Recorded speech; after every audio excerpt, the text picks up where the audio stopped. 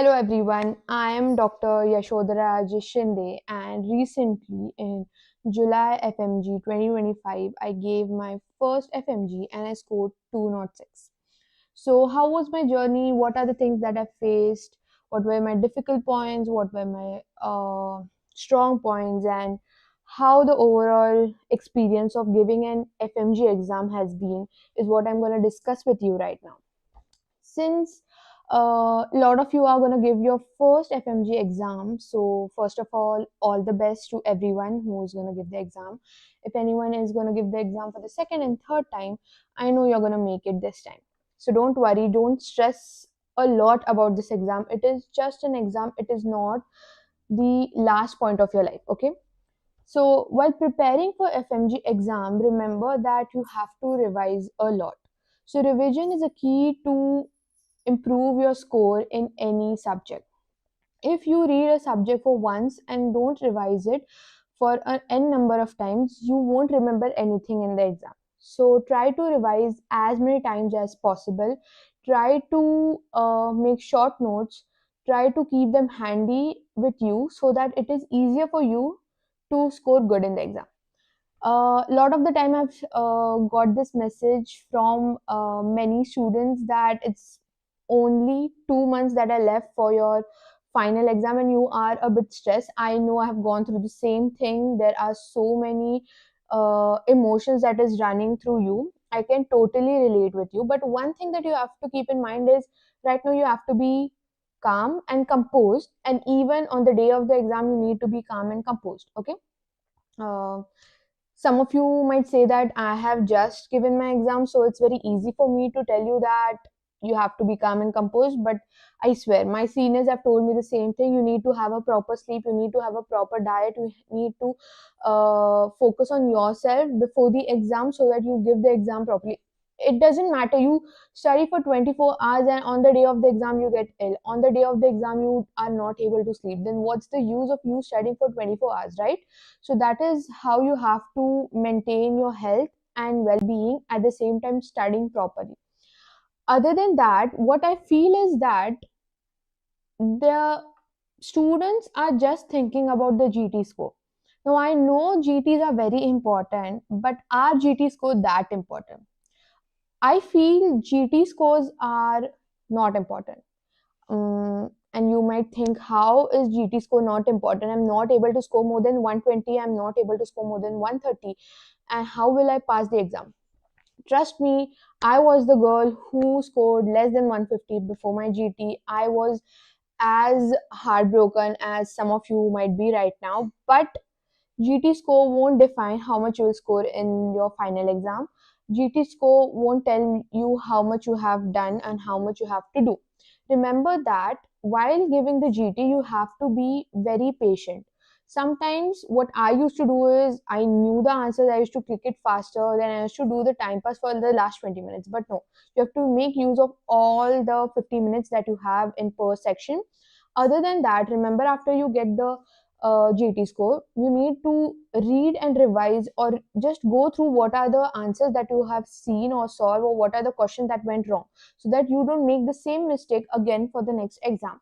And the last 5 subjects, obviously you'll get a score and then you will know what are your 5 weaker subjects. Now you have to revise these 5 weaker subjects before your exam. Also, there are few subjects that have to be done before your exam. One of them is patho, micro, PSM, and pharma. These subjects are the one that you will tend to forget a lot. These are the subjects that you will uh, get confused, but these are the subjects which you will be scoring the most, because they give you the most easiest of easy questions for these subjects. Like micro, they'll just pop up a picture of an organism and that's it. You just know what organism it is and that's all. You get 1 mark. Now isn't that very easy? Now how will you remember so many images? How will you remember all the organisms? It's simple revision. So from my side, what I will suggest you is to not focus on a lot of big chunk of material. I know you want to score good, I know you want to do great for the exam, but remember that you have to complete all 19 subjects. All 19 subjects should be revised, should be done thoroughly before you give the exam. You cannot leave one single exam before uh, you cannot leave one single subject before your exam. Every subject is important, every subject has marks. It doesn't matter it's 5 marks or 25 marks or 50 marks. Every subject should be done. Okay, so the next one which I want to discuss is what am I supposed to do while I am revising. Okay, now how is the revision happening? You watch a video, obviously, you do the video again, then you have to read the notes, then solve the PYQs at the same time. You have to do this at the same time. I know you have a very small time, there is a time crunch, but if you do everything at the same time, you will be able to do better in the next time. The important thing that I want to tell you is if someone is not studying yet and is feeling very demotivated or is not feeling like to do anything right now, what you can do is think about your family members and think about your parents before you do anything, because just look at their faces, just think how much they will be feeling happy and proud once they get your result. And I'll be waiting on the other side of the FMG exam to see you score better and do well in your exam. Thank you.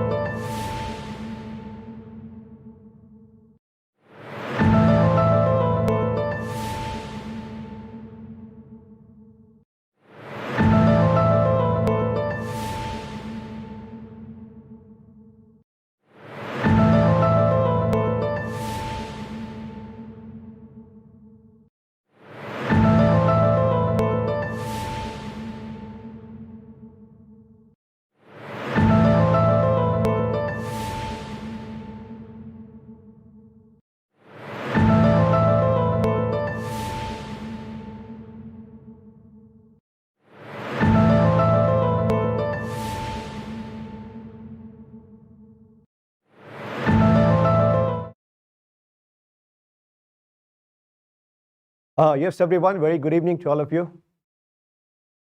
Yes, everyone, very good evening to all of you. Yes, I can see your chats here. Yeah, so many people are texting. Yes, we were somewhat late, but okay, there are durust hai. Yes, good evening everyone. How much we are going to learn, this will be enough for your exam, I'm telling you that, okay? Minimum number of questions which you can be expecting in forensic medicine. Number of questions will be approximately 10 to 12, and you can solve all the questions 100%. Okay, so the class will be very much so this will be interactive class, right? So I will be asking you questions also, and you should be answering in the chat box. Yes, I can see your chats here. Yes, good evening everyone, good evening.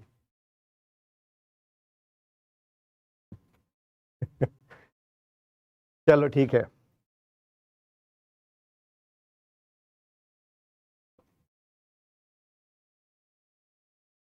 Okay, class will be at least for 6 to the class will be at least for 6 to 7 hours, right? No, 6 to 7 hours class will be. Okay, so आराम से बैठो, सुकून से बैठो. I hope all of you have received the PDF also. PDF मिल गया सबको, right? You have got your PDF. Yes, chalo fine. Yes, everyone, good evening. Chalo, let's start the session now. Okay, all right, so we are starting with the basics, and after that we are going to learn each and every topic in detail. All right.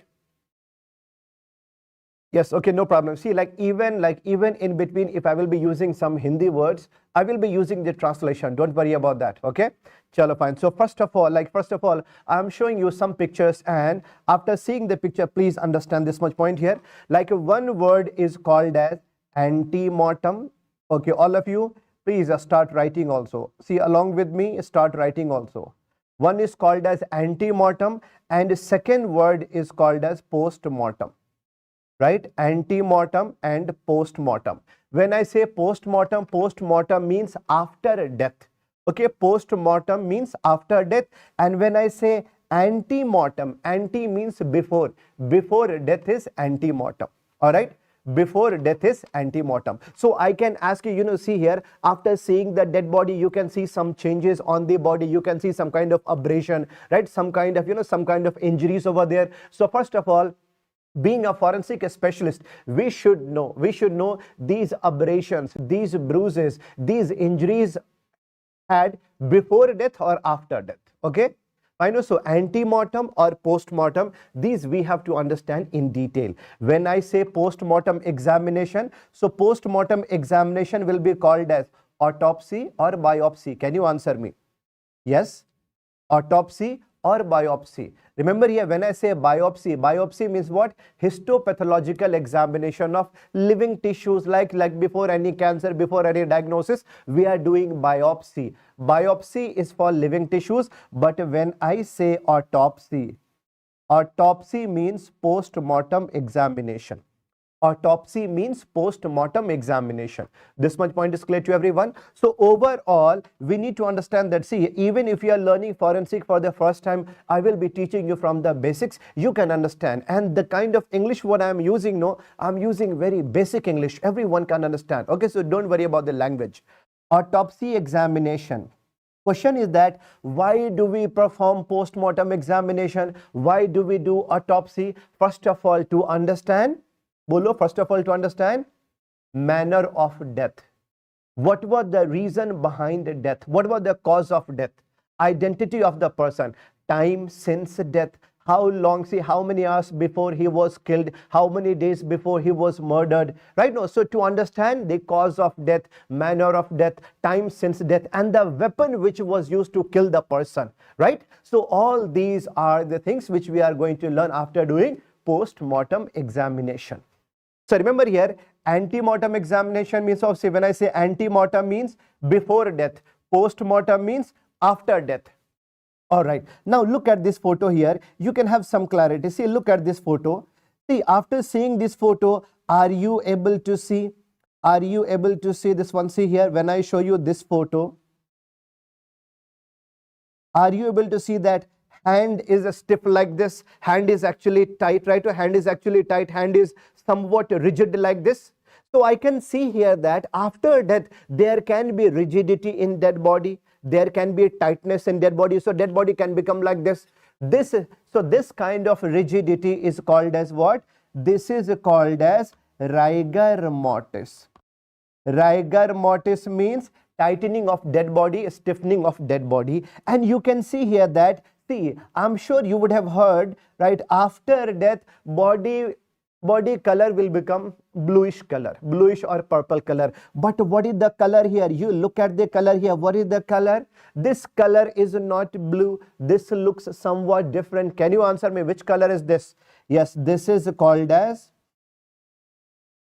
cherry red color. Right? Can you answer me? Where do you see this kind of color? Where do you see this kind of discoloration? Can you answer me? All of you. Bolo?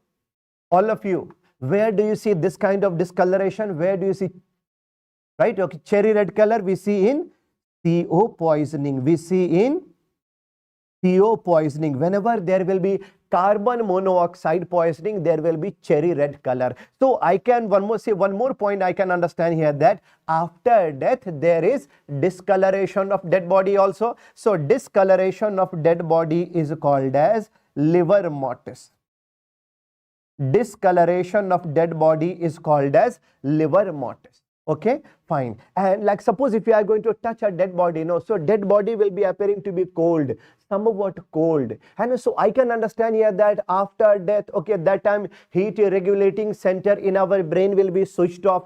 After death, even heat regulating center will be shut down now. So there will be loss of temperature from the body. So body will start becoming cold. If you touch a dead body will be cool, actually cold. So cooling of dead body is called as algor mortis. ALGOR. Algor mortis. I hope these points are clear to everyone. Rigor mortis, liver mortis, okay, and then algor mortis. Rigor means rigidity. Algae is actually cold. Algor mortis, cooling of dead body. Liver mortis, discoloration of dead body. So these are the changes we see after death. But what about this dead body here? What about this dead body here? When you see this looks like a mummy. Yes? When a dead body will be kept in open air where warm climate will be there with air flow, yes, there can be drying and desiccation of dead body, no? So this process is called as mummification. This is called as mummification. This much point is also clear to everyone, right? So I can see that, you can see here ki drying and desiccation of dead body, mummification. All these are what? All these are post-mortem changes, which we are going to learn in detail. All right. Now let's start with the first topic here. See here, when I show you this word, can you answer me here? This is what? See, remember here. This is. See, I'm sure you would have seen a movie Avengers. What was the name of the villain? Name of the villain was Thanos, god of death. Study of death is called as, please write down here, study of death.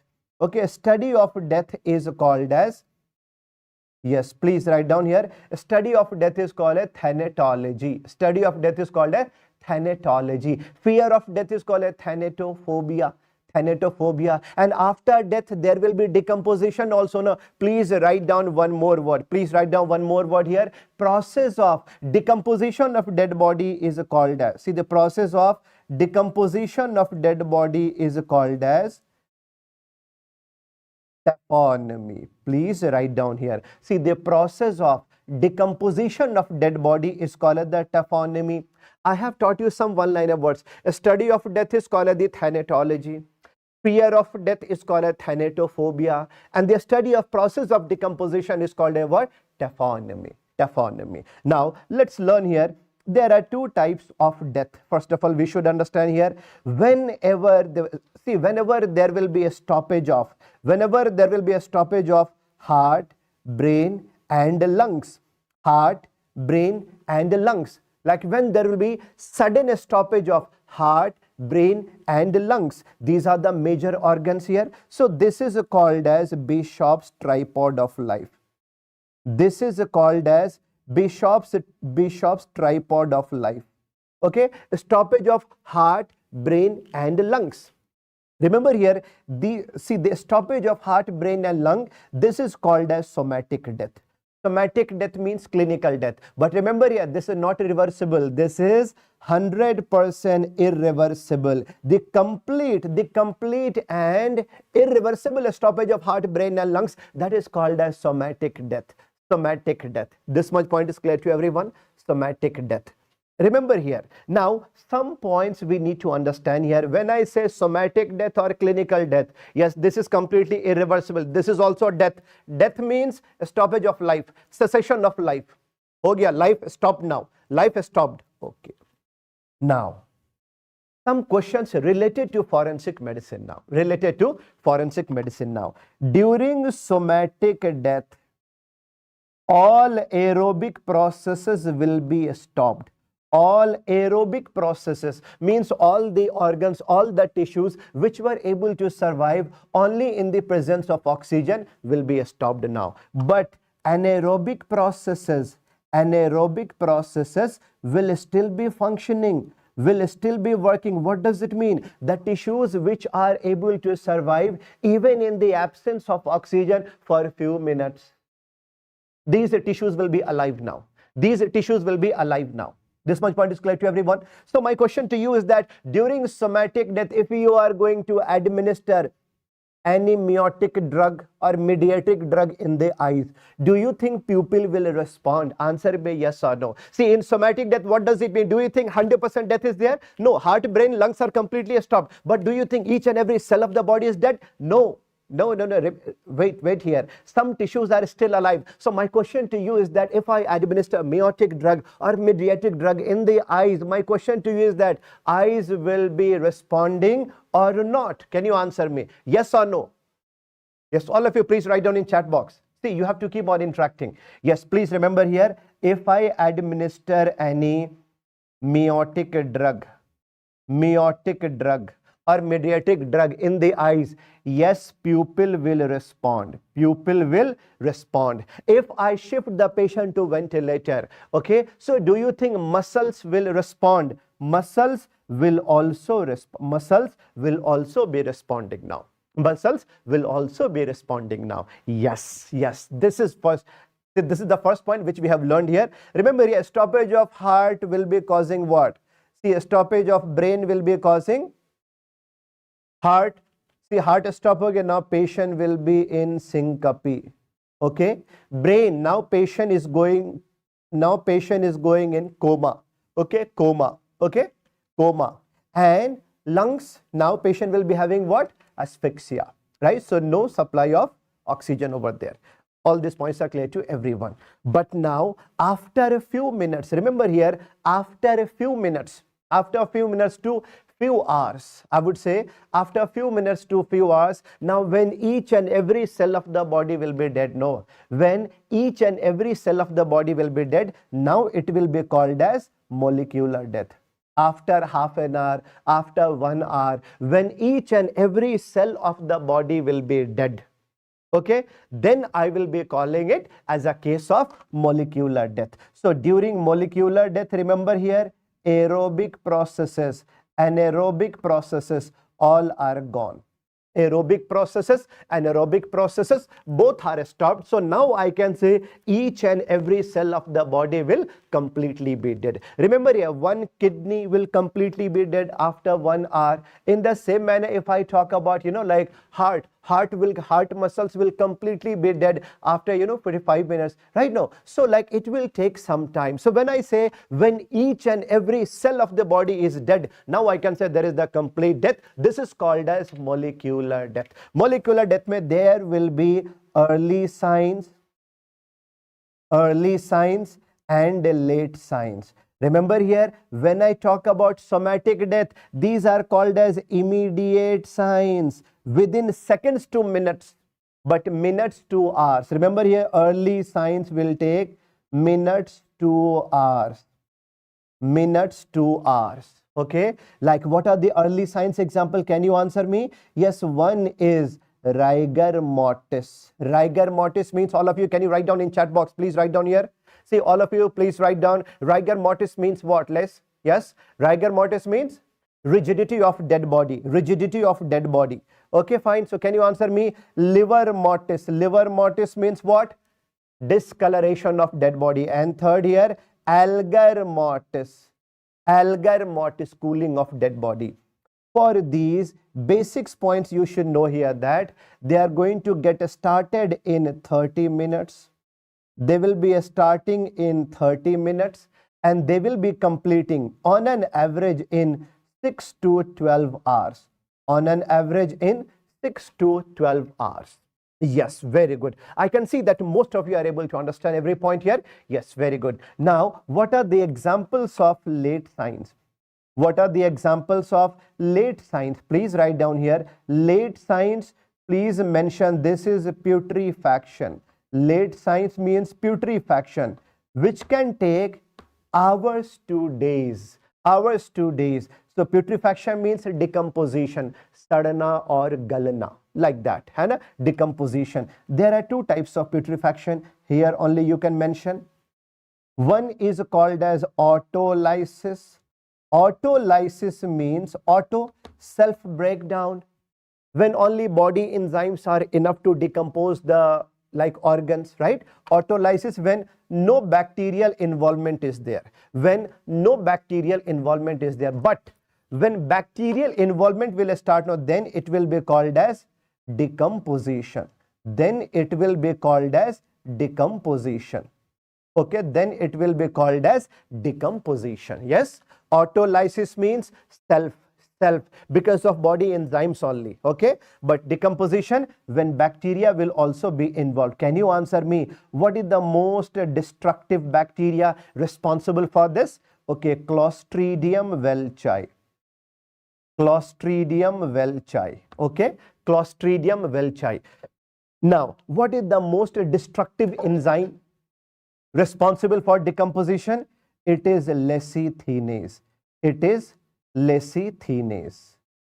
It is lecithinase. Lecithinase. Most destructive bacteria is Clostridium welchi and most destructive enzyme is lecithinase. Lecithinase. This much point is clear to everyone? Yes, we have learned basic things here. See here, like first of all, we have learned that yes, after death there can be a tightening of dead body is called as rigor mortis, cooling, algar mortis, discoloration, liver mortis. Then there are two types of death, somatic death and molecular death. Heart, brain and lungs are stopped. It is called as, bolo jaldi fast, somatic death or clinical death. By that time only aerobic processes will be stopped, but anaerobic will still be functioning. Yes. Okay. But when each and every cell of the body will be dead, now you can say this is a case of molecular death. All these points are clear to everyone. So my question to you is that when there will be molecular death, if you are going to administer any meiotic drug or mediatric drug, do you think eyes will be responding, pupil will be responding? No. During molecular death, no. Muscles will be responding? Obviously no. Obviously no. All these points are clear to everyone? All these points are clear? Yes. I can understand here that, yes, I can see your chat box here. Most of you are able to answer here. Yes. All right. Now, next question is that what is the significance of learning somatic death and molecular death? Is there any significance? All of you, can you answer me? What is the significance of learning about somatic death and molecular death? Please write in chat box. Please write in chat box. All of you, what is the significance of learning this? I have taught you within a few seconds to minutes, immediate signs, somatic death. But molecular death, what is the significance? Yes, in between, remember here, there is a period between somatic death. Remember here, see, there is a period between somatic death to molecular death. There is a period between somatic death to molecular death. This period is called as supravital period. Very, very good. Supravital period. Supra, S-U-P-R-A. Supravital period. Period between somatic death and molecular death is called as what? Supravital period. And see here, during this period, I can harvest the organ. Organ harvesting can be done during supravital period. Before molecular death, you can harvest the organ. This much point is clear to everyone. Okay, so for organ harvesting. Now, very, very important topic we are going to learn with the help of this only. Now, remember here, molecular death of various organs after death. Remember, a kidney will completely be dead after 1 hour. Okay, heart will completely be dead after 45 minutes. Liver will completely be dead after 15 minutes of death. Okay, the earliest organ to die after death is nervous tissue, just after 5 minutes. But what about the cornea? Yes, see here, after 6 hours. Remember here, in eye transplantation, we do the transplantation of yes, we do the transplantation of cornea only. So remember here कि after 6 hours, see the cornea will completely be dead. Okay, cornea will completely be dead. So if I have to do corneal transplantation, I should be doing it before 6 hours. If you have understood this much, see here, myocardium or heart after 45 minutes. If you have understood this much, please read this question carefully and try to answer my question. Yes. Read this question carefully and try to answer. Organ harvesting team is waiting to get a kidney from a brain dead patient. How much time is appropriate to harvest the kidney? I can see here that some of you are marking C, some of you are marking B, some of you are marking D also. Aise kaise? Be careful while marking the answer, all of you. After 1 hour, one kidney. After 1 hour, a kidney will completely be dead. So if you have to harvest the organ for organ transplantation, it should be done before 1 hour, no? So answer should be within 45 minutes, no? Simple question, very easy question. Last time they have asked this question also, na, ki one cornea can be harvested and see, one cornea can be transplanted within how many hours? They have asked this question before only. So this table is important for your question. This much point is clear to everyone. Now can you answer me? Suppose if you are going to harvest organ in this hospital and one more hospital is half an hour far from this hospital. If you have to transfer the organ from here to there, what is the name of chemical? What is the name of solution? What is the name of solution to preserve the harvested organ? Can you answer me? What is the name of, Bolo, what is the name of solution? Yes, this is called as UW solution. This is called as UW solution. University of Viscott, this was discovered there only. So University of Viscott solution, this solution we are using to preserve the harvested organ. This much point is also clear to everyone, right? Chalo, theek hai. Now, so the question is that,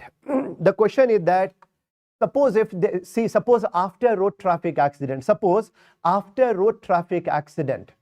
okay, one unconscious patient was brought to hospital. One unconscious patient was brought to hospital.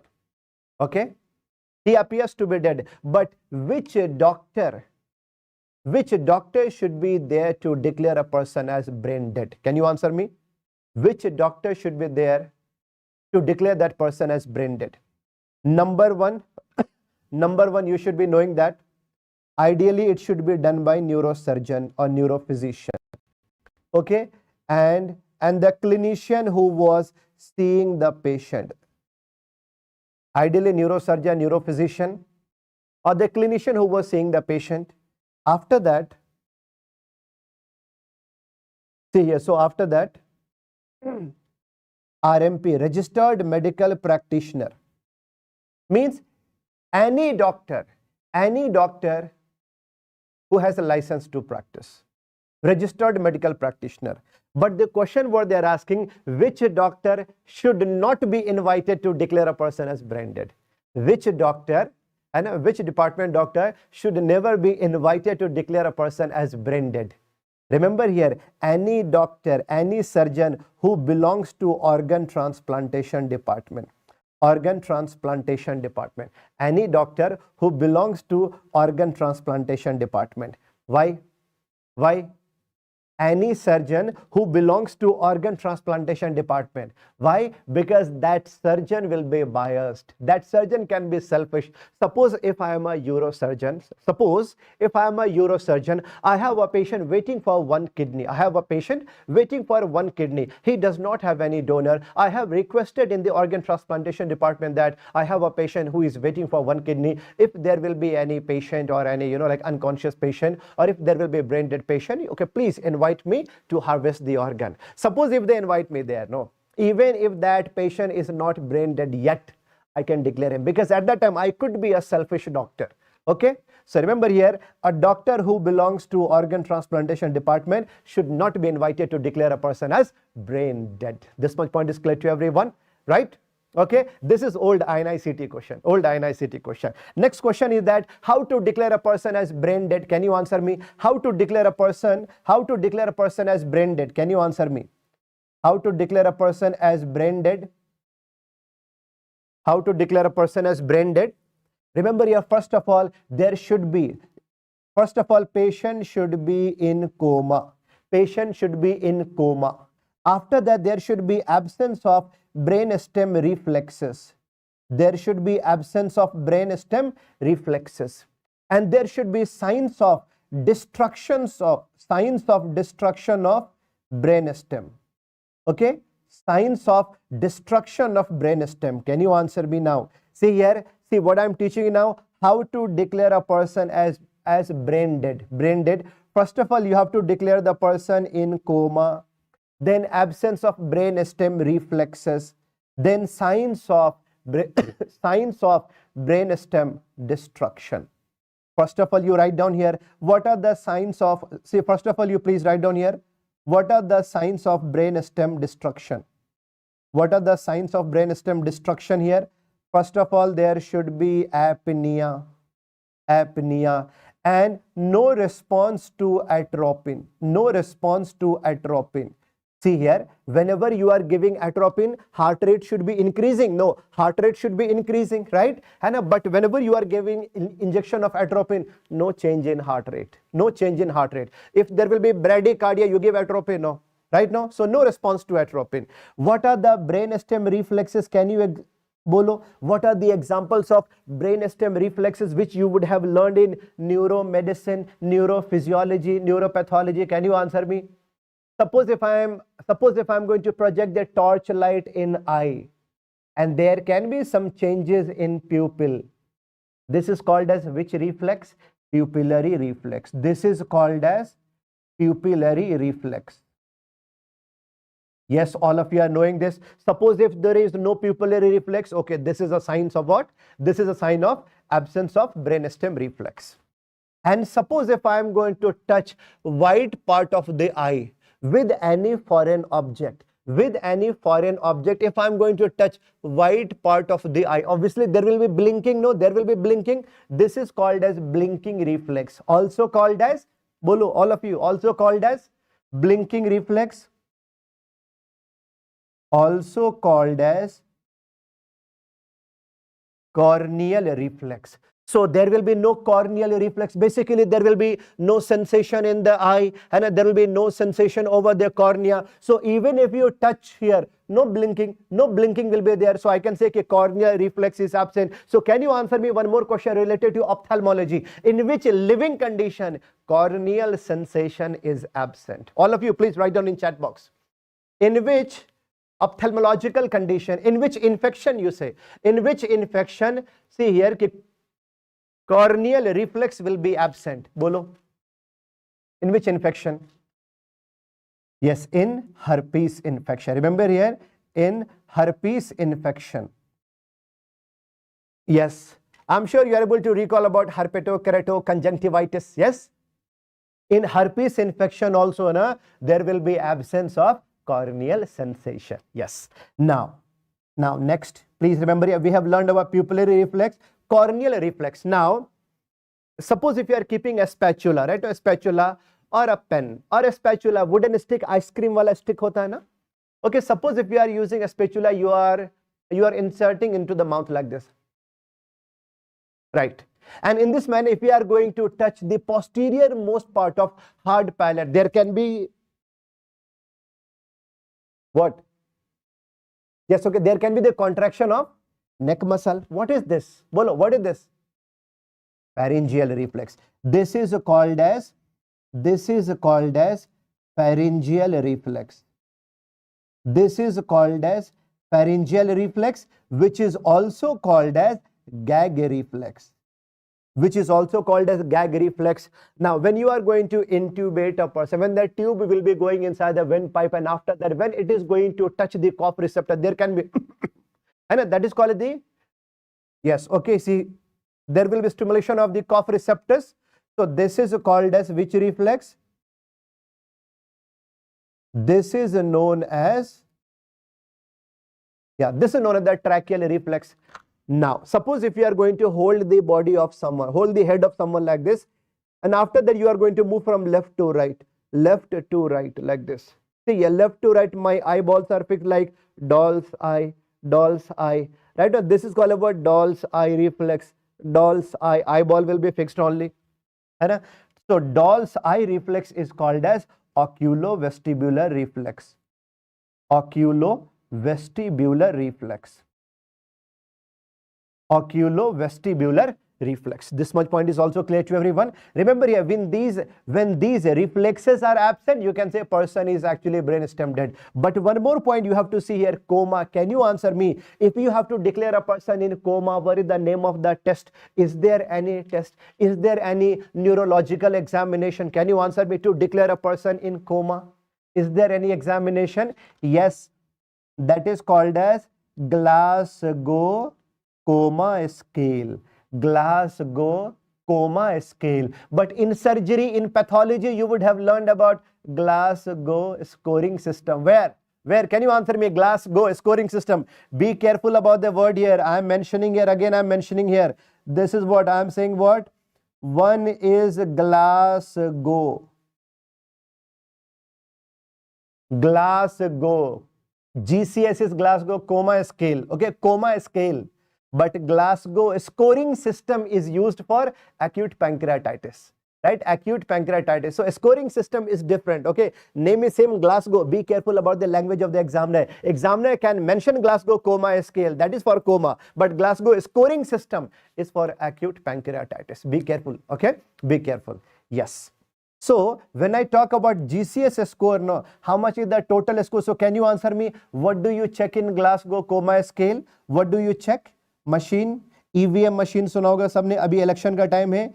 EVM, you have to see eye response, verbal response and motor response. Maximum score for eye is 4, verbal for 5, motor response for 6. Can you answer me? How much is the total score of Glasgow coma scale? Bolo, how much is the total score? The total score of Glasgow coma scale will be 15 and minimum score will be 3. After how much score? Can you answer me? After how much score you can declare a person in coma? After how much score you can declare a person in coma? Please remember here, when GCS score will be equal to or less than 8. Equal to or less than 8. Remember here, when GCS score will be equal to or less than 8, then you can declare a person in coma, coma, coma, coma. Okay, after how much GCS score you have to ventilate a person, you have to intubate a person. Can you answer me? Mechanical ventilation support should be given after how much GCS score? They are also equal to or less than 8. This much point is clear to everyone. I hope all these points are clear to everyone. Be careful about all these questions. These are very, very simple things. See here, I have started teaching you from basics of forensic medicine. Okay, basics of forensic medicine. Yes, so far are you clear about everything? So far are you able to understand everything? Yes, all of you? Yes, very good, very good. Chalo, fine. Next we are going to learn about what? Autopsy, post-mortem examination. Autopsy means what? Post-mortem examination. Post-mortem examination. Autopsy means post-mortem, right? Post-mortem examination. Now, read this question first of all, and after that you tell me which one is wrong. First of all, read the question and then you tell me which one is wrong. Bolo. Which of the following is against the rule of, against the rule of बोलो, against the rule of conducting a medical legal autopsy. Yes. Now let's learn here some rules related to autopsy. Some rules related to autopsy. Some rules we have to understand related to autopsy. First of all, after that we are going to learn about this. First of all, can you answer me? The police, see, the police who is going to do the inquiry at crime scene. The police who is going to do, right, inquiry at the crime scene, that is called as what? That police will be called as like investigating officer. He will be called as investigating officer. Inquiry is called as inquest. Inquiry is called as inquest. And inquiry is called as inquest. Yes. The police who is going to do inquiry will be called as investigating officer. Can you answer me? Ideally, what should be the ranking of police? Ideally, ranking of police should be sub-inspector. Ideally, ranking of police should be sub-inspector. But how much should be the minimum ranking of police to do the inquiry? Minimum ranking, can you answer me? Minimum ranking should be head constable. Head constable. Head constable is the minimum ranking of the police. Minimum ranking. Okay. This much point is also clear to everyone. Right? चलो ये भी सही है. Okay. Fine. Now, see, the question is that, see, in the hospital, whenever you are going to do inquiry, whenever you are going to do postmortem examination, before you give any incision over the body, first of all, body must be identified by the police constable who has accompanied it. It should be conducted only when there is a written order from the police or magistrate along with FIR. First inquiry report, first inquest report. Okay, fine. All right. No unauthorized person should be present during post-mortem examination. Why? Because they can try to bribe you, they can try to manipulate you, right? And remember, you would have seen that only in the government hospital, post-mortem can be performed here. Okay, so here this one is wrong. This one is wrong. Remember, here post-mortem should be done only in the mortuary house, murda ghar. Only in the mortuary house of a government hospital. In every state, there will be a hospital especially for, and it means like hospital will be assigned for, post-mortem will be done only in this hospital as per the government. All right, chalo, fine. Now, some questions related to post-mortem. Okay.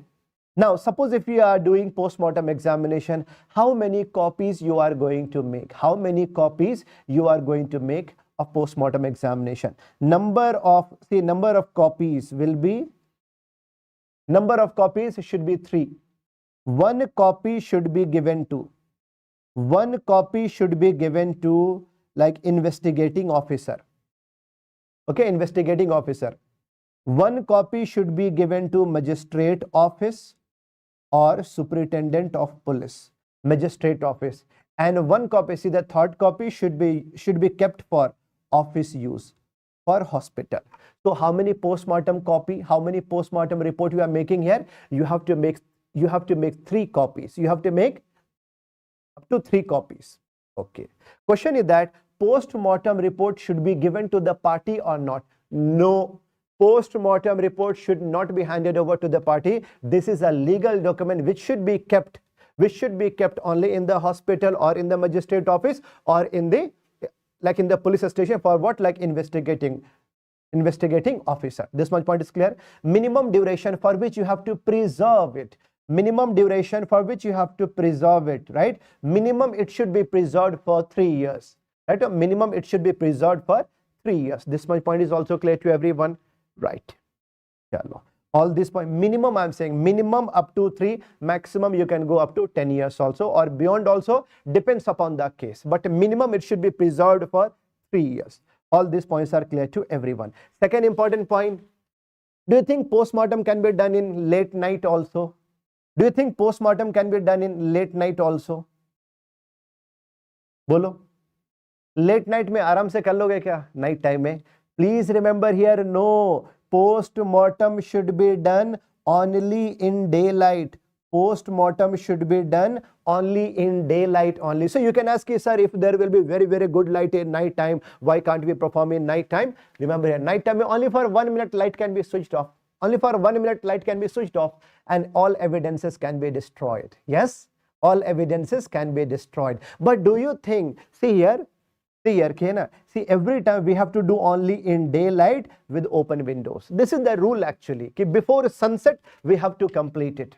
Okay, right? These points are clear to everyone. We cannot perform in night time. My question is that, do you think for all the cases, so do you think for all the cases post-mortem examination is must? No. Post-mortem examination should be done only in suspicious cases or unnatural death में, ठीक है? Unnatural death like road traffic accident, poisoning case, murder case, suicide case, rape case, homicide case. Okay, no, unnatural death and suspicious death, we have to do post-mortem examination. Post-mortem examination will be must. This much point is also clear to everyone. I hope all these points are clear to everyone. Okay. Are you able to calculate? So can you answer me? See here, I have mentioned here about Glasgow Coma Scale. All of you, are you able to calculate GCS score? Are you able to calculate GCS score? आता है, सबको आता है GCS score करना? बोलो.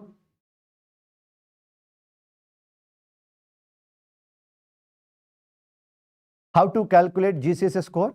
I'm sure you would have learned in, you would have learned in the neuromedicine also, neurosurgery also. Yes, na? Chalo, fine. Yes, very good. I can see that. Yes, most of you are able.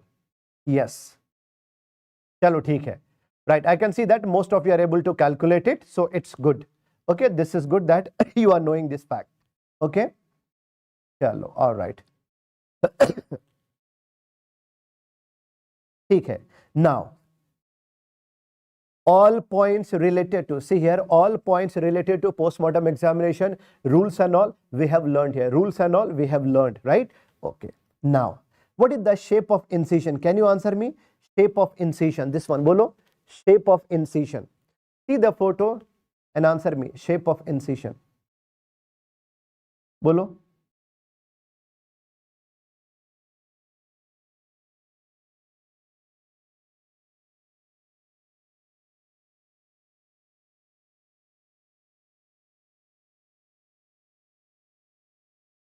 Okay, some of you are saying Y, some of you are saying T-shaped, some of you are saying I-shaped. Chalo, let's learn here shape of incision first of all. Shape of incision first of all. Most common incision that we are giving, that is eye incision. Eye incision is most common type. Eye incision, see just below the chin to pubic tract, eye incision. Shape of eye. But suppose if I am giving incision from acromion to acromion, and then I am going down. This is called as T-shaped. This is called as T-shaped, which is also called as bucket handle shaped. Which is also called as bucket handle shaped. Bucket handle shaped. Okay, bucket handle shaped. Now, suppose if I am giving incision like this, acromion to xiphoid process, acromion to substernal notch. Like acromion to substernal notch. After that, if I am going down, this is called as Y-shaped. This is called as a Y-shaped. If there will be a dead body of a female dead body, so because of the breast, because of the cosmetical part, we can give incision like this also. है ना कि just below the breast. This is also Y-shaped only. Y-shaped only, right? Okay.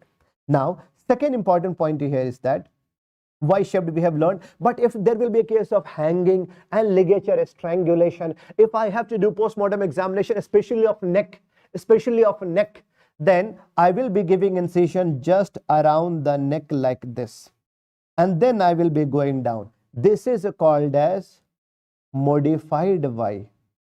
This is called as modified Y. Remember here, all these incisions we are giving over anterior part of the body. Anterior part of the body. Modified Y. This much point is also clear to everyone. Remember here, modified Y incision we are giving in hanging. hanging case, okay, hanging case. But suppose if examiner is asking you if there is a case of the custodial death, then what will be the shape of incision that we should be giving? Remember here, in the custody, police will be beating mostly over the backside, no? So over the backside from acromion to gluteal region like this, we have to give incision like this. Then in a case of the custodial death, shape of the incision will be X-shaped. Remember here, this shape of incision is called as X-shaped incision.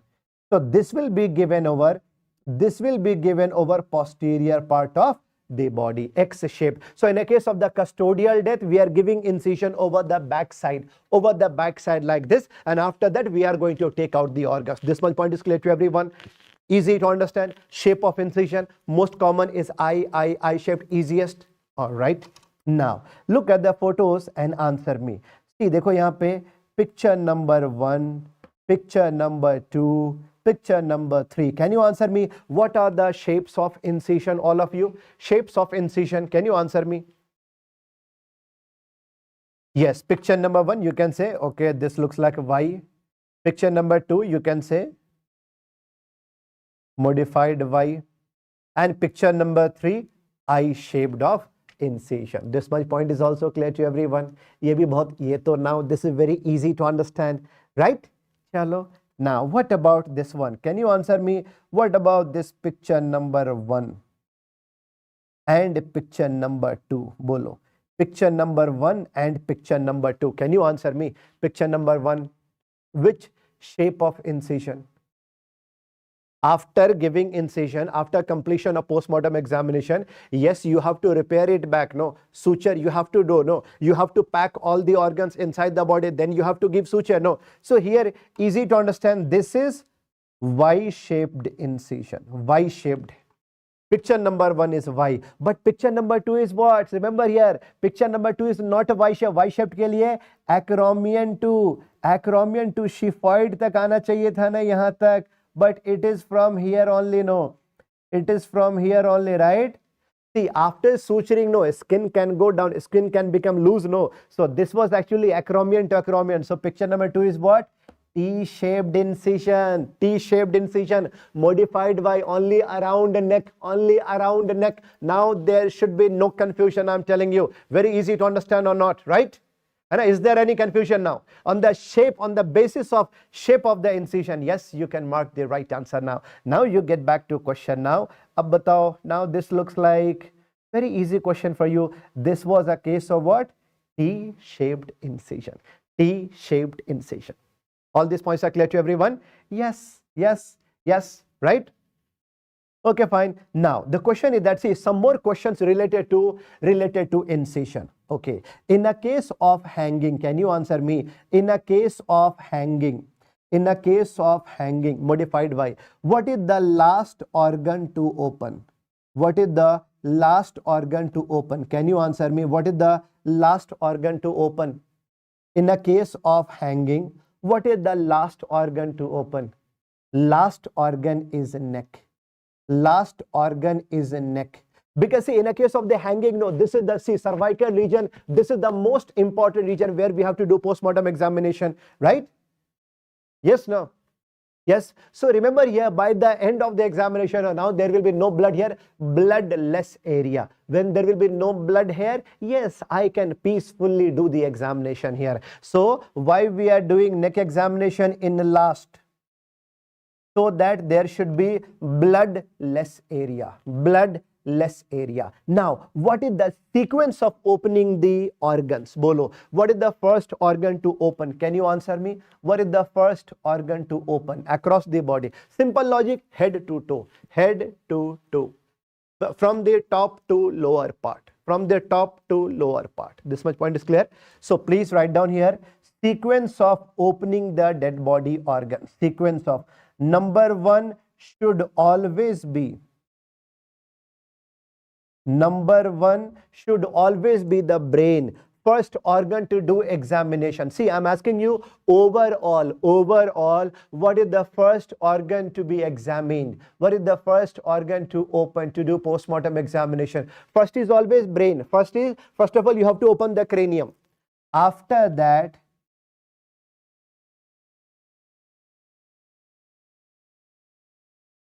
After that, first skull, then you have to open the thoracic cavity, and then you have to open abdomen. Okay, this is the sequence. Every time this is the sequence. Okay, fine. Question is, they're asking why brain is first. Why brain is first to open? Because brain is the organ which can smell all the poison. All the poison.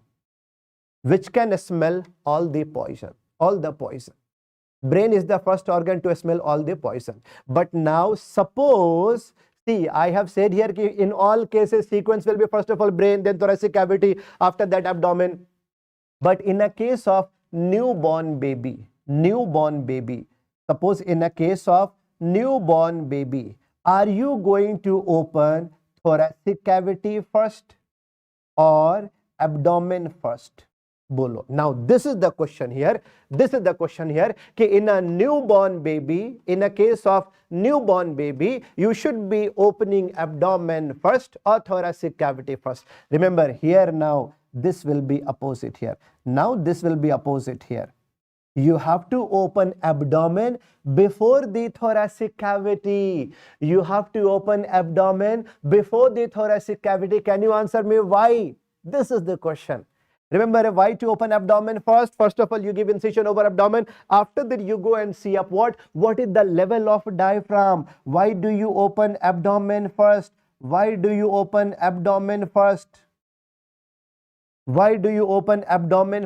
Yes, to see the level of diaphragm. You have to see whether baby has respired or not. Remember here, like suppose if baby has respired, if respiration is done, level of diaphragm will be 6th to 7th rib. Level of diaphragm will be up to 6th to 7th rib. And I say diaphragm level will be going down.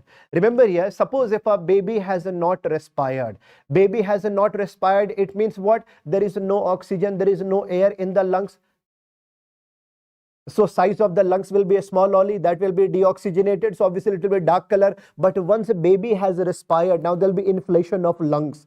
Size of lungs will become bigger. After that, see, lungs can go down also, right? And see, what will be color? Oxygenate. Now it will be pinkish color. After respiration, diaphragm will go down up to 6th to 7th rib. But suppose if baby has not respired, without respiration, level of ribs will be 4th to 5th. Level of diaphragm will be at 4th to 5th ribs. All these points are clear. Very easy to understand. There should be no confusion now. Okay, these are fact-based questions only. This much point is clear to everyone. All these points are clear. Yes. All right. Next. Very good. You are able to learn all these points. Now we are going to learn different methods. So here all methods of autopsy, different. Suppose if I am removing organ one by one, all organs I am taking out one by one, like heart separately, lungs separately, heart separately, lungs separately, stomach separately, spleen, gallbladder, all separately. One by one is Virchow's method. But I am giving incision like eye incision here or any kind of incision.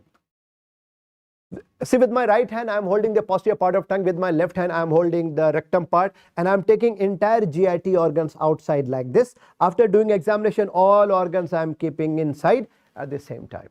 So removing all the organs at the same time en masse or all together, this is called as Latune's technique. This is a very rapid technique. All organs together, all organs inside. But if I am removing organ block by block, like cervical block separately, see the thoracic block separately, now see the abdominal block separately, urogenital separately, block by block is Gon's technique. But suppose before death, if person was actually a known case of HIV positive, hepatitis B, hepatitis C, or even COVID-19 or whatever, like severe infectious. Now when you do postmortem examination, there will be a risk of infection to doctor also, na? So there we do not take out all the organs outside. We do in situ dissection. We do in situ dissection. This is called as a rocket and sky technique. If there will be risk of radiation hazard, like severe infection, and even we do fetal brain dissection or fetal brain dissection, yes, rocket and sky technique. So I have taught you 4 methods of autopsy. One is called as Virchow's technique, Latule's technique, Gon's, and rocket and sky technique. Can you answer me? See, without seeing the notes, all of you please start writing in chat box. I am removing organ one by one. Bolo answer. One by one. All organs one by one I am keeping out. I am taking out. Virchow's technique. I am taking all the organs at the same time, all together or en masse. Latule's technique. I am taking organs block by block out, block by block. Gon's technique. Okay. In situ dissection, risk of infection, radiation hazard, even for fetal brain dissection also, na, rocket and sky technique. Names you have to memorize. Names you have to memorize. Very, very good. All of you are able to answer it. Yes, can you answer me? What are the 5 shapes of incision I have taught you? Please write down in chat box. Please write down in chat box. What are the 5 shapes of autopsy I have taught you? I-shaped. देखो, I-shaped. ये कौन सा है? T-shaped. See, acromion to Shiphite process, then going down. Y, around the neck, modified Y, backside X. So can you answer me in a case of, hanging? What should be the shape of incision? Hanging में modified Y, hanging. Okay. And after that, in a case of the custodial death, X-shaped. Most common, I-shaped. This much point is clear to everyone, right? Now, methods of autopsy. Please remember here, few. Now, what are the types of autopsy? Please remember here. Methods of autopsy we have learned. Now, the types of autopsy which you should be knowing. One is called as medico-legal autopsy. Medico-legal autopsy. Okay. Another is called as the pathological autopsy or clinical autopsy. Pathological or clinical autopsy. What is the meaning of the word medico-legal autopsy? In all unnatural death. Remember here, in all unnatural death. In all unnatural death, medico-legal autopsy will be done. Suspicious death, unnatural death, like rape case, murder case, suicide case, poisoning case, road traffic accident case, unnatural death. Okay. Now here, police authorization is mandatory. It is a must.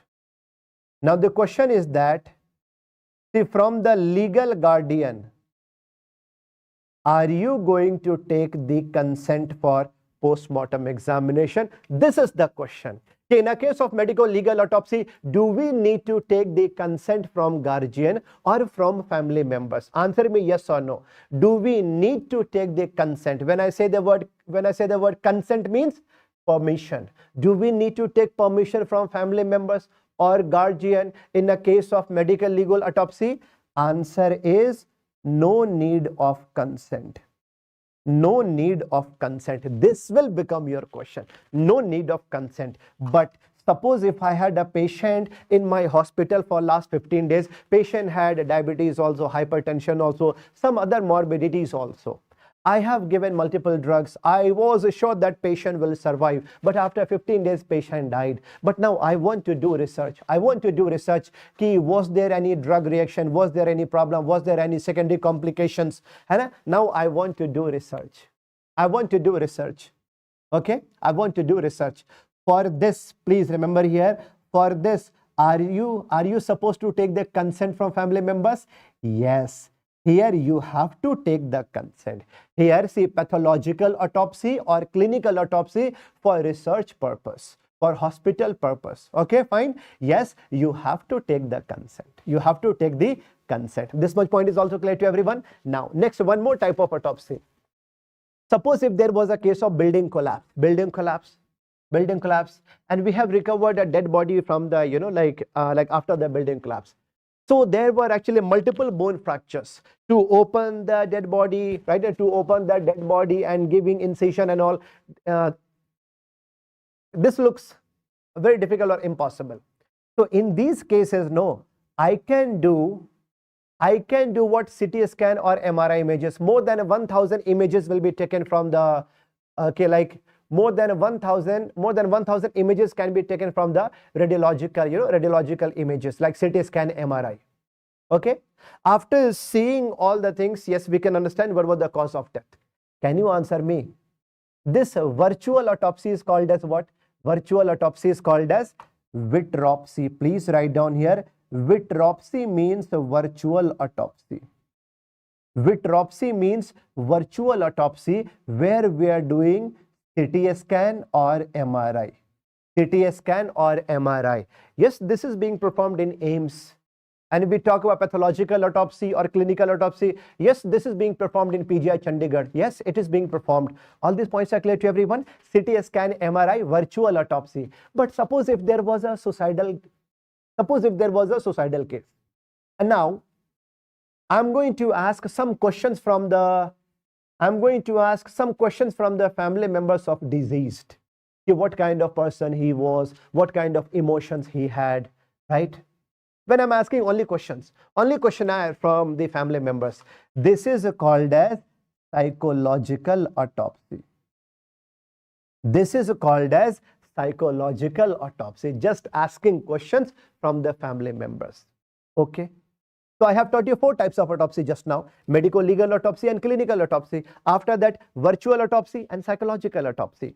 Overall, what is the reason why we are doing autopsy? Why do we do postmortem examination? Just to understand the cause of death, right? A manner of death. But remember here, in approximately 2 to 5% cases, right? In approximately 2 to 5% cases, no, even after complete examination, we may not be able to understand cause of death. So where you don't know the cause of death, no, then this will be called as negative autopsy. Negative autopsy, where you could not understand the cause of death. All these points are clear to everyone? Yes. Now, see here. Now, how do we do postmortem examination of different organs? Like, okay, suppose if there is a hollow organ like esophagus, stomach, intestine, or blood vessels,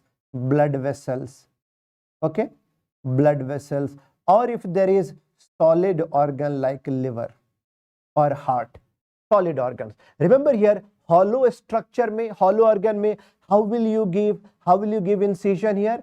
Straight incision. This is called the cut open. Okay, cut open, right? Okay, cut open. But if there will be a solid organ like liver, heart, solid hai na? So here you have to cut like slices. You have to cut in slices. This is called the parallel cuts. You have to cut like the parallel cuts. Okay, parallel cuts. Same like loafing of bread. Okay, chalo. Now, how to open heart? Heart may, I'm sure you know this fact that 4 chambers are there in heart. 4 chambers. Okay. This is the right side. This is the left side. Okay, right and left. Okay. Now we have to follow. See, this is what right atrium and ventricle, left atrium, left ventricle. Okay, you have to follow the pathway of blood flow. See, yes, so first incision you have to give like this. You have to follow inflow of the blood and then outflow. First incision over the pathway of inflow, then outflow. This is called as what? Inflow outflow technique.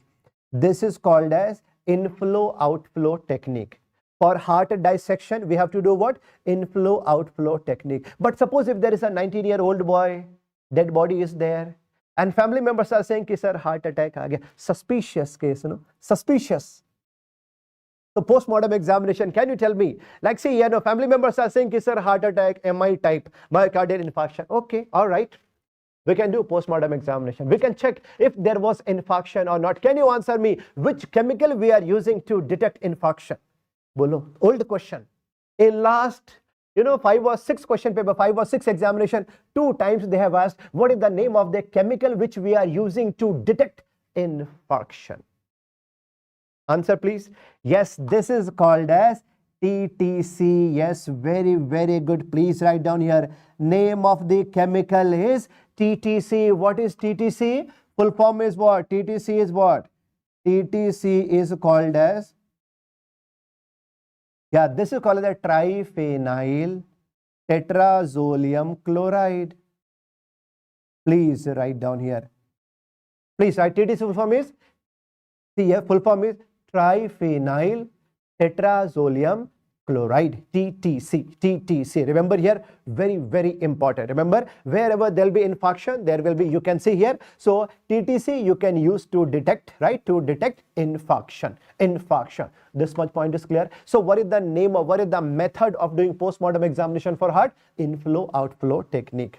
Now, what is the name of fixative agent for the brain? What is the name of fixative agent for the brain? Please be careful. Most of the time brain will be examined in fresh state, but sometimes if we have to use a fixative agent, then we can use a formalin. Formalin is used as a fixative agent, okay, fixative agent for brain. Okay, sometimes we can use what? Acetic acid also in a child, acetic acid. All right, now suppose if you have to open the brain, first incision you should be giving over, like over the forehead or lateral side or just behind the earlobe. See here, there will be frontal bone will be there, no? So difficult to open, no? So remember here, first incision should be given over mastoid, just behind the earlobe. First incision behind earlobe.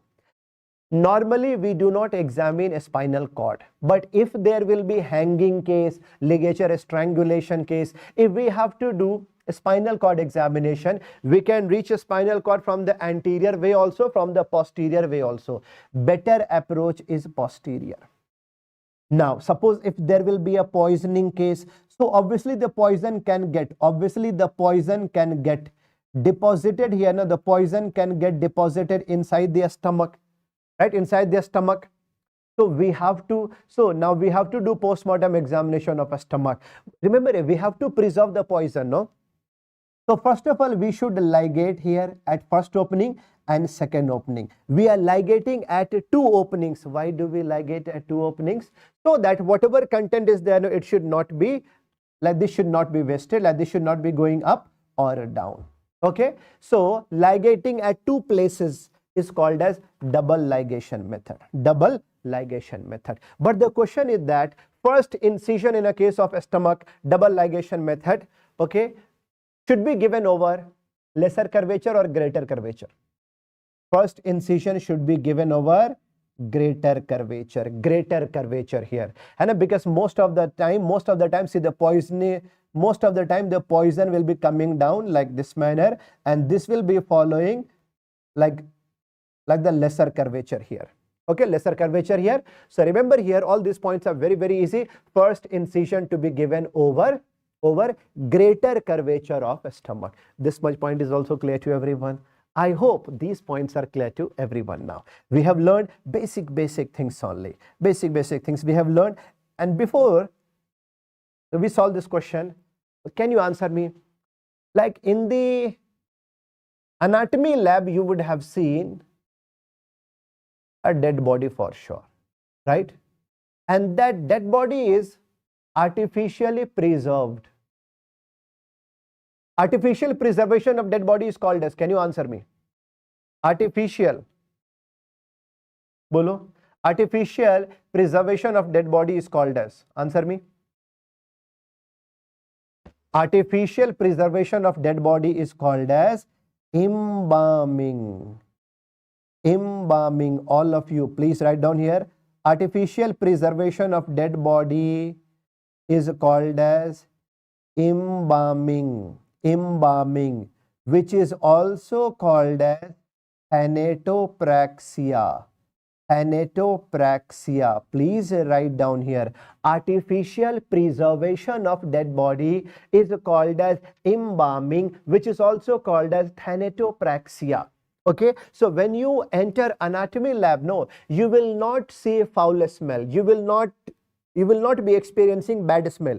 See, there will be the pungent smell. There will be pungent smell because of formaldehyde, formalin. But it will not be bad smell. Foul smell will not be there. You will not see pus collection there. You will not see pus collection also. Because if there will be pus collection, or there will be decomposition, so you cannot preserve the dead body for longer duration. Yes, so actually we are using some of the chemicals. Actually we are using some of the chemicals so that there should be no infection, so that there should be no foul smell, so that there should be no blood clotting.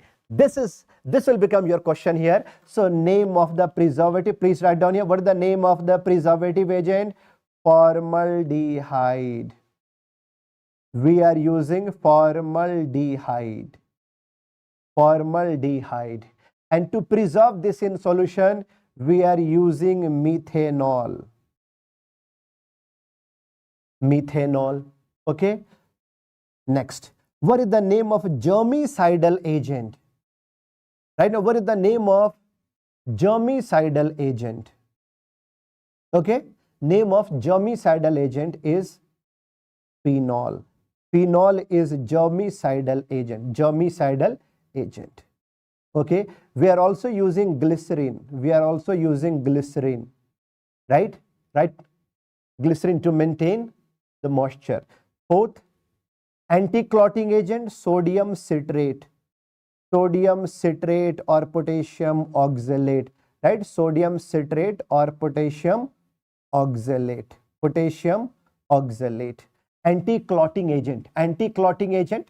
Okay. And remember here, we are using a dye. We are using a dye. Dye ka matlab color. We are using a dye, so that dead body should appear to be like natural color, like brown color or pinkish. What is the name of dye? Dye name is eosin. Eosin. Dye name is eosin. Eosin we are using here. Eosin is dye. Eosin we are using. This is dye. Dye matlab a color. Okay.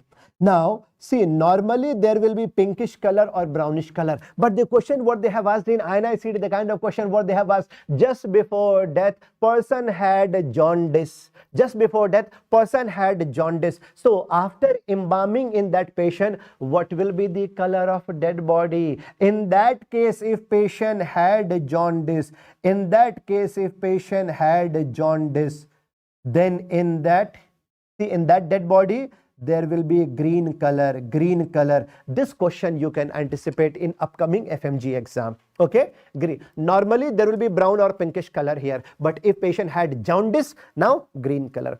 All these chemicals we are mixing in a vehicle. That vehicle is called as, okay, that vehicle is called up to 10 liter water. Up to 10 liter water. Remember here, all these chemicals we are mixing in the water, and we are, see here, these are actually what? These are the components of embalming fluid. These are the components of embalming fluid. The fluid is supposed to be injected inside the body. The fluid is supposed to be injected inside the body. Can you answer me which blood vessel we are using to inject the fluid? Remember here, we are using artery. We are using artery. Please write down here. We are using which blood vessel to inject the fluid? Carotid artery. Lower part, femoral artery. Femoral artery. And see here, only one time injection will not be sufficient. No. Only one time injection, no. In anatomy lab, you will be seeing that dead body will be there for more than 6 months, more than 1 year. And so for many, like for longer duration, if you have to preserve, no, you have to do what kind of injection? Can you answer me? Discontinuous injection. You have to do what? Discontinuous injection. You have to do what? Discontinuous injection. Okay, no, you have to keep on doing injection. Discontinuous injection. Yes, discontinuous injection. What should be the pressure? Please write down here. You have to inject at high pressure. You have to inject at high pressure and low flow. High pressure and low flow. Discontinuous injection, and you have to inject at high pressure and low flow. All these points are question. Now, my second question to you is that if you have to do autopsy also, embalming also, You should do autopsy first or embalming first? Answer me. Autopsy first or embalming first? Can you answer me? Autopsy first or embalming first? Bolo.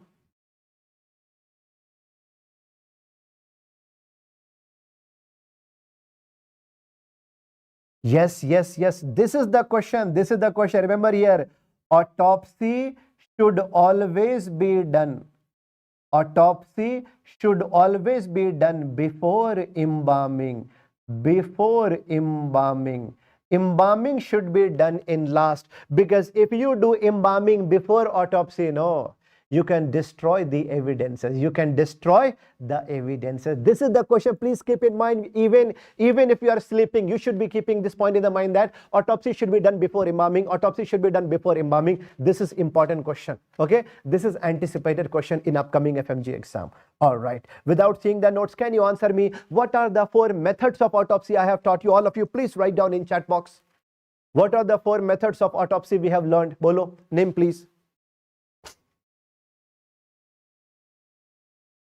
Virchow's technique, Latule's technique, Ghon's technique, and Rocky-Tensky technique. Rocky-Tensky technique. Chalo, all these points are clear to everyone. Now see this question, and we are going to learn some more aspects of these topics. Which of the following are legally permitted in India? Legally permitted in India.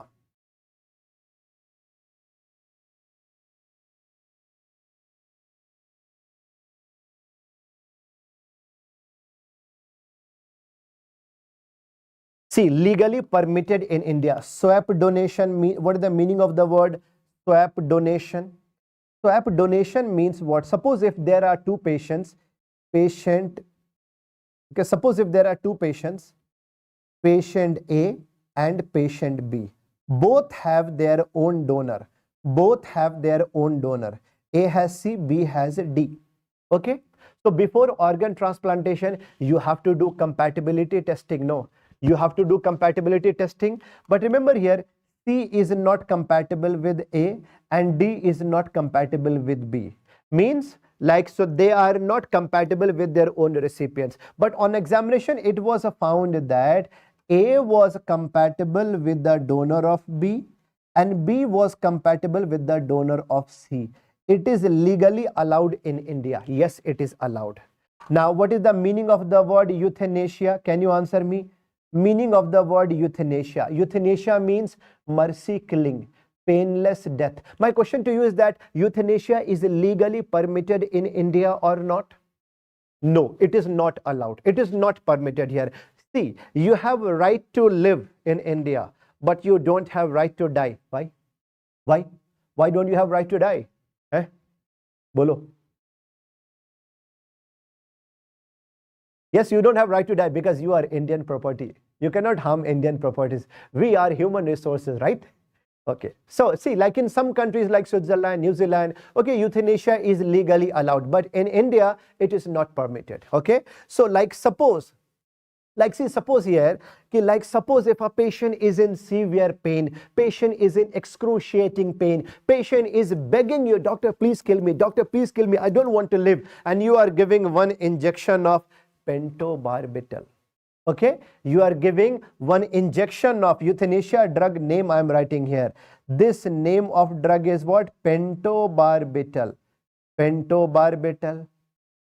Barbiturate. It will cause respiratory depression. 2 to 10 gram you gave injection, and peacefully patient can die in 15 to 30 minutes. Okay. So if patient is begging you, doctor, please kill me, doctor, please kill me, you are giving injection and patient is gone. It is called as active euthanasia. Active euthanasia, right? No, it is called as what? Active euthanasia, which is not allowed, which is illegal. Illegal. If patient is giving the consent, yes, doctor, please kill me, doctor. Hai? Patient is giving the consent. It is called as voluntary type. Voluntary type. This is also not allowed. Suppose the patient is saying, no, I don't want to die. Hey, doctor, hey, doctor, no, I don't want to die. You are saying, I'm giving you glucose. Pentobarbital de diya tum. Okay. This is called as involuntary. No, equal to murder. Suppose if patient is in coma.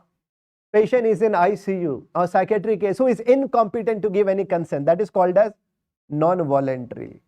That is called as non-voluntarily. All these are illegal. All these are illegal in India. Illegal. But suppose if a patient was on ventilator for last 7 days, and see, you know, like if patient will be admitted in hospital, no, and patient will be on ventilator for many hours, no, for many days. Yes, like in between we try to detach and we try to see if patient can survive, like heart can beat on its own or not. है ना? Weaning out type. But you can understand patient is no more. है ना? So one type of euthanasia is called a passive euthanasia. Passive euthanasia. What is the meaning of the word passive euthanasia? Detachment from life supporting devices. Detachment from ventilator. You have to counsel the family member, and yes, you can detach. This is called as passive euthanasia. This is allowed. Passive euthanasia is legally allowed. Okay? Passive euthanasia is legally allowed. This is legally allowed. Organ transplantation at the private hospital. Yes, having said that, the private hospital should have ICU facility. Now, MTP, medical termination of pregnancy, irrespective of marriage. Yes, earlier, see here, like there are some conditions where MTP can be performed legally if there will be a risk of mother's life.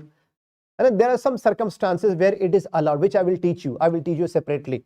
And so earlier, now remember here, earlier it was only for the marriage, only for the married couple. But now remember here, now it is allowed MTP irrespective of marriage. Irrespective of marriage, yes, allowed. Embalming should be done only after autopsy, yes. So all are correct.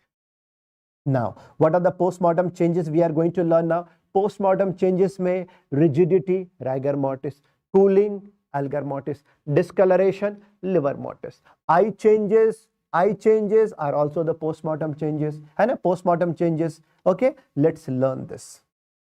Let's learn this. First of all, see, what do you see in eyes? What do you see in eyes?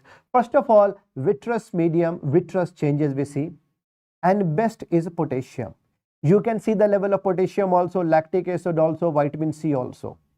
See, after a death of a person, yes, now the blood circulation will be stopped, stagnant blood circulation. So after that, there can be hemolysis, there can be breakdown of RBCs, and after that, more and more, see here, now there will be more and more release of potassium. So there will be hyperkalemia. So even potassium can get accumulated in vitreous humor also. And remember here, see here, why potassium is considered as best? No, because this will be increasing, this will keep on increasing even after 4 to 5 days also, 4 to 5 days of death also. And please remember here, how much is the normal level of potassium? Overall, how much is the normal? Normal level of potassium is approximately 3.5 to 5.5. Okay, every 1 hour, remember here, after death, every 1 hour, 0.17 to 0.24 millimole per liter. 0.17 to 0.24 per hour will keep on increasing. Remember here, after death, there will be more and more accumulation of potassium, and this will keep on increasing up to 4 to 5 days after death. So every 1 hour, there will be increase of 0.17 to 0.24 millimole per liter. So you can calculate time since death. You can calculate time since death. Very easy to understand. Remember here. So potassium is the best medium to detect. Now, what is the earliest sign after death? What is the earliest sign after death? Okay, earliest sign after death.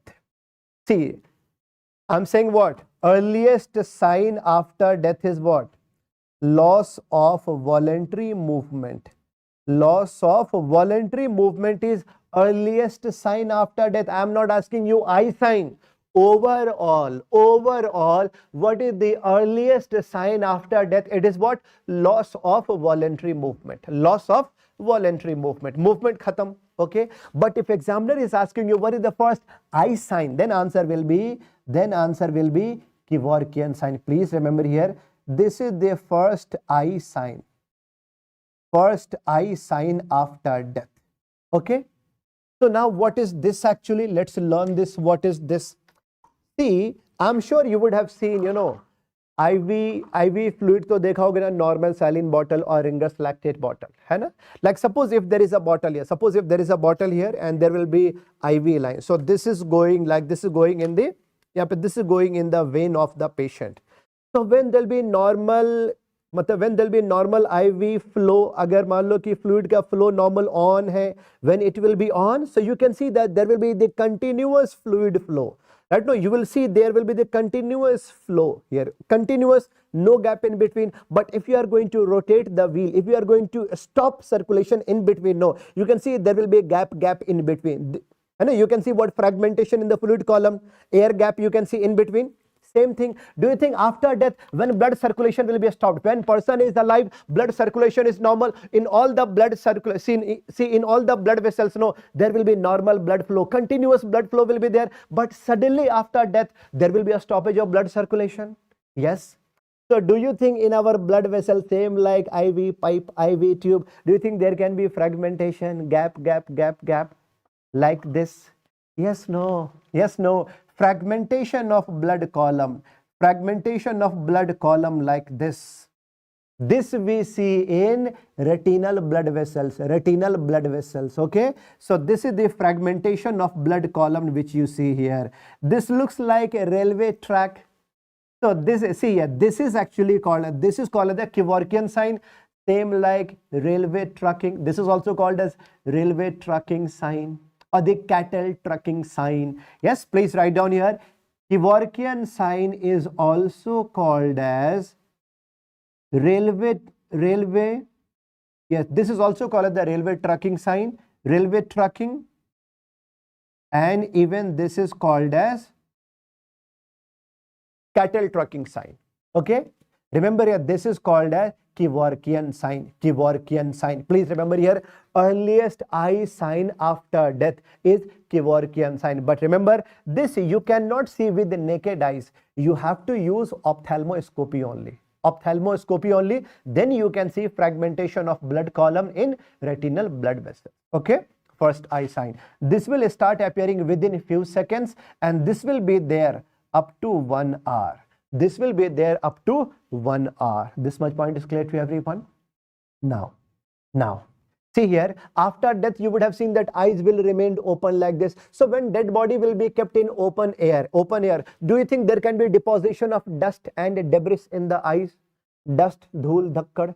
So do you think there can be deposition of dust and debris in the eyes? Ho sakta hai? After that, see here, after the deposition, do you think there can be some changes in the color inside the eyes? Yes, it can be. Yes, it can be. Yes, it can be. And so first of all, this will be becoming like yellow color, then brown color, finally black color like this. So there over the sclera and conjunctiva, there can be formation of two triangles like this. There can be formation of two triangles like this over a sclera. This is called a tachynoia sclerotica. This is repeatedly favorite image-based question in FMG exam. Okay, this is called as tachynoia sclerotica. This is due to deposition of dust, right, in the eyes. Okay, brownish color, blackish color. This is image-based question. Very, very important question. Please remember, this is called a tachynoia sclerotica. And when you see this, how much is the time since death? You can easily understand that time since death will be approximately 3 to 4 hours. 3 to 4 hours. This much point is clear to everyone. If you can see tachynoia sclerotica,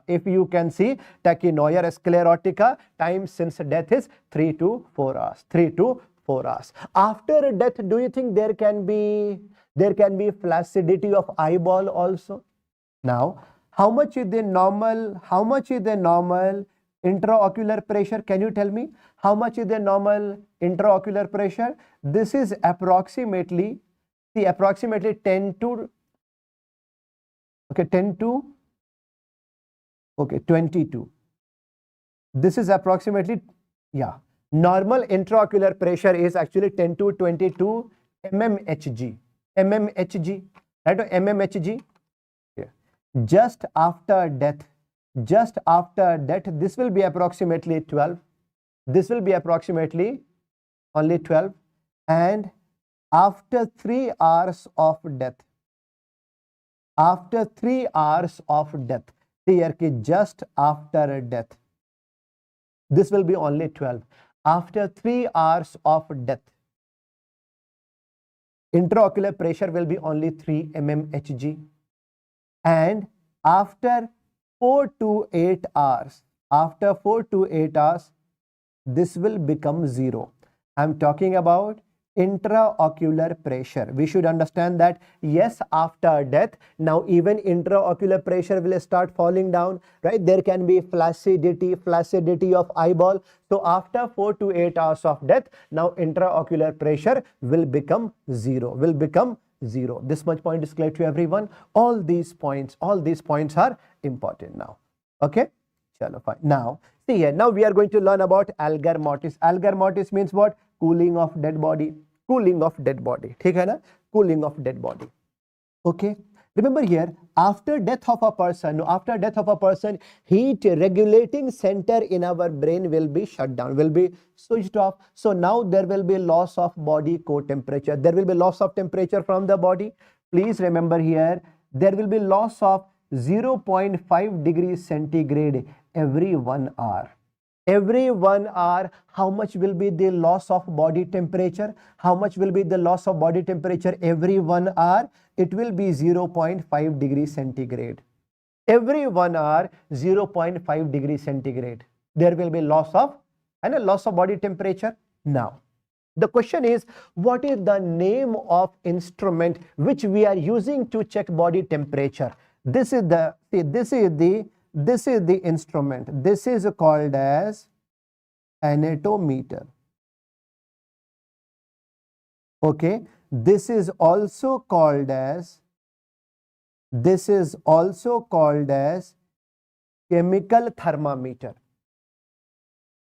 This is known as the thermometer or chemical thermometer. Please remember here, this is going to check body core temperature. Body core temperature means inside the body. Remember here, normally in your house, in your home, or in the hospital, like see the thermometer which we are using now, which we are keeping in the mouth or in the axilla, right?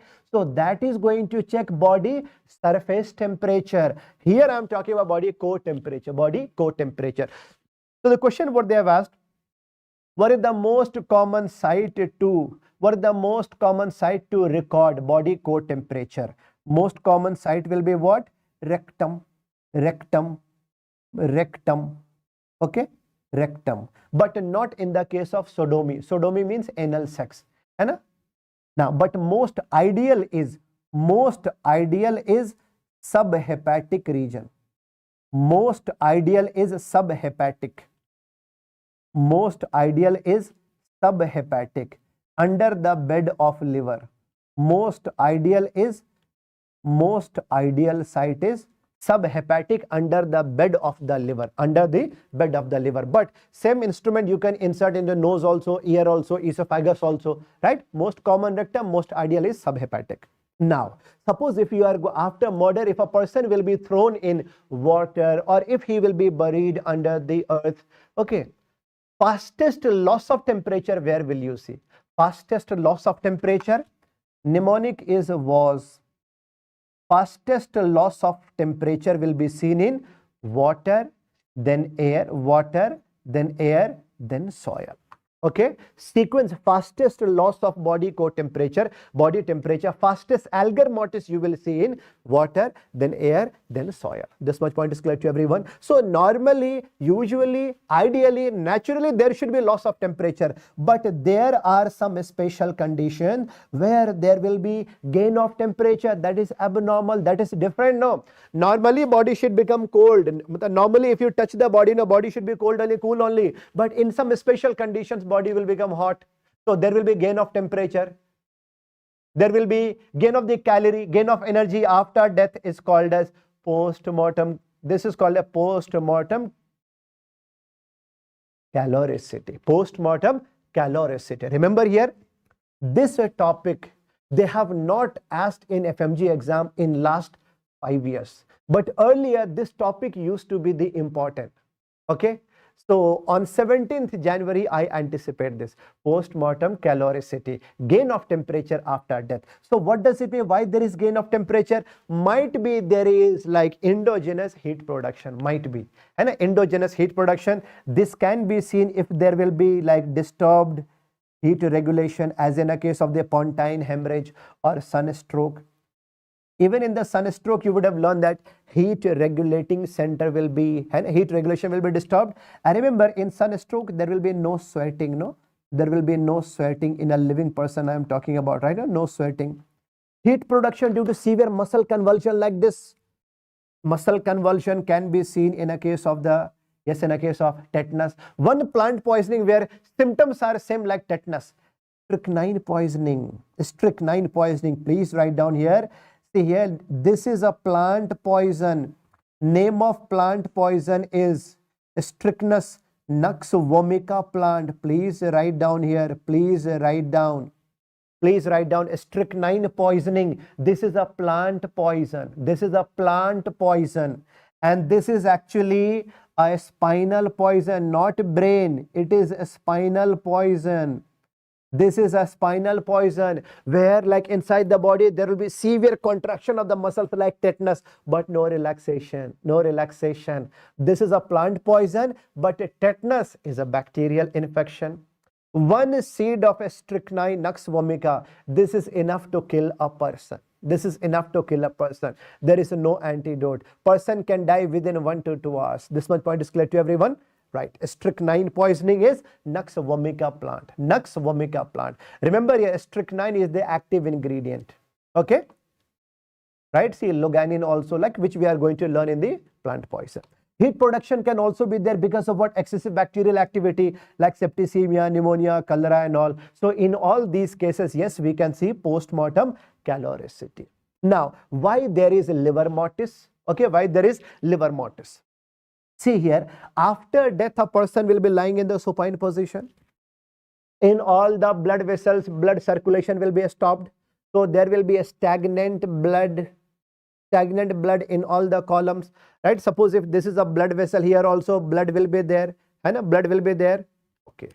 Arteries and veins, these are major blood vessels. But what about arterioles, venules, and the capillaries? These are actually what? Small blood vessels, no? So do you think when a person will be lying in supine position, do you think there can be a force exerted from the earth which is called a gravitational force? Yes, there can be the gravitational force like exerted from earth. So do you think now there will be pressure over all the blood vessels? Major arteries and veins, they can hold blood column for longer duration. But what about smaller blood vessels, arterioles, venules and capillaries? They will not be able to hold it for the longer duration. And because of the gravitational force, there can be a rupture of blood vessel. There can be a rupture of blood vessel, and after that blood will start. And see here, after that there can be leakage of blood from the blood column. And wherever there is the dependent part, now the blood will start getting accumulated. Blood will start getting accumulated. Okay, accumulated. So remember here, blood accumulation over the dependent part. But remember here, over loose dependent part.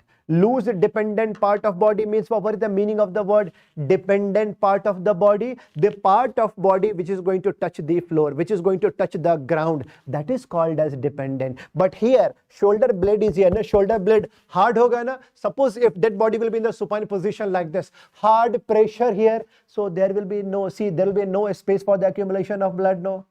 So blood accumulation can be seen only over loose dependent part, only over loose dependent part. Okay. When person was alive, remember here, right? See here, see here. So when a person was alive, there was what? Like oxygenated blood, oxygenated blood, right? No, like oxygenated blood. Oxygenated blood will be having what?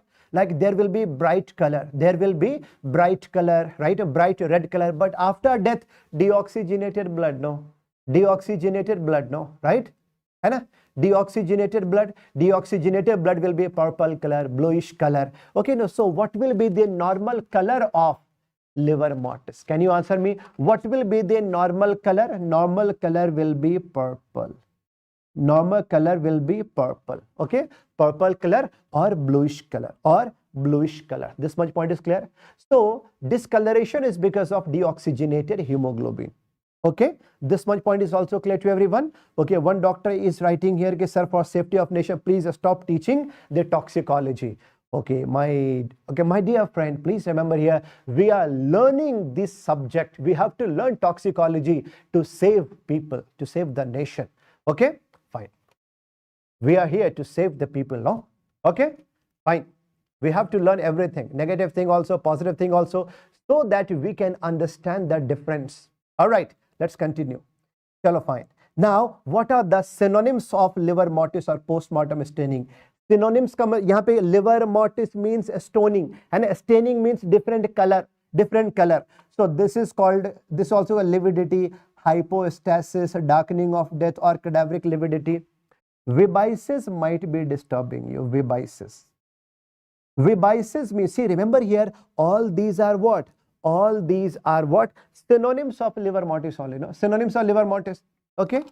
So vibices means linear pattern of liver mortis. Linear pattern.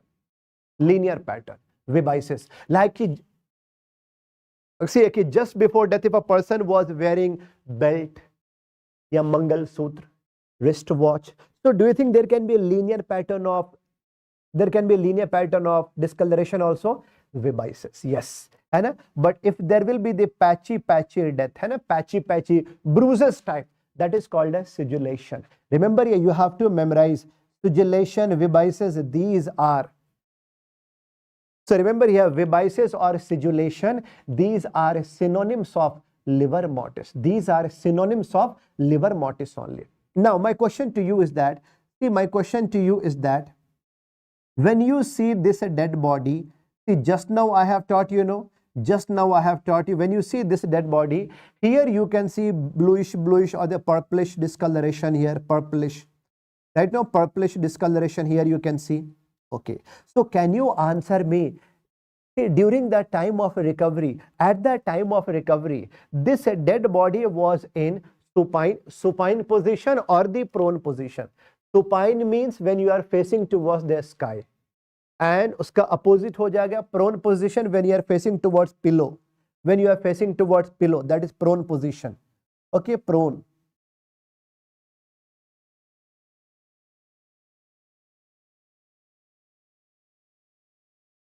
Yeah, answer please.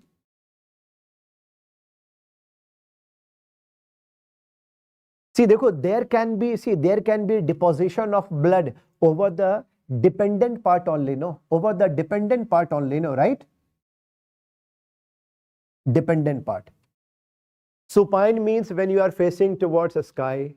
And prone का मतलब क्या है बताओ? Prone का मतलब जब आप उल्टा लेटे हुए हो, उल्टा. When you are sleeping means when you are facing towards the bed. Remember here, deposition of blood can be seen over the loose dependent part, no? So this dead body was in the prone position during the time of recovery. Usko bolte hain prone position. Now here, see, here you don't see decomposition. Here you do not see accumulation of blood, no? Why here you don't see accumulation of blood? Why so? Bolo, why so? Here you don't see accumulation. ये white area जो दिख रहा है, basically no deposition, no accumulation of blood. Why? It means there was some kind of heavy pressure. He was in the prone position. No, might be hand was like this. So over the pressure, yes, heavy pressure part, there will be no accumulation of blood. This much point is clear to everyone, right? Okay, all these points are clear to everyone, right? See here, now the question is that, here, like see here, after seeing this dead body, hand pressure we have seen here, After seeing this dead body, I can see here that like if there will be accumulation of blood over the anterior part of the body, it means dead body was in the prone position. If you can see accumulation of blood over the back part, of the body, Back part. Can you answer me? Over the back, over the hips, over the buttocks, over the posterior part of the leg. Can you answer me? What will be the position during the time of recovery? Supine position. That will be called as what? Supine position. है ना? Supine position. Anterior में prone position, backside discoloration means supine position. This much point is also clear? Okay. But my question is that if you can see, like if you do not see discoloration over, if you have understood this much, no, just see this question where you do not see discoloration over anterior part or posterior part, but you can see accumulation of blood over the hands and feet only. Can you answer me this question now? Bolo. Bolo. Answer please.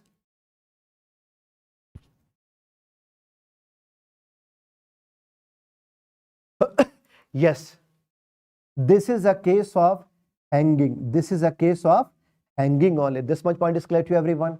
All these points are clear to everyone. This is a case of hanging now, right? Hanging. Yes, I can see that you people are able to answer here. So hanging mein samajh mein aaya. Please write down here. This is called as glove and stocking pattern.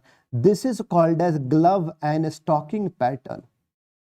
Glove and stocking pattern of liver mortis we see in a case of hanging and ligature strangulation. This much point is clear to everyone. All these points are clear. So remember here, if you can see discoloration over anterior part, bolo kya hoga answer? सीधे during the time of recovery there will be the prone position. If you can see discoloration over back part, okay, supine position. But my question to you is that in which condition there is no lividity? No lividity is seen. Can you answer me?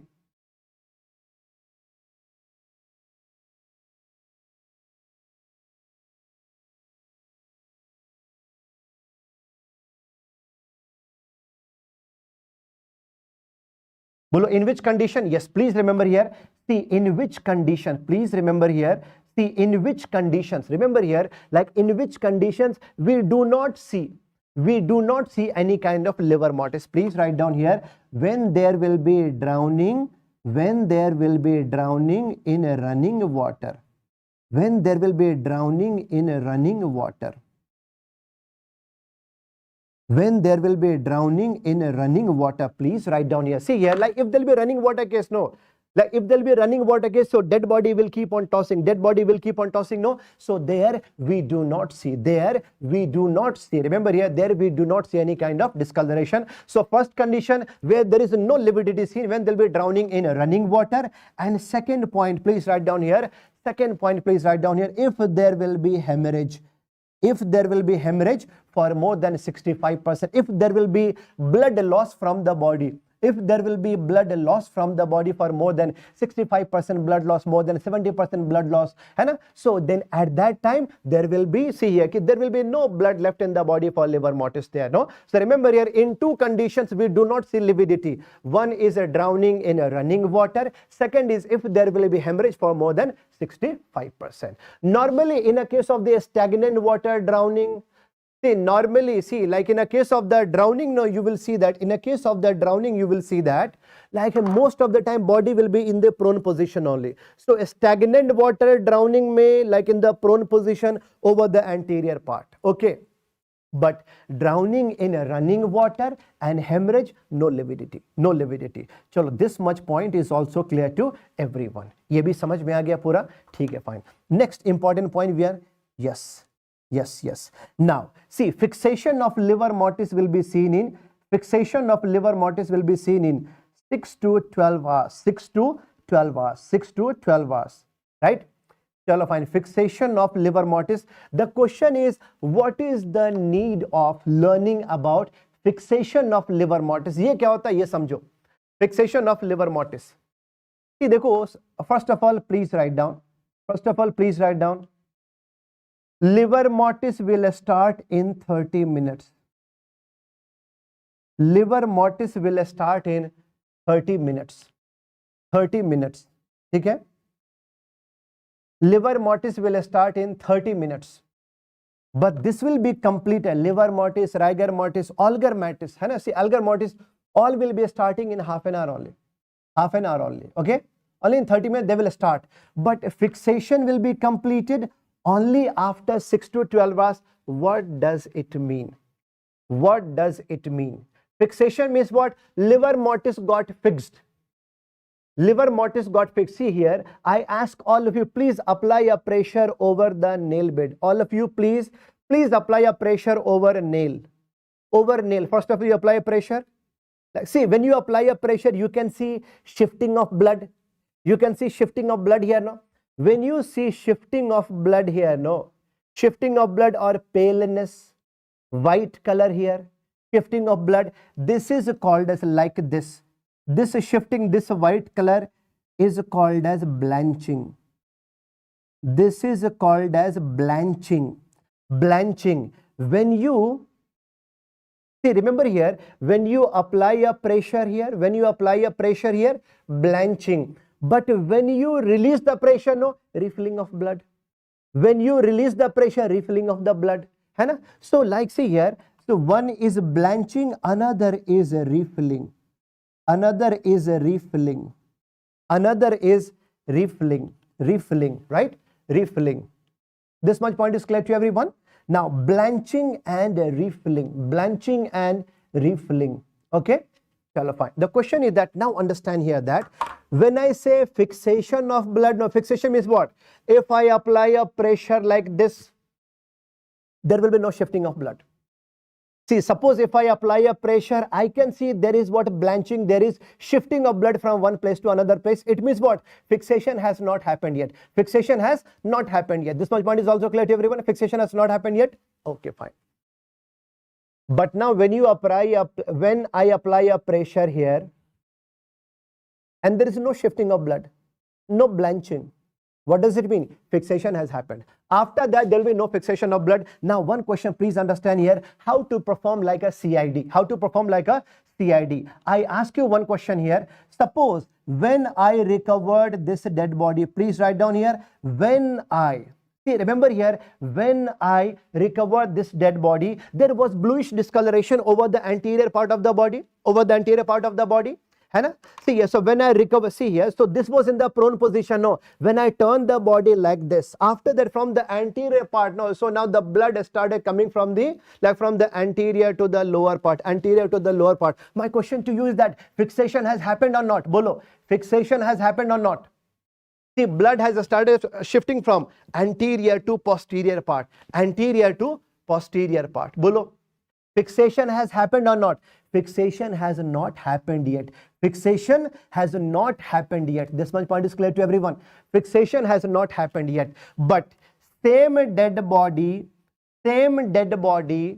when I turned like this, this was in the prone position. When I'm going to turn this in the supine position, after that also, now the blood is here only. Blood is not shifting to the lower part. Can you answer me? Fixation has happened or not? Now fixation has happened. Fixation has happened. So fixation can be happening only after 6 to 12 hours.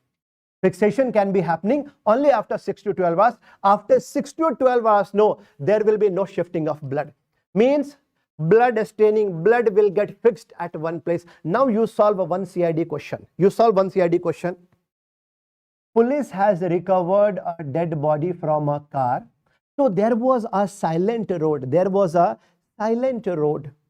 Silent road was there. There was a car and police has recovered a dead body from the car.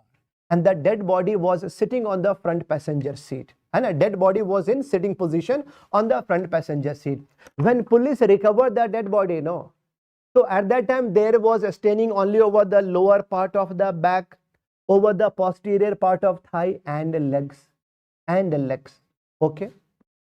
When police recovered the dead body from the car and kept on the floor in supine position, blood started getting shifting from the buttocks to back to upper part of the back to upper part of the neck, and finally over the nape of the neck also.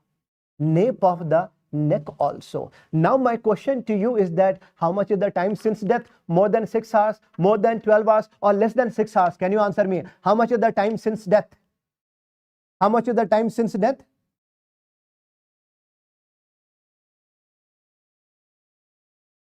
Bolo. Yes, I can understand here that, yes, now all of you can answer here. All of you can answer here that time since death is less than 6 hours. Now you can suggest the police. Now you can suggest the police that, and I see here, being a forensic specialist, you can suggest a police that CCTV camera dekh lo last 6 hours ka.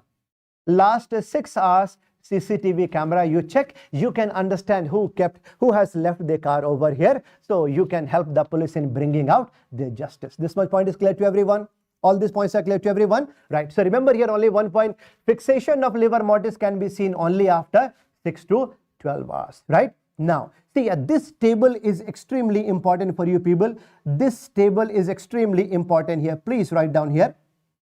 Normal color is bluish color or purple color. Bluish or purple. Okay.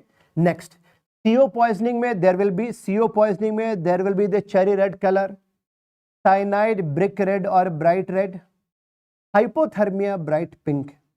See, I have taught you that why there is a discoloration of dead body. This depends upon nature of hemoglobin. This depends upon nature of hemoglobin. Purple color is because of deoxygenated hemoglobin, hai na? Deoxygenated hemoglobin, okay. But here in these conditions, I can see that redness is there, somewhat redness is there. So oxygen is available. Oxygen is there but useless.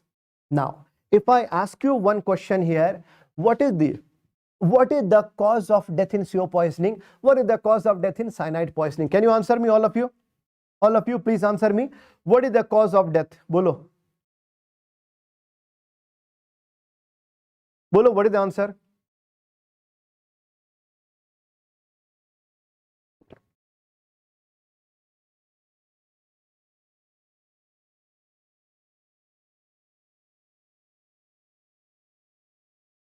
Yes, all of you, please write down here. There are 4 types of hypoxia which you would have learned in respiratory physiology. 4 types of hypoxia. Please write down here. Dr. asks, I think you are writing again and again कि sir ricin wala ye है ना? Like suppose if you are a medical student, please focus on medical subject. And if you are not a medical student, then I don't think so you are, है ना? Leave it, no problem at all. Okay, fine. See, please remember here, so many students are learning here. They have exam, right? So I think this is just a kind of, disturbances in between. Okay, fine. So please ignore it, huh? All of you, please. Please. Thank you so much. Right? So subject is going on here. Like from forensic, minimum number of question will be 10 to 12. Okay? So this is important time for students. Please. So like ignore all these points. Please focus on subject, all of you. Please write down. Okay, so can you answer me? What are the 4 types of hypoxia? What are the 4 types of hypoxia? Can you answer me, all of you? 4 types of hypoxia. First is called as hypoxic hypoxia. Second is called as anemic hypoxia. Third is called as stagnant hypoxia. Stagnant hypoxia. Fourth is called as stagnant hypoxia. Fourth is called as histotoxic hypoxia. Histotoxic hypoxia. All of you, please write down here. There are 4 types of hypoxia you have learned. See here. Hypoxic hypoxia, anemic hypoxia, stagnant hypoxia, and histotoxic hypoxia. Hypoxic hypoxia means what? When there will be lack of oxygen. Okay. Anemic hypoxia means lack of hemoglobin. What is the main function of hemoglobin? To carry oxygen. Stagnant means lack of blood flow.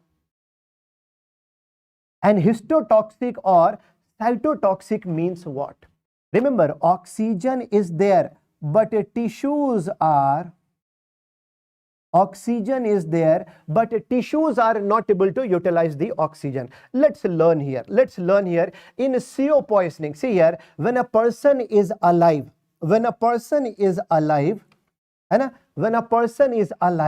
obviously oxyhemoglobin will be there. There will be oxyhemoglobin. Oxygen and hemoglobin are like married couple. Every time they stay together only. Hai na?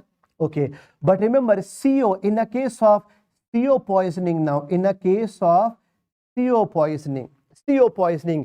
CO will enter the body, CO is like ex-boyfriend who had maximum affinity. Remember here, when CO will enter the body, CO will take away hemoglobin. CO will take away hemoglobin from the oxygen. Oxygen will be there, but same like Sholega Thakur, he will not be able to do something. He will not be able to do anything. So in a case of CO poisoning, I can say what? Deficiency of hemoglobin. So CO poisoning, can you answer me what is the cause of death? Anemic hypoxia. Please write down here. In CO poisoning, what is the cause of death? Anemic hypoxia. Anemic hypoxia. Please write down here. In CO poisoning, what is the cause of death? Anemic hypoxia. Okay. Please write down here. Here you see which color here? Cherry red color here. Anemic hypoxia. But cyanide, can you answer me? Cyanide blocks which metabolic pathway? Cyanide blocks which metabolic pathway here? ETC, electron transport chain. Which complex? Complex number 4. Which enzyme will be blocked here? Cytochrome oxidase. Cytochrome oxidase. Cytochrome oxidase enzyme. Remember here, this enzyme is important for, see, in the presence of this enzyme only, in the presence of this enzyme only, remember here, the tissues will be able to utilize the oxygen. Okay. So when cyanide is going to block cytochrome oxidase, oxygen is there, but tissues are not able to utilize it. No. So what is the cause of death in cyanide poisoning? Histotoxic hypoxia. Histotoxic hypoxia. All these points are clear. I'm sure you would have learned in biochemistry also. Biochemistry also. Hypothermia mein oxygen will be entrapped in the subcutaneous fat. So remember here, that's why in hypothermia means hypothermia when low body temperature will be there, less than 35 degrees centigrade will be there, right? Okay, fine. So there will be bright pink color, bright pink.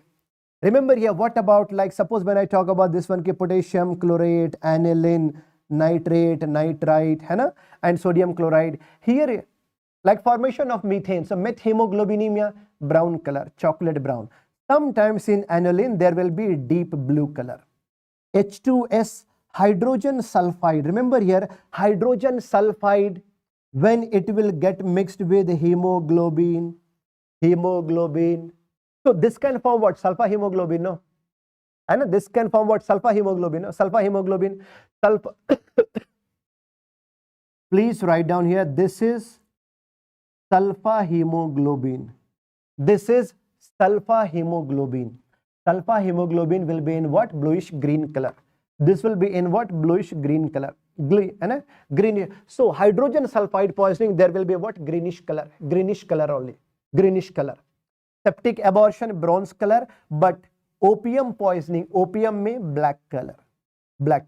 Remember here, see, all of you, please make a circle here. This table is extremely important. I think every time they are asking in CO poisoning, which color? Cyanide, which color? Every time they are asking. What is the cause of death in CO poisoning? Anemic hypoxia. Cyanide poisoning, histotoxic hypoxia. All these are important questions. Okay, all these are what? Important questions. We have learned all these. Now read this. See here, now look at the picture and can you answer me here? See picture number 1 here. Picture number 1. Here you can see purple discoloration, purple here also.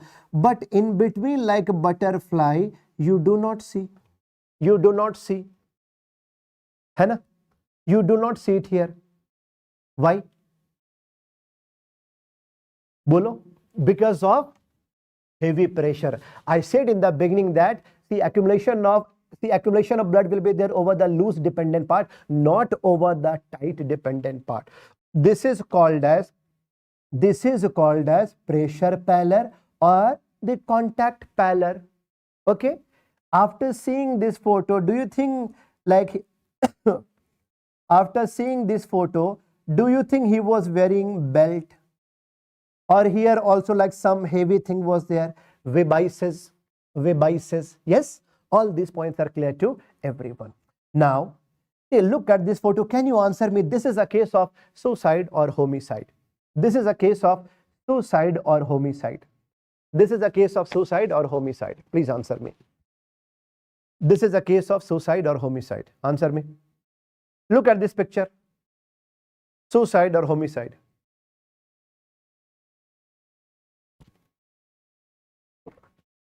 Answer. See, suicide means self-killing. But when I say homicide, no, homicide means murder. Homicide means murder. Homicide means murder. Suicide means self-claim. Homicide means murder. Homicide. Okay. So here, like some of you might be thinking that this is a case of homicide or this can be a case of suicide. But please understand here that we are going to learn something that is called as rigor mortis. We are going to learn first of all, like see here, first of all, we are going to learn rigor mortis. Like all of you, please write down here, there is something called as rigor mortis. I hope you are able to understand the meaning of rigor mortis.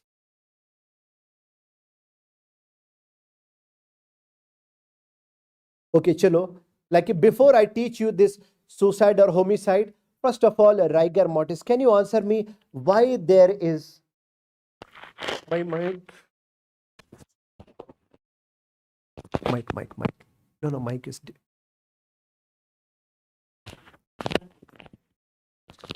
no, wait.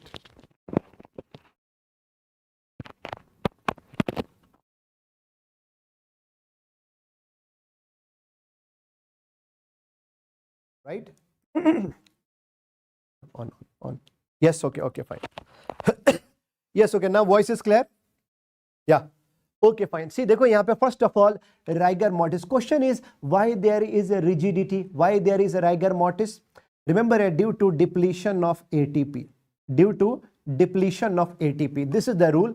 Due to depletion of ATP. Now, why there is a depletion of ATP? First of all, let's understand a rule. Very, very important rule to understand a concept. Very, very important rule to understand a concept. See, देखो, whenever there will be death, after death, first of all, see what will be the first change in the body? There will be the primary relaxation. There will be the primary relaxation in the dead body. After death, entire body will become loose. This is called a primary relaxation, or this is called as a flaccidity. Just after death, at that time there will be 100% ATP. There will be 100% ATP. And at that time, muscle protein like actin and myosin. Actin and myosin, these are two muscle proteins. Right? Okay, so they will be living at their own normal places, no problem. But after certain minutes, after a few minutes of yours now there will be depletion of ATP. Now ATP will start declining. ATP will start declining. When ATP will start getting declined, actually, like from 80%, 70%, 60%, 50% ATP in the body. Now what will happen? Now actin and myosin muscles, see here, these muscle proteins, like they will become imbalanced and they will come close together and they will make one component like this. Actin and myosin muscle protein, they will come together. Earlier they were at their normal location, but now they came closer, they came together like this and they made, see, one component of actinomyosin. This is called as spasm, sudden spasm, no? So this is called as, because of this only there is rigor mortis. There is a rigor mortis. Okay, fine. After that, after a few more hours, ATP will become zero. ATP will become zero. Even muscle proteins will also be dissolved, no? Muscle proteins will also be dissolved, right? Muscle proteins will also be dissolved. Now again there will be relaxation in the body. This is called as secondary relaxation.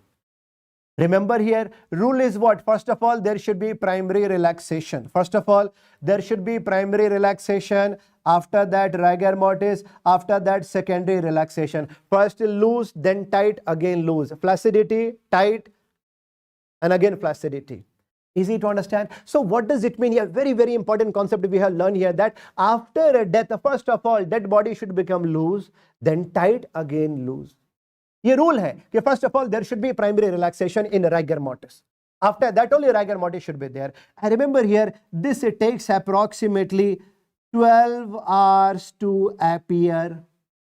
12 hours to appear. आने में 12 घंटा लगेगा. This it takes approximately 12 hours to persist. This will be there for 12 hours. And this will take approximately 12 hours to disappear.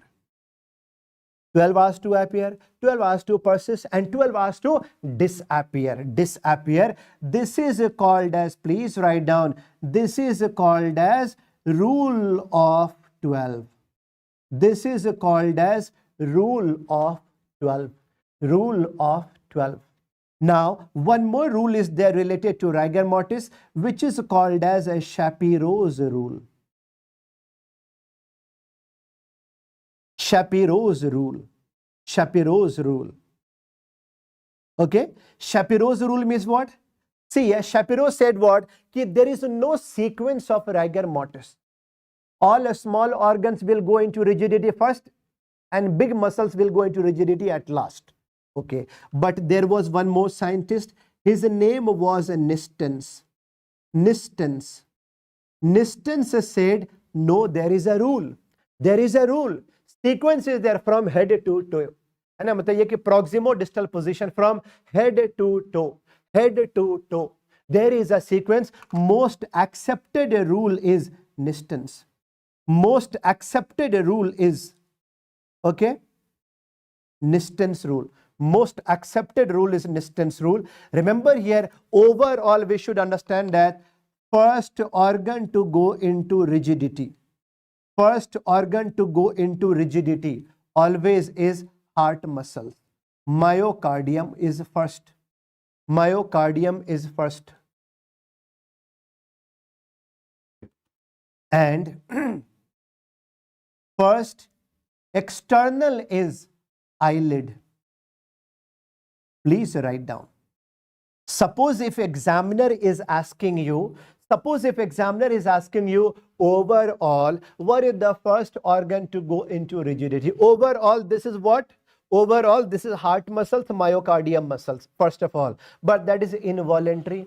But if examiner is asking you, what is the first external muscle? What is the first voluntarily muscle which is going into rigidity? That is what?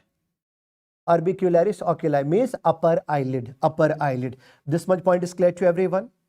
So I can say that, remember here, I can say that in a rigor mortis, voluntarily, involuntary, both muscles are going into rigidity.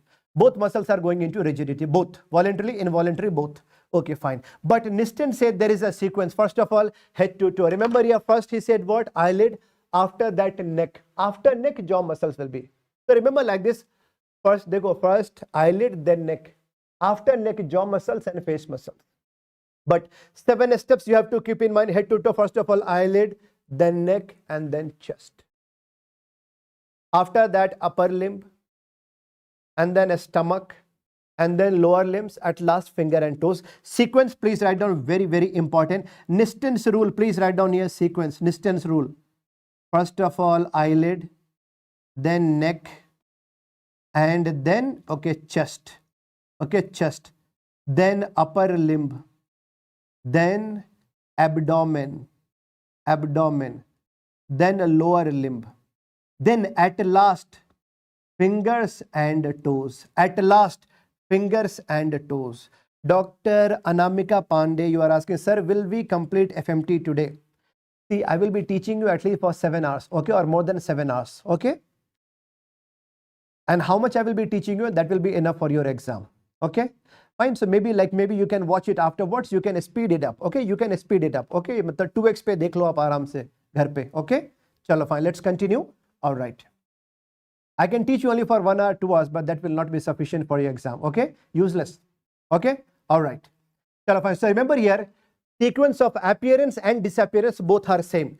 Sequence of appearance and disappearance both are same. Please remember here, Nisten's rule is very, very important. Nisten's rule is very, very important. This much point is clear to everyone. Nisten's rule. Okay. So I have taught you rule of 12, Shapiro's and Nisten's rule. Now get back to this photo. Some of you said ki bhai, like some of you said, right, ki there can be what? Suicide also, homicide also. Suicide also, homicide. Now let's learn here same symptoms like rigor mortis. But remember here, like suppose if a person is going to kill himself, like if a person is going to kill himself like this, right? So my question to you is that, like, in this position, in this posture, which organs are at maximum activity? Only hand muscles. Only hand muscles, no?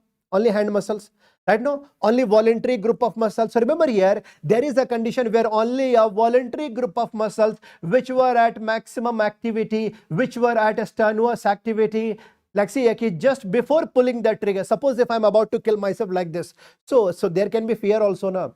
So just before pulling that trigger, what happened? Oh, suddenly only a group of voluntary muscles went into a spasm. And even after pulling the trigger, no, even after death, this will be into a spasm. This is called as, yes, please write down here. This is called as cadaveric spasm. This is known as the cadaveric spasm. Please remember here, in the cadaveric spasm, only a, please write down here, only a voluntary group of muscles, only a voluntary group of muscles which were at maximum activity suddenly went into a spasm. But this happened in ante-mortem time, just before death it has happened, just before death. But this will be continued even after death. And so remember here, so the finger position will be like this only, like this only. And artificially you cannot produce. Artificially you cannot produce it. Okay, this is called the cadaveric spasm. Artificially you cannot produce like this. Okay, so what is the use of learning about cadaveric spasm? You can understand last posture before death, if there'll be a weapon in hand, or even after looking at this photo, this is a case of the drowning only, no? This is a case of the drowning. Yes, after seeing this photo, you can easily understand that yes, like at the time of the drowning, person was struggling, like he wanted to hold something, but he could hold only few plants, right? Only few plants in his hand, right? Okay, so remember here, so like a weapon in hand, even even in a case of the drowning, you can see cadaveric spasm, cadaveric spasm. All these points are clear. Remember, artificially you cannot produce like this. So if you see this photo, you check hand. If it will be loose, then someone else would have killed him and he would have kept a revolver in his hand. Or if this will be tight, like a spasm, then mostly suicidal case only. Suicidal case only. So how to differentiate cadaveric spasm and rigor mortis? This will become your question. Can you answer me here? Bolo, see here, yahan pe, can you answer me here this question here? Ki when I talk about this, when I talk about the cadaveric spasm, antemortem or postmortem? It is antemortem. Are we going to see primary relaxation here? See, dekho, directly a spasm. No primary relaxation like rigor mortis. So, no primary relaxation. Muscles involvement, only voluntary. Only voluntary. Okay, this table is important for your exam. Please remember here, see the cadaveric spasm. Again and again I am telling you, this is an important topic. See, the cadaveric spasm is an important topic.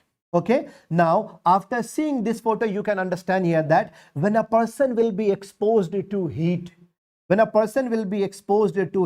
more than 65 degrees centigrade, किसी को जिंदा जला दिया अगर तो more than 65 degrees centigrade, or high voltage electric current.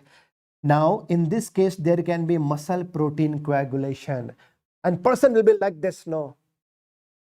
So this is called as pugilistic attitude, like same like boxers or defense or fencing attitude. This is called a boxers, fencing, defending attitude. This, see here, this picture is important. This is called as what? Pugilistic attitude. What is the root cause of this?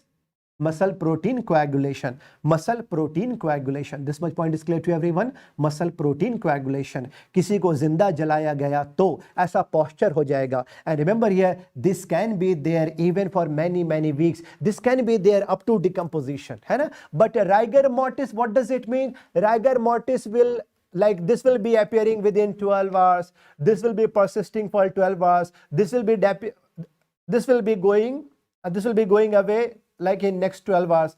So I can say rigor mortis will come and go in 36 hours. But pugilistic attitude will be there up to decomposition. See, the cadaveric spasm will be there up to many hours. There is no limitation like that. So we can easily differentiate rigor mortis, cadaveric spasm, pugilistic attitude. This much point is clear, right? Okay, fine. Yes. Next is that, see here, so do you think like in our GI there are so many bacteria are there, so bacteria will be producing so many gases? No, important hai. See, bacteria will be producing so many gases, maximum hydrogen sulfide, ammonia, carbon dioxide. So even after death, do you think there will be so much of bacterial production in GIT? Yes. So when there will be over accumulation, when there will be so much production of gas inside the stomach, inside the GIT, do you think there can be some secondary changes due to gas accumulation? Yes. What will be the changes? Please write down, like within 1 day, after 1 day, after 2 days, after 3 days. Within 1 day, first of all, you can see formation of skin blisters. You can see formation of skin blisters. You can see what skin blisters. Blisters means like same like after burns, you can see blisters, phoda, blisters. But how to differentiate? Like if there is real burns blister, antemortem real burns blister, or post-mortem blister. See, if you say blister, no, blister like a boil, है ना, blister, after burns you see, no. So if there will be real burns before death, if you see blister, like if you are going to puncture the blister, no, it will be red color at base, red color at base. But post-mortem, no, if you break it, no, like it will be pale, it will be yellowish at base.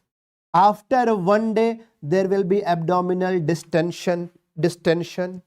After 2 days, do you think abdominal distension will be applying pressure over lower abdominal organ also? Over uterus, anus? So do you think sometimes there can be a spontaneous, like expulsion of, or like uterus can come out, anus can come out, there can be prolapse of anus? Yes. After 2 to 3 days, no, yes, here, see, anus and uterus can come out. There was a case, like a police was doing inquiry in a forest, like police was doing investigation. They found a dead body of a female, and as per the examination, they were able to understand that she was actually pregnant lady. She was actually pregnant lady. When police was doing examination, no, that time only there was the expulsion of placenta.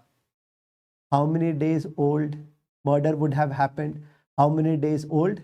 Yes, mostly 2 to 3 days. And mostly 2 to 3 days. This much point is clear to everyone? Yes? Okay, fine. And remember here, after 3 to 5 days, no, after 3 to 5 days, see, remember here, after 3 to 5 days, what will happen now? Now, skin of hand and feet may come out. So remember here, these are the effects of gas formation, which you should be knowing here. Now, see, one more topic, important topic here, very, very important topic. Now, decomposition we are going to learn. Suppose if there will be airflow, suppose if there will be airflow, if there will be warm climate, if there will be warm climate, airflow and warm climate, airflow and warm climate, and if there will be humidity, if there will be humidity, humidity means moisture, if all these are present, airflow, warm climate, humidity, this will be called as putrefaction. This will be called as putrefaction. If there will be airflow and humidity, but see, देखो, like if there will be humidity, warm climate, है ना? Humidity also, warm climate also, warm climate, and no airflow, no airflow, no airflow. Okay. So warm climate and humidity, warm climate and moisture. See, if you visit any place where there is so much of moisture, so much of humidity, so do you think you can get sweating and, you know, like sweating and sticky things can be there? If a dead body will be there in this kind of climate for more than 1 day, more than 1 week, more than a month, more than a few weeks. So do you think now adipose tissue can get, like adipose tissue will start changing into like something like soap-like a structure or Vaseline-like or wax-like? Yes, that is called as adipocere formation like this. Okay, that is called as adipocere formation like this. adipocere formation like this. Adipocere formation like this. Okay, this is adipocere formation. This is also called as what? Saponification. Please write down here, adipocere formation. This is also called as saponification. This is also called as saponification, or a wax in a grave. This is also called as grave wax. This is also called as grave wax. This is also called as grave wax. Remember here, adipocere formation, adipocere, saponification, or grave wax. These are same names. Okay? So what should be the favorable temperature for them? Warm climate and moist climate. Suppose if there was airflow, and warm climate but no humidity, warm climate, airflow. So do you think like from the body there can be evaporation of water from the dead body? Evaporation? Yes. So do you think there can be drying and desiccation of dead body? Yes. In this condition, this will be forming mummy. This will be forming mummy. Okay, this is a case of what? Mummification. Mummification. Do you think there can be weight loss here? Yes, there will be weight loss. Yes, there will be weight loss here. This much point is clear to everyone? See here, this much point is clear to everyone, right? Right? And so here there should be what? Here there should be what? Very, very important here. So remember here, when I talk about adipocere formation, foul smell like ammonia, like a smell, or if there will be, like rancid butter smell, bad smell. But mummification, remember here, mummification, see, mummification, there will be no smell. There will be no smell. And this will take minimum 6 months to 12 months. But adipocere formation, you can say within 3 weeks to 6 months. 3 weeks to 6 months. This much point is clear to everyone.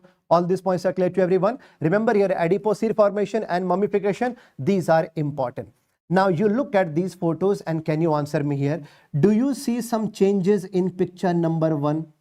Do you see some changes in picture number 1? Bolo.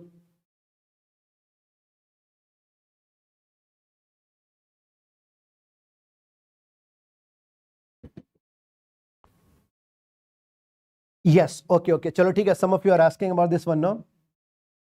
See here, like in this photo, when I talk about adipocere formation, no, what is the medico-legal importance? Remember here, medico-legal importance is identity will be preserved. Identity will be preserved. Identity will be preserved here.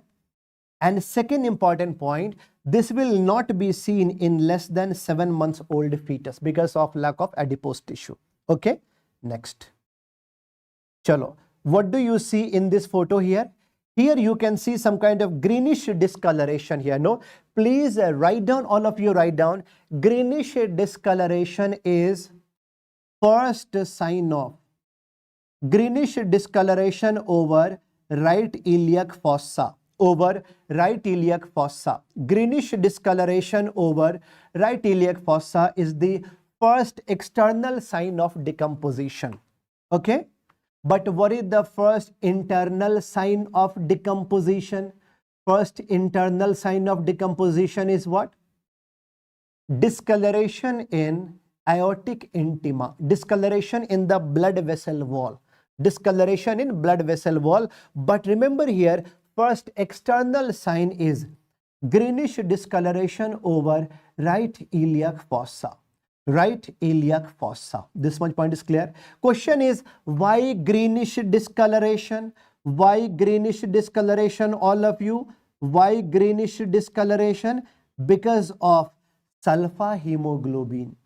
Because hydrogen sulfide gas will be produced by the bacteria, that will be mixed with hemoglobin, that will be forming sulfa hemoglobin, and that blood will be coming in the intestine also, large intestine also. Cecum is a free floating structure nearest to right iliac fossa. That's why greenish color over right iliac fossa. And because of what? Sulfa hemoglobin. This much point is clear. Please write down here, how much duration is required for this? Please write down here, in hot summers. See, like in hot summer, this will be taking approximately 12 to 18 hours. in hot summer. But in winter, this can take more than 24 hours. In hot summer, like only 12 to 18 hours. So my question to you is that after murder, if a person will be buried under the earth, or if a person will be kept on the, like in the air or in the water, fastest decomposition will be seen in. Can you answer me? Fastest decomposition. Where do we see fastest decomposition? Fastest. Remember here, mnemonic is air, water and earth. Air, water and earth. Ratio will be here. Ratio will be 1:2:8. Fastest decomposition is seen in air, then water, then earth. Suppose, like see here, rate of decomposition in air is 2 times faster than water and 8 times faster than earth. Suppose if it is going to take 1 week in air, then it will be taking 2 weeks in water and then 8 weeks in earth. This is called as Casper's dictum. Please highlight, please make a circle on Casper's dictum. Please make a circle on Casper's dictum. Casper's dictum is what? Rate of decomposition. Rate of decomposition. Rate of decomposition of dead body in air, water and earth. Ratio is 1:2:8. After that, you see this case here. You can see bluish purple discoloration around blood vessels.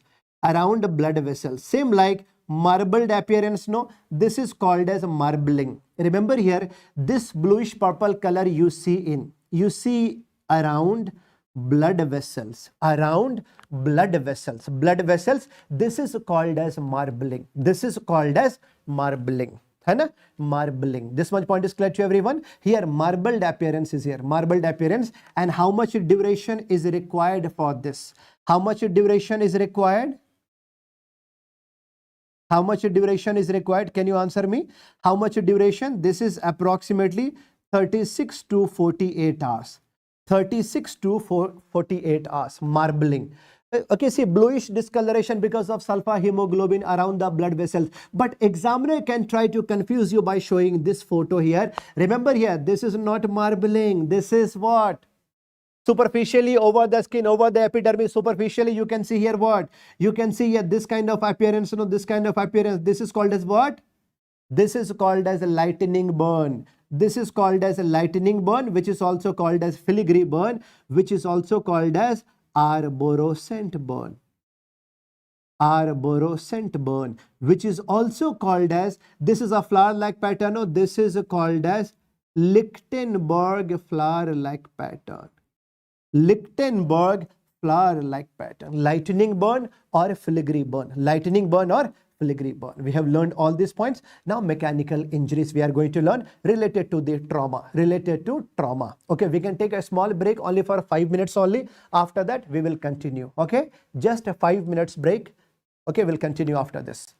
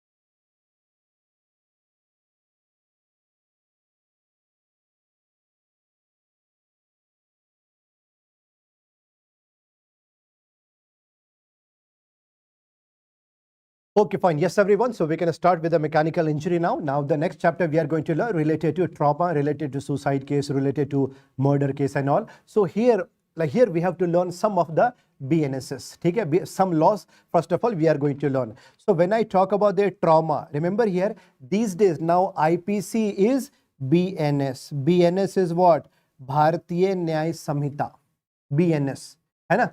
IPC, CRPC is BNSS, Bharatiya Nagarik Suraksha Samhita.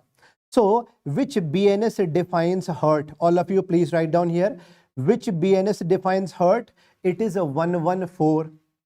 BNS 114 defines hurt. Hurt like bodily pain and all. But BNS number 116 defines grievous hurt. Grievous hurt. What is the meaning of the word grievous hurt? Grievous hurt means what? Life-threatening condition, janleva hamla, dangerous to life. See, remember here, all BNSs we cannot memorize at one time. So, with the chapter, I will keep on teaching you some of the BNSs. Okay, fine. So, remember here, BNS number 114 defines hurt, but 116 defines grievous hurt. This much point is clear to everyone. See here, all examples of the grievous hurt I will teach you, don't worry. Now, which BNS defines murder? Remember, BNS number 100 defines, see, this defines the culpable homicide amounting to murder. See, what is the meaning of the word culpable? Means what? Okay, punishable. Punishable means I wanted to kill someone, I killed him. That is called as what? BNS number 100. BNS number 100. Okay. But BNS number 101, what is BNS number 101 here?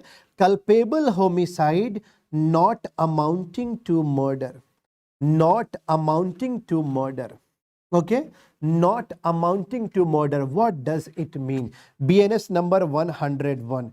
See, you might have heard about the case of, like there was a case when there was release of Pushpa 2, right? At that time, see here, like in the beginning part, like in Hyderabad, like Mr. Allu Arjun, when he went to attend a show there, like in a cinema theater, so because of him, there was a big stampede there. So one person died. And so that time, see here, Mr. Allu Arjun, he got arrested. Right? So that was because of what? See here, okay, there was like a person died because of a stampede. Here, Mr. Allu Arjun, like a Pushpa superstar, right? So he was not directly involved with the murder or directly involved with the death. But no, and see here, because of him, a stampede happened there. So that was the case of what? Culpable homicide not amounting to murder. That is BNS number 101. So they arrested Pushpa actor with, you can say BNS number 101.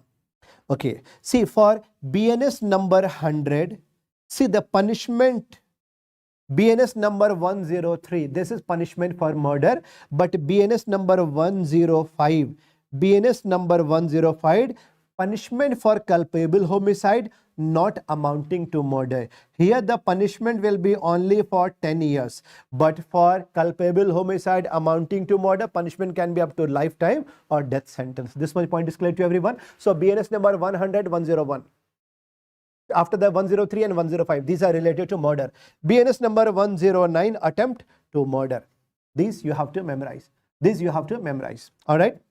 Now, when I talk about grievous hurt means what? Grievous hurt means what? Serious. See here, the hurt which can be dangerous to life. Janleva hamla. Right? So what is that? See, what are the definitions here? What are the examples of the word grievous hurt? I am telling you, this is an important topic. Grievous hurt means after any injury or any injury which can be dangerous to life, like emasculation, making a man unman. Okay, see here, after any fight between two people, if there will be blindness or deafness, partial blindness or complete blindness, both, yes, this will be a grievous hurt. See here, like fracture of bone, right? To see here, fracture of bone or injury to nerve or tendon. Suppose if there will be any kind of a scar or severe injuries over face, see, like even if there will be the dislocation of teeth, right? No, dislocation of teeth. Or remember, most important point here, after any injuries, if a person will be bedridden minimum for 15 days, minimum for 15 days. Remember, this is the important point here. Remember, earlier as per IPC old, when a person was not able to work normally for 20 days, it was old. But now as per new updated laws, as per BNS number 116, okay, when a person is bedridden for 15 days, then his injury will be considered as grievous hurt. Now one more time, can we revise all BNS which we have learned so far without seeing the notes? All of you, please start writing now. Please start writing now. Please start writing now. Which BNS defines hurt? Bolo, which BNS defines hurt? Simple hurt. All of you. BNS number 114. BNS number 114. Which BNS defines grievous hurt? Grievous hurt 116, 116, 116. Which BNS defines the culpable homicide amounting to murder? 100. Culpable homicide not amounting to murder? 101. Which BNS is responsible for the punishment of culpable homicide amounting to murder? 103. Not amounting to murder ka punishment? 105. Attempt to murder. Attempt to murder is what? BNS number 109. 109. Now, some of you might be having difficulty in understanding what is BNS and all these points. Let's learn here. I will give you basic examples here. First of all, it was IPC CrPC IEA. IPC means Indian Penal Code. Indian Penal Code. Now it is BNS. Bharatiya Nyay Samhita. CrPC is Criminal Procedure Code. Now it is BNSS. Bharatiya Nagrik. Nagrik means citizen. Suraksha means protection. Bharatiya Nagrik Suraksha Samhita. IEA, Indian Evidence Act, is called as now Bharatiya Adhiniyam. Bharatiya Adhiniyam Bill. Okay? Bharatiya Adhiniyam. Okay, no? Bharatiya Adhiniyam. Or you can say what? Samhita. Okay? Chalo, fine. Bharatiya Adhiniyam. Okay? Chalo, fine. Now, question is, what is the use of this? What is the use of IPC? IPC, please remember here, this defines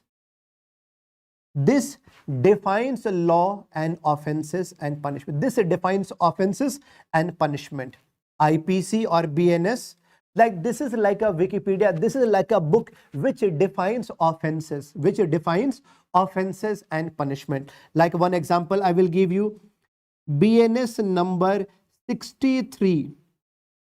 BNS number 63. BNS number 63 defines rape. Defines rape, that without consent or without a will of a female, if a man is going to attempt sexual intercourse, it will be called as rape. This is definition. And as per 64 BNS, there will be punishment for rape. Punishment for rape. And BNS number 70, gang rape. BNS number 70, gang rape. When more than one man is involved in sexual intercourse or rape, it is called as gang rape. So basically what I'm saying here, BNS defines offenses and punishment. BNS defines offenses and punishment. Offenses and punishment. But what about, see here, Indian Penal Code means penalty, penalty. But what about CrPC? CrPC means what? This is called the Criminal Procedure Code. Procedure, how to arrest a person. How to arrest a person. See, the procedure is called as BNSS. Bharatiya Nagrik Suraksha Samhita. Like one example I will give you. Ki suppose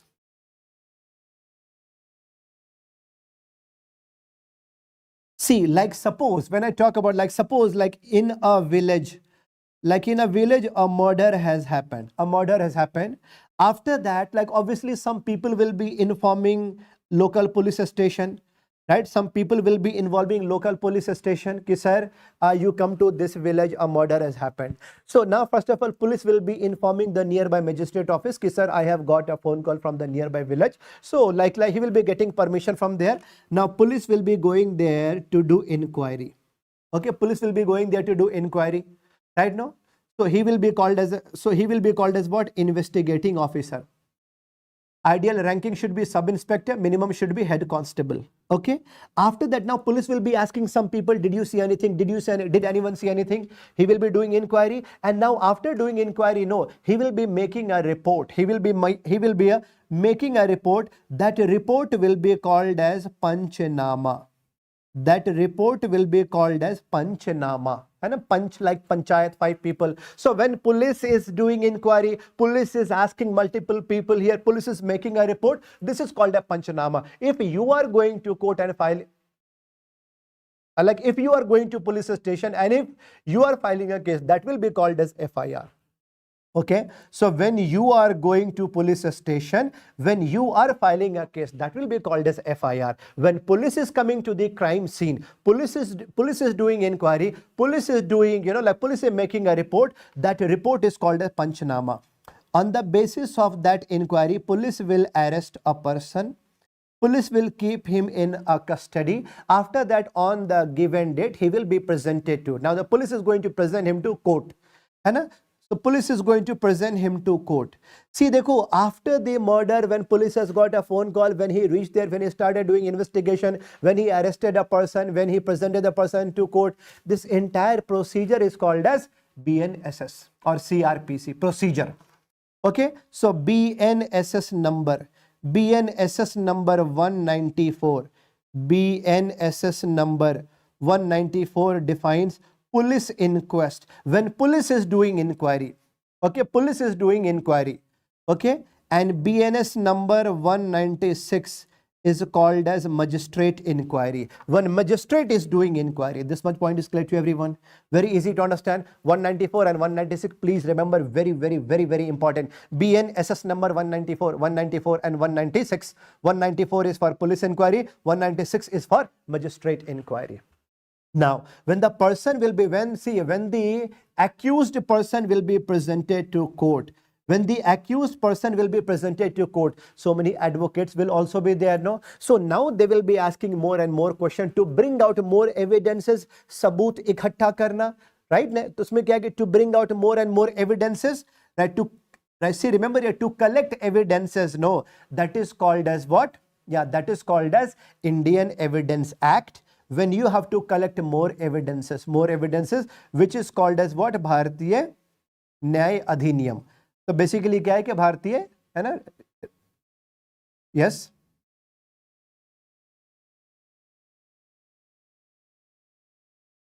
See here, Indian Evidence Act. So new name is actually what?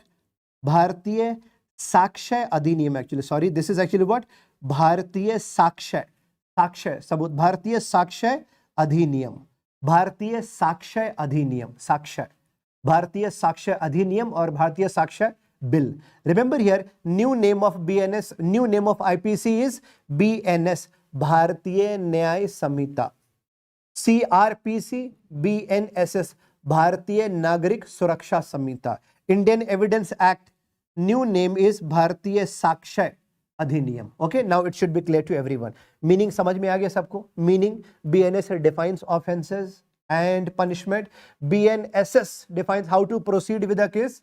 And Bharatiya Sakshya Adhiniyam, how to collect evidences. These points are clear to everyone? Now, chalo, we have learned all these points here now. We have learned all this. We have learned meaning of grievous hurt. So why it is important to understand, like see here, whenever two people will be fighting, no, before arresting a person, now police, police is going to arrest a person, before keeping him in custody, this is the rule that before keeping him in custody, these two people should be brought to hospital for medical examination. Now this depends upon doctor to do inquiry, to do medical examination, and doctor has to write ki it was simple hurt or grievous hurt, which weapon was used, dangerous weapon or non-dangerous weapon. This much point is clear to everyone. See, dangerous weapons means knife, blade, guns. Non-dangerous weapons means what? Non-dangerous means like lathi, rod and all. Same like the blunt trauma, right? Okay, chalo, fine. Now, after, see here, after any injury, no, there can be blunt trauma and there can be sharp trauma. Blunt and sharp. Can you answer me? Blunt and sharp. After seeing this photo, can you answer me? This is blunt or sharp? This is blunt or sharp?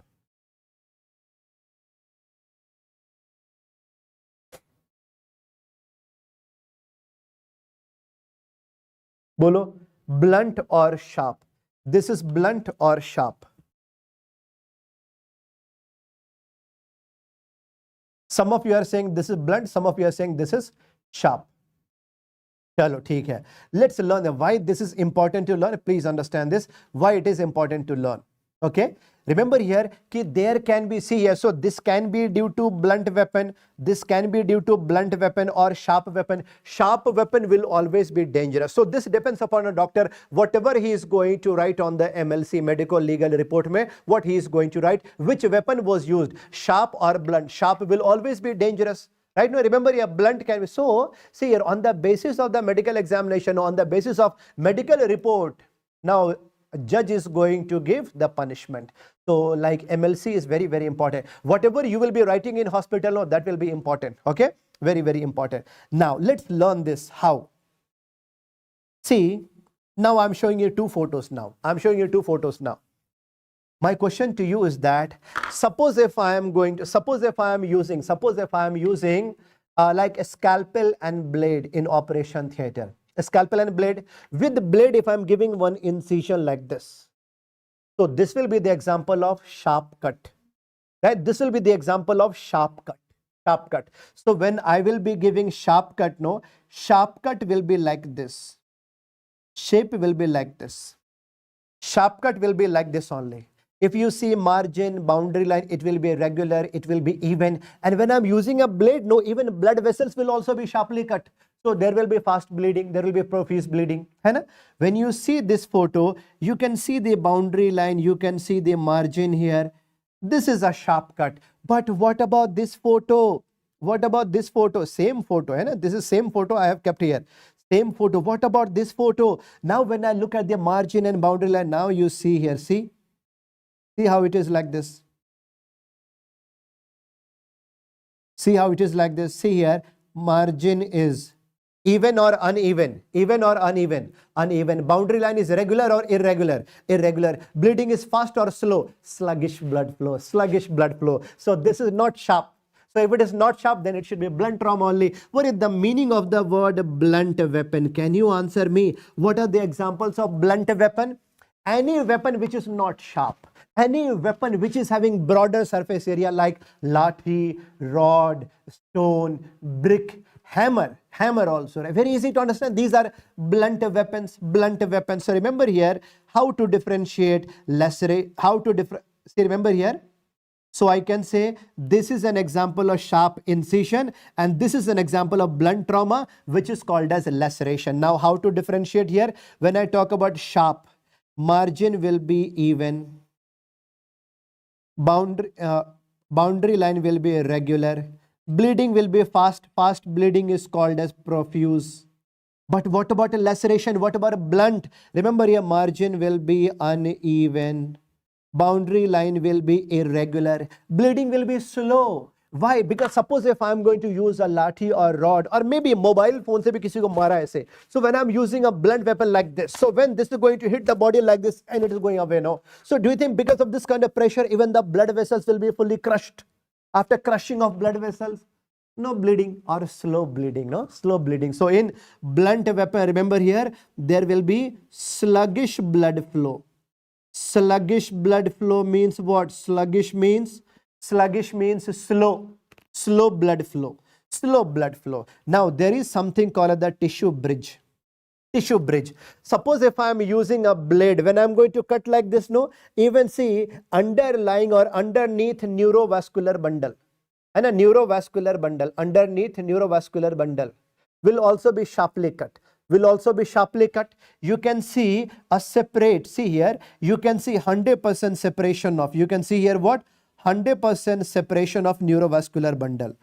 Okay, no, but laceration mein kya hoga? If a person will be hit like this, so when skin or subcutaneous tissue will be coming out like this, or when this will be coming out like this, so in between, do you think neurovascular bundle can be intact like a bridge of a tissue? This is called a tissue bridge. So tissue bridge you will see in and a blood vessels you will see intact in between blunt trauma only. So please remember here, laceration mein tissue bridge, yes, you can see. Incision mein tissue bridge not seen. Very, very important here. Now you can easily understand here that after seeing the wound only, you should be able to understand which weapon was used, sharp or blunt, which weapon was used. This much point is clear to everyone now. I hope this is clear. Okay, whatever we are learning today, this is for your examination also, and this is for your hospital practice also, because if you will be practicing in the emergency department, no, yes, you have to see all these and you have to make MLC. So be careful, be careful, because doctors are supposed to work at two-edged sword. And you cannot write simple hurt as the grievous hurt. You cannot write grievous hurt for the sake of, for the sake of bribe. And you cannot write grievous hurt as the simple hurt. No, many people will try to push you. Many people will try to bribe you in hospital, but you have to be very, very cautious. Okay, you have to be very, very cautious. Chalo. All these points are clear to everyone. Now, see here, what are the examples of the blunt injury here? Abrasion, like abrasion, contusion, laceration, fracture of bones. But suppose if a sharp cutting weapon was used, but it was very, very small, sharp and light cutting weapon, it is called as incised injury. Sharp and heavy cutting weapon like axe or sword, so this will be called as the chop injury. ऐसे कहते हैं कि chop कर दूंगा, right? This is called a chop injury. Sharp and the pointed, this injury will be called as a stab injury. These are word meaning questions, you should know it. Okay, let's learn one by one. Abrasion, scratch abrasion is what? Now you might be having, see here, now you might be having some confusion in learning about abrasion and contusion means what? Abrasion means a scratch. Like one example I can give you. Suppose if a boyfriend and girlfriend, they were watching a movie name was a Murder. Same Imran Hashmi, Malika Sharawat. And you would have seen that movie. So many different shots are there, hot scenes are there, like that. Okay, fine. So suppose a boyfriend and girlfriend, they are watching that movie here, no? So when like different shot will be there, no, now boyfriend will be gazing, now he will be staring at the screen. So obviously girlfriend will be like, she will be very uncomfortable. So like out of aggression, she can scratch him like this. No, when she is going to scratch, abrasion. First time she scratched, second time, third time also, okay, theek hai, out of love, fine, no problem at all. So out of love, scratching, no problem. Scratching will give abrasion, but out after that, no. So boyfriend got pissed off. Now he is angry. Now fourth time when she is going to scratch, no. Now this guy, the boyfriend, is going to hit her over her shoulder like this. So when he is going to hit over her shoulder like this, okay. So do you think this will be sharp or blunt? Blunt only, no? Blunt. So do you think because of the heavy pressure, see like internally small blood vessels like capillaries, venules and all, do you think there can be rupture of these small blood vessels and leakage of blood under the dermis? So around the dermis like this, you can see accumulation of blood. See, externally no rupture, but internally rupture. Okay, that is called as bruise. अब कभी नहीं बोलोगे bruise, right? Bruise is also called as contusion. Please remember here, bruise is also called as contusion. Remember, so what is the definition of abrasion? Superficial rupture of epidermis. Only epidermis I am saying, with a minor or no bleeding. Superficial rupture of epidermis. But in contusion, externally no rupture. Like internally rupture of blood vessels, so accumulation of blood under the dermis. Now I hope it is clear to everyone. Abrasion, scratch can be due to nail, it can be due to pin, it can be due to this can be due to a thorn. But graze abrasion, when a person will be dragged on the road over the rough surface area, So you can see multiple parallel lines of abrasion, multiple parallel lines of abrasion, multiple parallel lines. Like if a person will be dragged on the road over the rough surface area, or even when you are going to play match, if you are going to play cricket match, if you are going to dive on the ground, right, your hand can be dragged on the floor, on the ground. So do you think there can be multiple parallel abrasion like this? This is called as graze abrasion. This is called as graze abrasion. Okay. Overall, this is the most common type of abrasion. Abrasion will be like a brush burn. It is also called as brush burn.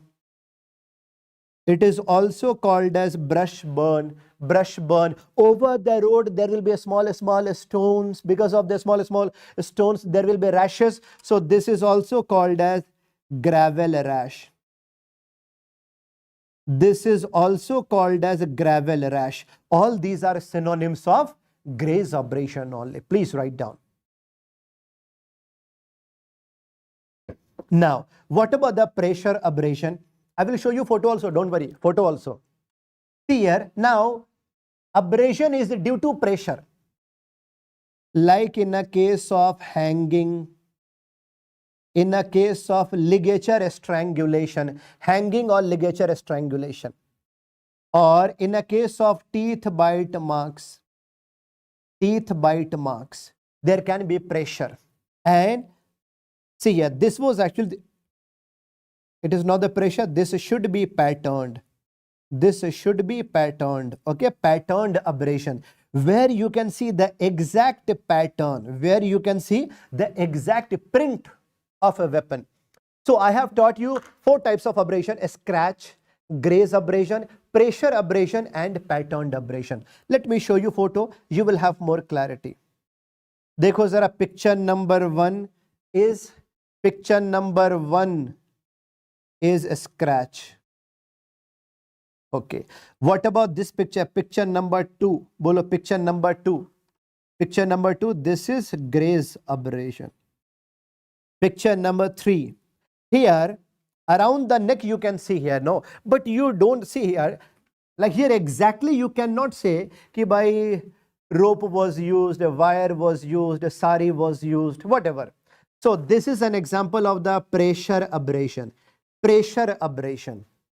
Picture number 4, you can understand teeth bite marks, but exactly you cannot say molar, premolar, incisor or canine. This is also an example of the pressure.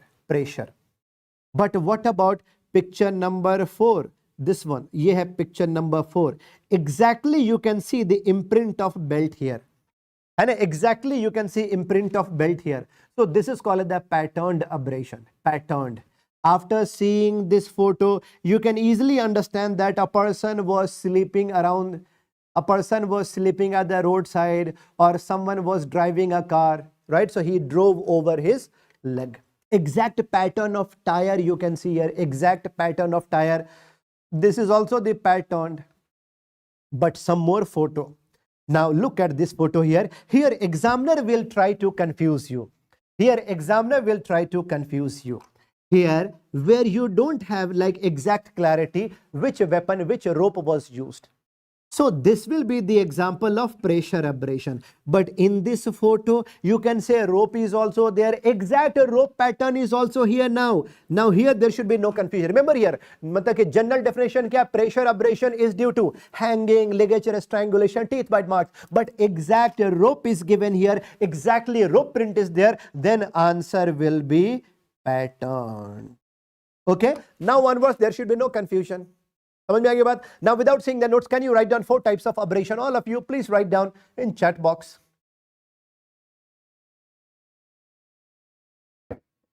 Bolo. Scratch abrasion, graze abrasion, pressure abrasion, and patterned abrasion, right? Patterned abrasion. Now we are going to learn about bruises, bruise or contusion. Bruise or contusion. Okay. Now, ectopic bruise means what? Away from the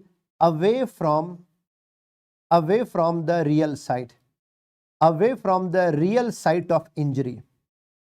Away from the real site of injury means far from the real site of injury. If there will be, suppose if there will be, you know, like fracture over this part of bone. So here there is no place, like here there is no place where there can be accumulation of blood. Accumulation of blood can be seen here only. Raccoon eye sign. This is an example of ectopic bruise, far from the real site of fracture. Now, if you can see the exact patterned bruise, railway line bruise, or what about the tram line bruise? When a person will be hit by a rod or by a lathi. Remember here, when a person will be hit by a rod or a lathi, no, only external part will be imprinted. In between there will be gap. Only external part will be imprinted. In between there will be gap. So this will be appearing like what? This will be appearing like railway line or tram line bruise. Hai na? So when a person will be hit by a lathi or rod, railway line bruise or the tram line bruise. Now, see, suppose if I am going to kill someone like this, right? Like this, right now. So like basically this is called as what? Manual strangulation or throttling, gala daba karke marna. So do you think because of the heavy pressure of the tip of the finger, there can be multiple bruises? There can be multiple bruises around the neck? Yes, more than 5. This is called a 6 penny bruise. This is called a 6 penny bruises. Please write down here 6 penny bruises. Please write down 6 penny bruise around the neck. 6 penny bruise around neck is called as manual strangulation, also called as throttling.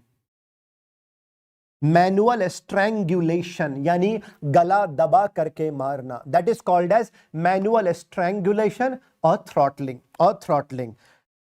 And suppose if 6 penny bruises are there around the wrist, then this will be seen in a case of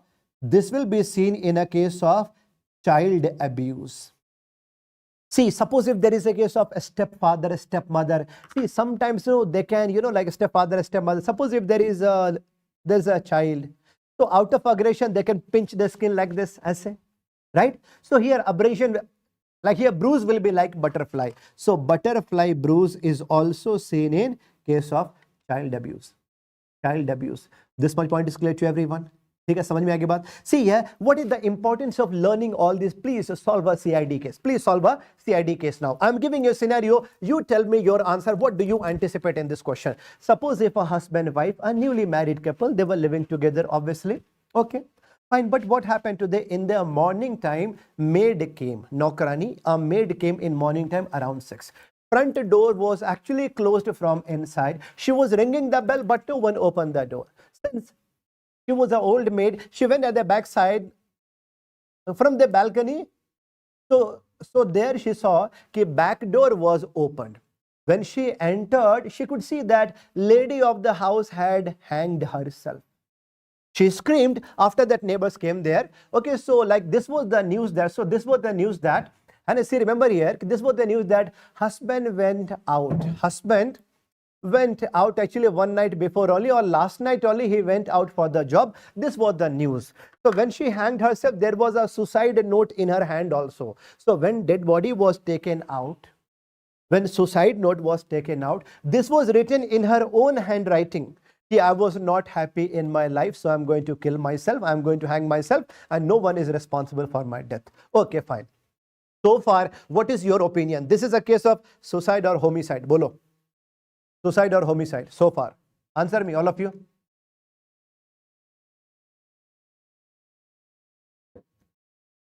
This looks suicide. So far, this looks suicide only. Suicide only. Okay. Suicide only. After that, do you think the dead body will be shifted to hospital for postmortem examination? Yes. Yes. है ना? When, see, नहीं देखो, so far when you have seen suicidal note, mostly this looks like suicide case. Okay. After that, when dead body was shifted to hospital for postmortem examination, no? So doctors found only ligature marks were there. Ligature marks were there outside. So from like externally, no. suicide only. But when doctor gave incision here, when they removed the skin from here, no, they found that subcutaneously, circular, multiple bruises like this, multiple bruises subcutaneously around the neck. What does it mean? Before hanging, she was strangulated. Before hanging, she was strangulated. Who will be most suspected person here?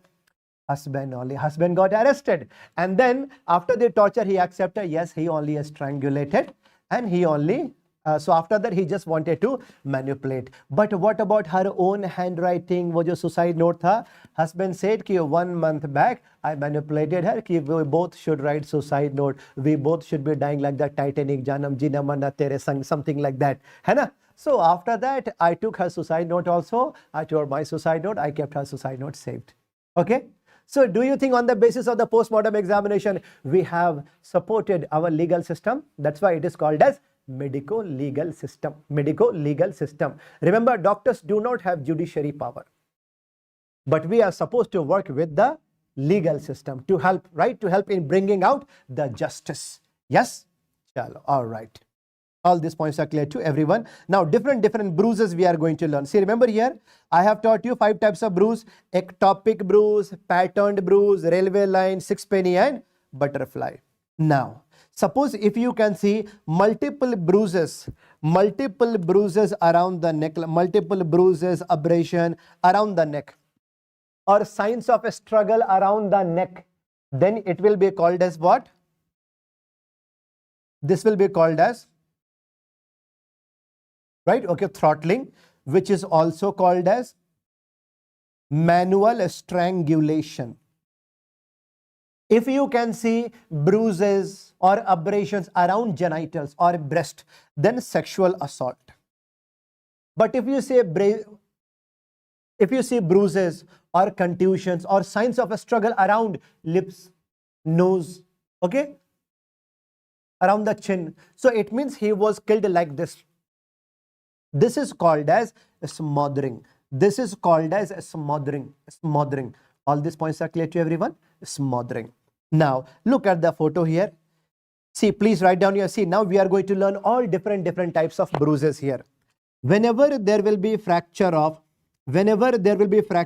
anterior cranial fossa or frontal bone here, then you can see like there can be accumulation of blood underneath.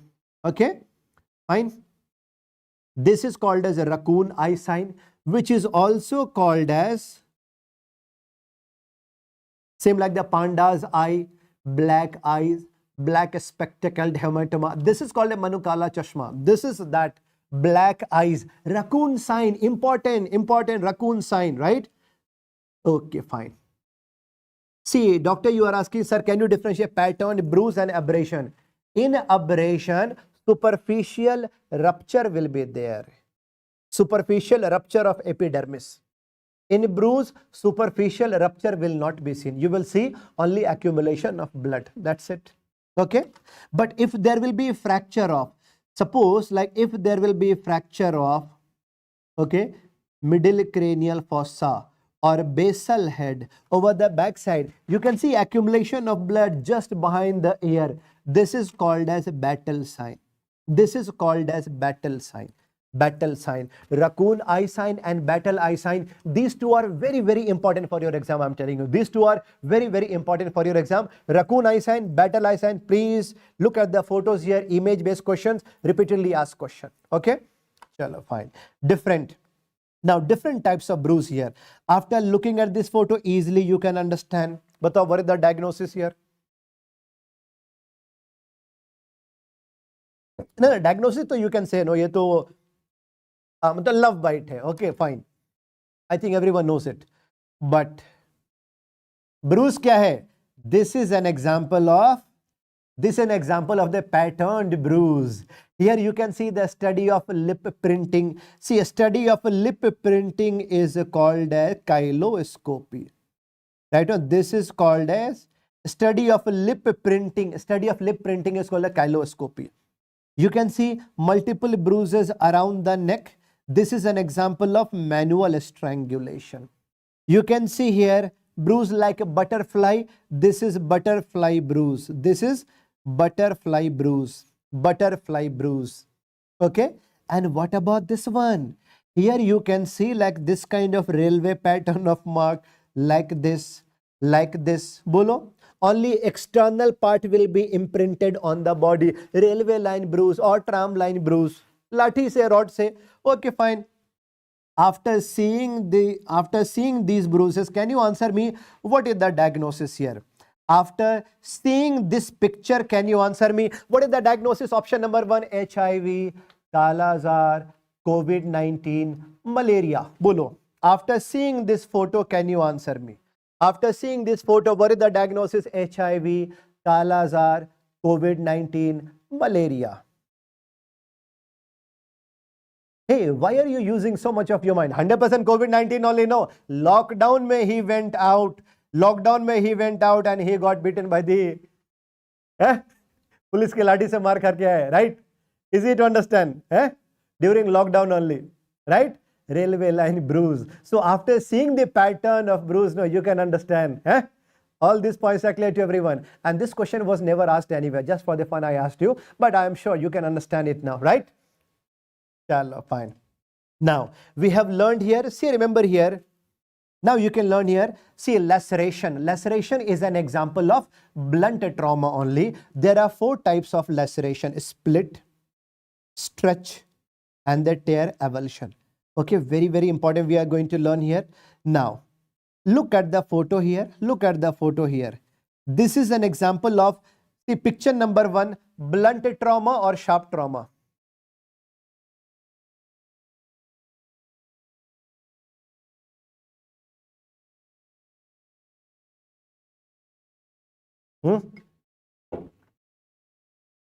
Yes, this photo you can easily understand.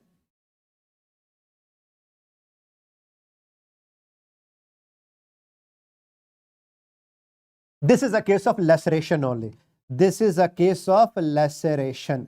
Laceration only. This is a case of blunt trauma for sure. Laceration है 100% blunt trauma है.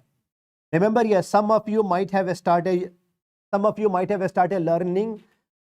Yes, I can see your chats here, doctor. See, some of you might have started learning forensic for the first time. So you have to memorize names of these injuries. Laceration. Laceration is a blunt trauma. So this kind of injury, okay, this kind of injury is a laceration. Laceration. Okay, but what about picture number 2? Can you answer me? Picture number 2. Sharp or blunt? Sharp or blunt?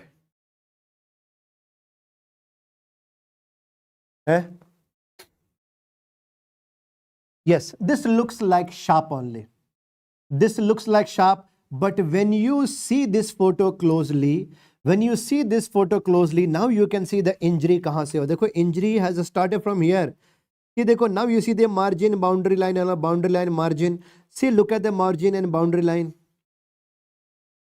There you see margin, boundary line. Even bleeding is not. See, bleeding is not also very, very fast. This is also sluggish. So this looks like incision, but it is a laceration. This is called as, please write down, incised looking laceration. This is called as incised looking laceration.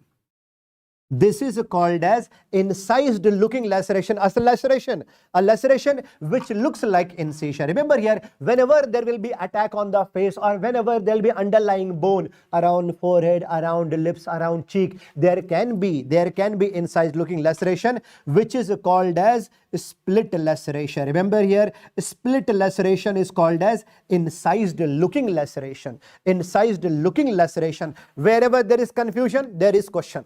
Okay, so remember here, this image you are not going to forget, my dear friends. Very, very important image. Okay, this is laceration, not sharp. This is not incision. Easy. But what is the opposite of this? See, incised looking laceration ka opposite, laceration looking incision. Laceration looking incision means there is one incision around the body There is one sharp incision that appears to be like laceration. Can you answer me? Over which part of the body? Over which part of the body incision will be appearing like laceration? Over scrotum. Over scrotum.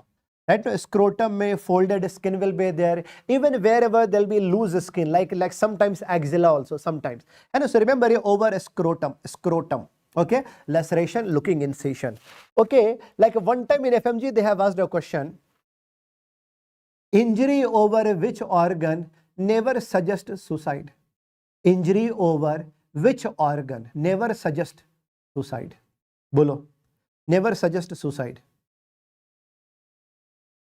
Obviously over genital organ. ऐसे suicide कौन करता है, right?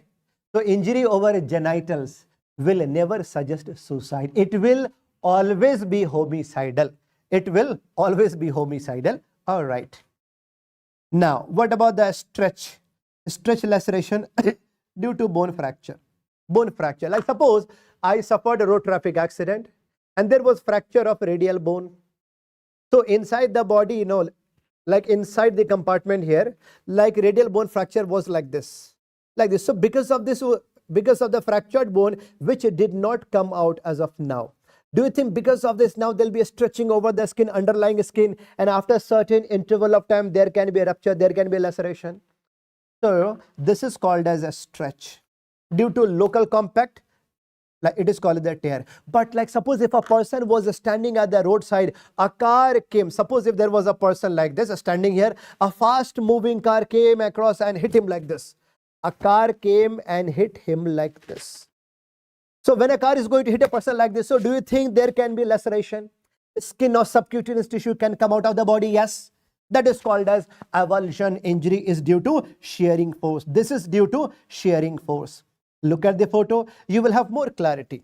Please write down, when only skin will be coming out. When only skin will be coming out, this will be called as a flaying. When only skin will be coming out, it will be called as a flaying.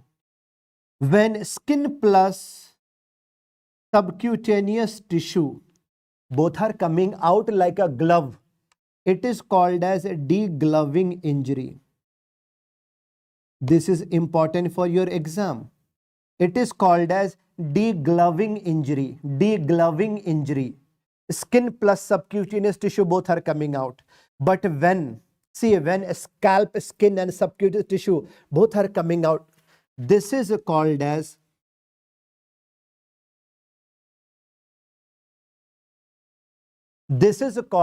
scalping.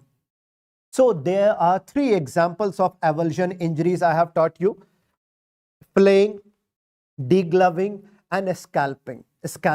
Now, without seeing the notes, all of you, can you write down what are the 4 types of abrasion we have learned? All of you, please write down in chat box 4 types of abrasion. Please write down: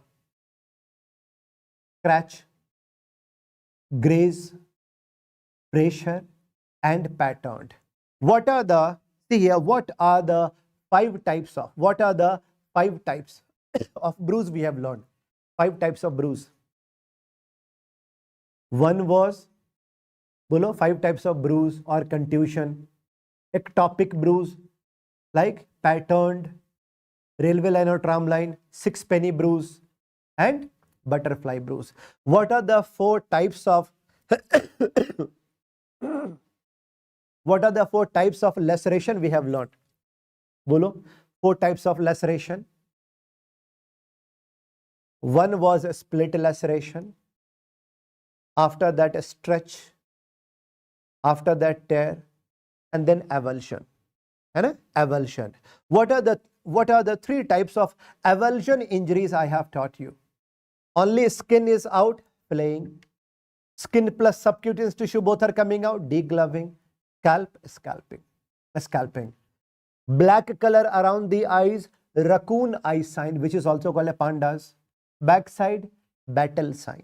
Okay, battle sign. Yes, I can see that most of you are able to recall. Now, you can see here that sharp cut incision, like suppose if a person is going to cut someone like this, no, like a starting point and a finishing point. So remember here, like a starting point is called as head end, head end, है ना? All these photos which I am showing you, these can be because of road traffic accident or any accident. Okay, no? And suppose, see here, the point of starting is called a head end, and the point where I am going to leave, this point is called a tail end. Head end and tail end. See, in between there will be a gap. This gap is called as gaping. This gap is called as gaping. Okay. So remember here, like head end will be having a wide gap and the tail end will be narrowest. In between gap is called as gaping. After looking at this photo, see, this is the point number 1, this is the point number 2. After looking at this photo, can you answer me? 1 or 2, which one is the starting point? Which one is the starting point? Which one is the head end? 1 is head end. You can say 1 is head end and 2 is tail end. 2 is tail end. Okay. 1 is head end. Head will be wider, somewhat wider, and tail will be narrowest. Tail will be narrowest. Now, suppose if a person is using a knife, he is going to penetrate, then he is going to stretch. In this situation, no, shape of a wound will be like this, where you can appreciate one end, second end you cannot appreciate. First end you can see, second end you will not be able to appreciate. This is called as a beveling cut. Beveling cut is seen in sharp cut only, but what about the tissue bridge? Okay, tissue bridge will be seen in laceration, blunt trauma. Now, very good. If you can see multiple superficial cuts over forearm, around the wrist, mostly this is a case of what? Suicidal tendency. Your patient is having suicidal tendency. And superficial cuts are called as hesitational cuts. Superficial cuts are called as hesitational cuts. Also called as the trial cuts.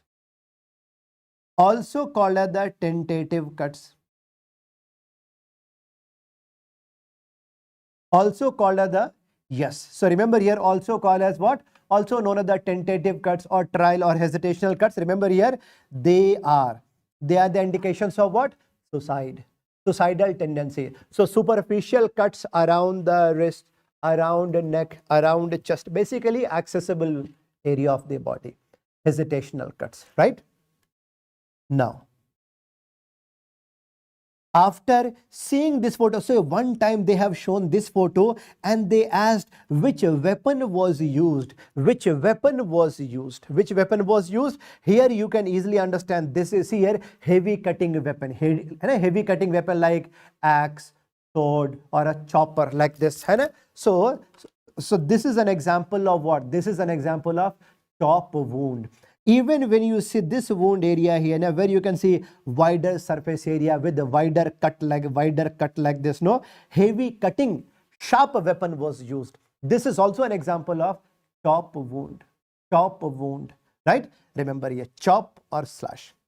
Next, see here, sharp and pointed weapon will be causing which type of injury? Stab injury. So if there is only one entry point, it is called as, right, it is called the penetrating wound. If you can see, entry wound is also there, exit wound is also there. Like entry point is also there, exit point is also there. This is called a perforating wound. R par kar diya, phad diya, right? That is called a perforation. Only entry, it is called a penetrating wound. Entry, exit both, perforating wound, right? Now, chalo, this much point is clear to everyone. Okay. Now, see here, how to understand which weapon was used. If you can see shape of a wound here, but before this, please make one more point clear here. When I talk about the perforating wound, no, in a case of a stab injury, remember, entry wound will be bigger. Entry wound will be bigger. Exit wound will be smaller. Okay, stab injury mein, like entry wound will be bigger, but exit wound will be smaller. But this will be opposite in gunshot injury. This will be opposite in gunshot injury, bullet injury में entry wound will be smaller, entry wound will be smaller, exit wound will be bigger. है ना, fast moving bullet is going to enter the body, right? So entry wound will be smaller, but exit wound will be bigger in a case of gunshot. Be careful. Like a stab injury में entry will be bigger, exit will be smaller. This will be opposite in gunshot injury. Gunshot injury. Now, on the basis of shape of the wound, if shape of the wound is like a triangle or like a wedge shaped, then single-edged sword was used. Single-edged sword was used. Okay? Single-edged. But if you see shape of the wound is like this, elliptical like this, elliptical. Like see two angles will be pointed. Okay? Then actually see a double-edged sword was used. Do dhari talwar. This much point is clear. So on the basis of shape of the wound also they are asking which weapon was used. You should be careful. Right now single-edged में triangular है, elliptical है, then double-edged sword. Double-edged sword. Now, if you can see, suppose if a person is going to attack on you like this, if a person is going to attack on you like this, and if you are holding the weapon like this, if you are going to grasp the weapon like this, so there will be wound over the palm around the web spaces here. So this kind of wound is called as, this kind of wound will be called as a defense. Actively you are defending, it is called as active defense wound. It is called as active defense wound. Active defense wound. Active defense wound when wounds will be over the frontal part of the palm here. Okay, but suppose if a person is attacking on you, and after that if you are going to, like suppose if you are going to protect yourself like this only, like this, that if there will be a wound around the, if there will be a wound at the back of your hand, at the back, then this will be called as passive defense wound. Passive defense wound. These pictures are important for your exam. I am telling you, very, very important. Active defense wound, passive defense wound. All right. Now, suppose if you are going to hold the head of someone and you are going to strike against the wall. किसी का sir पकड़ के मार दो दीवार पे ऐसे. Okay. Holding head of someone, you are going to strike against the wall. So a skull is fixed, but inside a skull, cerebrum will be freely movable, no? So if you are going to strike against the wall like this, so do you think cerebral cortex will strike against the wall? Yes. So there can be injury here. After that cerebral cortex, it can go back also. So here also there can be injury. So if there will be injury over the first point of impact, this is called a coup. Injury over the posterior part of the skull, the posterior part of the cerebral cortex, it is called a counter coup, like this photo. First point of impact pe injury, coup injury, coup. Backside injury, this is called as, this is known as the counter coup. Remember a coup and counter coup. Coup and counter coup are important. Coup and counter coup. Coup and counter coup. See here, one more important point you should know here. Like suppose if a newborn baby is there, है ना? Newborn baby is there. Newborn baby. Newborn baby. Okay. So newborn baby is like, ये newborn baby जो वो नीचे गिर गया, है ना? Or from the corner of table or from anything, if there will be hit over the skull. So a skull bone of a newborn baby will be soft. So there can be depression like this. So there can be depression like this. So there can be depressions. Same dent like this, like the same dent like this. So there can be a dent over the skull. Same dent like on your car, जो हल्का सा गड्ढा पड़ गया. So remember here, please write down here, in a newborn baby. Okay, that kind of depression is called as, that is called as the pond fracture. That is called as the pond fracture. Okay, pond fracture, which is also called as indented fracture. Indented fracture. Indented fracture, which is also called as, same like a table tennis ball, you can see a dent over the table tennis ball. In China, table tennis is called a ping pong. So that is called a ping pong fracture. Yeah, that is called a ping pong fracture. Now, one more question is there. See here, suppose if a bullet injury will be there over the skull. Okay, one bullet went inside the skull, leaving one hole. You can see only one hole here.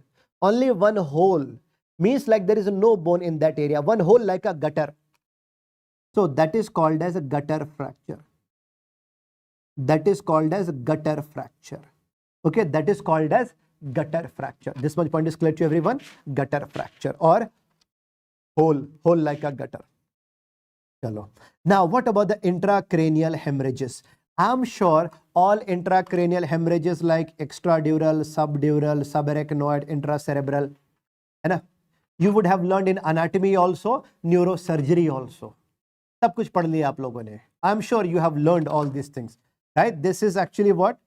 Like this is, suppose if this is the skull bone, and if this is the, like suppose if this is the pia mater, arachnoid mater, dura mater, pia mater, arachnoid mater, dura mater.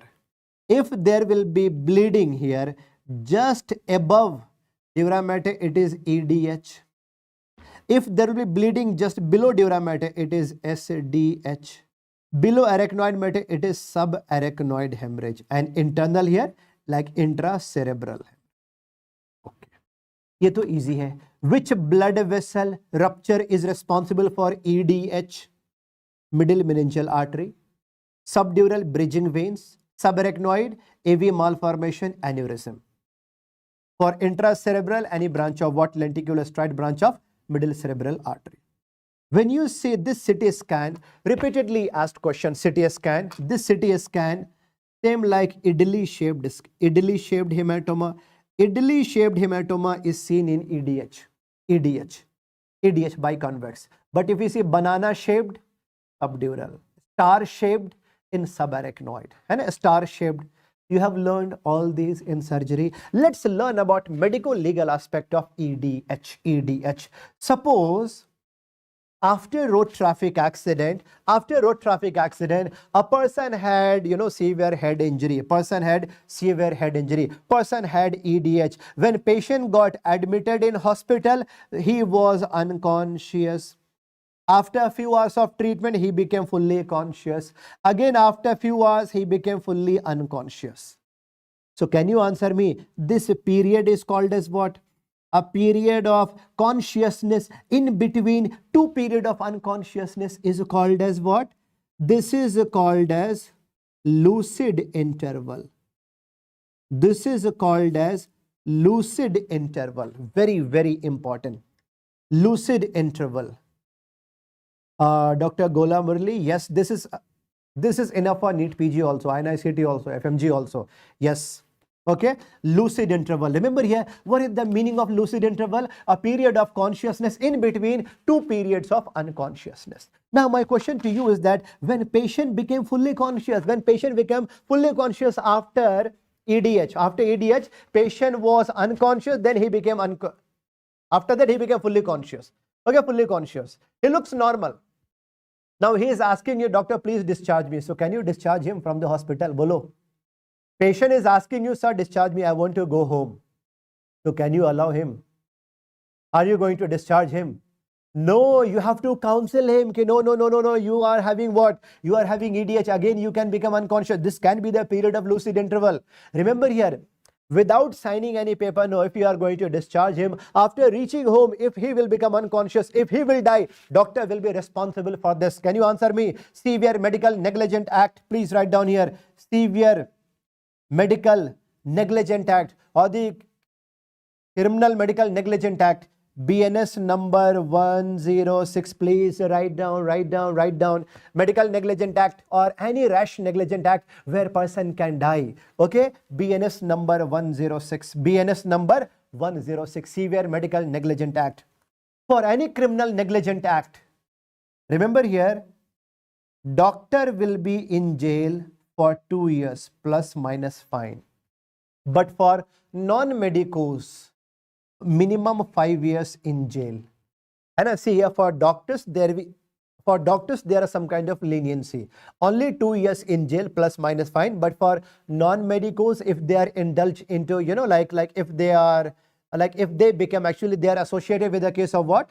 Like any kind of negligent act, 5 years in jail. But for medicos, 2 years in jail. BNS number 106. So the question is that on which paper you should ask the patient or family members to sign. That paper is lama or dama. Either you say lama or dama. Leave against medical advice or discharge against medical advice. Okay, here like patient or family members will be writing in their own handwriting, doctors have explained me everything, but I want to go home at my own risk. If something will happen to me, doctors will not be responsible. Lama or dama, leave against or discharge against medical advice. Okay, fine. So remember here, lucid interval is seen only in EDH. EDH. Lucid interval is seen only in EDH, period of consciousness in between two periods of unconsciousness. Second question, medico-legal aspect. During lucid interval, if a person is signing any contract, will this be valid or not? Bolo, will this be valid or not? Bolo, will this be valid or not? Answer is yes, this will be valid. Yes, this will be valid. During lucid interval, if a person is signing any contract, yes, this will be valid. But he should sign in front of two witnesses. He should sign in front of two witnesses. Two witnesses. Yes, this will be valid because this is a complete period of consciousness. Lucid interval can be seen in EDH and during insanity. Psychiatric case also. Okay. Second, one more important point, EDH, medico-legal aspect. A person was fully unconscious, right? A person was fully unconscious, lying around the roadside, along the roadside. After that, police came. After hearing the police, when he became fully conscious. Again, when police started, approaching towards that, again he became unconscious. So here, what police will think? He is a drunk. But police will take him to custody and he can die there in police custody. Who will be responsible? Police. So please write down EDH. EDH also mimics like a drunkenness. EDH also mimics like drunkenness. Two medico-legal aspects of EDH. One is a lucid interval. One is a lucid interval. Second, it mimics like drunkenness. It mimics like drunkenness. This much point is clear to everyone. Very, very important. Very, very important. Now, see, suppose one more medico-legal aspect. Suppose if there is a case of child abuse. Out of aggression, a stepfather, he is going to hold the head of baby and shake the baby like this. Do you think there can be intracranial hemorrhage? Yes. That is called a shaken baby syndrome. So question they have asked, in a case of child abuse, which hemorrhage you can see? Subdural hematoma. Subdural hematoma. Okay, fine. Now, suppose if you were driving a car, okay, and see here, if you were driving very, very fast, suddenly if you have to stop, like after sudden acceleration or sudden deceleration, either head will go back and front like this. है ना? ऐसा ही होगा ना? So either there can be hyperextension, or hyperflexion. In this manner, do you think there can be laceration over a spinal cord? Yes, it is called as a whiplash injury. It is called as whiplash injury. Whiplash injury. Okay, whiplash injury. There can be laceration over spinal cord. So basically a road traffic accident. Now suppose if you were walking on the roadside, and suppose if a car came and hit you for the first time. So first point of impact, this is called as what? First point, right? This is called as the primary impact injury. First injury will be called the primary impact injury. Okay, primary impact injury. Okay. After that you will fall on the car, that is called a secondary impact injury. After that you will fall on the ground, that will be called the tertiary impact injury. Like here, like in this, see, when I talk about the primary impact injury, no, primary impact injury will always be because of what? Because of the car only. See, secondary impact injury is also because of the car. But when you are falling on the ground, there will be injury because of ground also. So tertiary impact is also called as secondary injuries. Secondary injuries. That was secondary injuries. Out of these three, can you answer me? Where can you expect there can be a fracture of tibial bone or patella bone? Can you answer me? in the primary impact injury. So here injury will be because of bumper only, no. So see, the primary impact injuries, you can say this is called as a bumper injury. Bumper injury and a bumper fracture, right? Bumper fracture. Primary, secondary and tear. You have to be careful about the wording. I am saying what? Primary impact injury, secondary impact injury and tertiary impact injury. Tertiary impact is also called as secondary injuries. Now about this photo, can you answer me? See here, when a person will be sitting on the, like suppose if a person will be sitting on the, like on the front passenger seat. After sudden stoppage of the car, do you think like hip can go inside the dashboard, under the dashboard? After that, there can be femur fracture, there can be hip dislocation. This is called as a dashboard fracture. Dashboard fracture. Dashboard fracture. Okay. Now, see here, what is the most common injury, most common organ to be injured in a case of seat belt? Mesentery is the most common. Mesentery is the most common organ to be injured in seat belt injury. After that GI, after that, you know, bowel, stomach, or even there can be the thoracic part, right? And thoracic organs also. So remember, most common organ to be injured in a case of seat belt is what? Like mesentery. Now, see, like injuries because of the burn, because of the temperature, right? See, because of a low temperature, can you answer me? Like suppose if a person, like in a case of the Antarctica, or you know, like where so much of a snowfall will be there. So what kind of injury can be there because of a low temperature, because of the dry ice? Bolo? Frostbite. Dry ice, frostbite. But wet snow inside the shoes, wet snow inside the shoes. Wet snow will be giving which one? Which type of foot? Yeah, this is called the trench foot only. Okay, trench foot. Okay, but high temperature may please write down here. When hot liquid will be there, when hot liquid will be giving a scald burn. A scald burn. Hot liquid burn, a scald burn. See here, injury due to hot metal touch. Hot metal touch. This is called this is known as thermal burn. Because of acid and alkali. Acid and alkali, where you can see accumulation of the pus just after burn. That is a chemical burn. Lightning burn, you should understand lightning burn. This kind of imprinting is called a lightning, which is also called a filigree, arborescent and Lichtenberg flower-like pattern. Now, this time INICET, they have asked a question related to electric burn. First of all, please understand there are two types of electric current. One is called as a direct current. Another is called as alternating current. Direct current is called as low voltage electric current. Low voltage electric current. And alternating current is a high voltage electric current.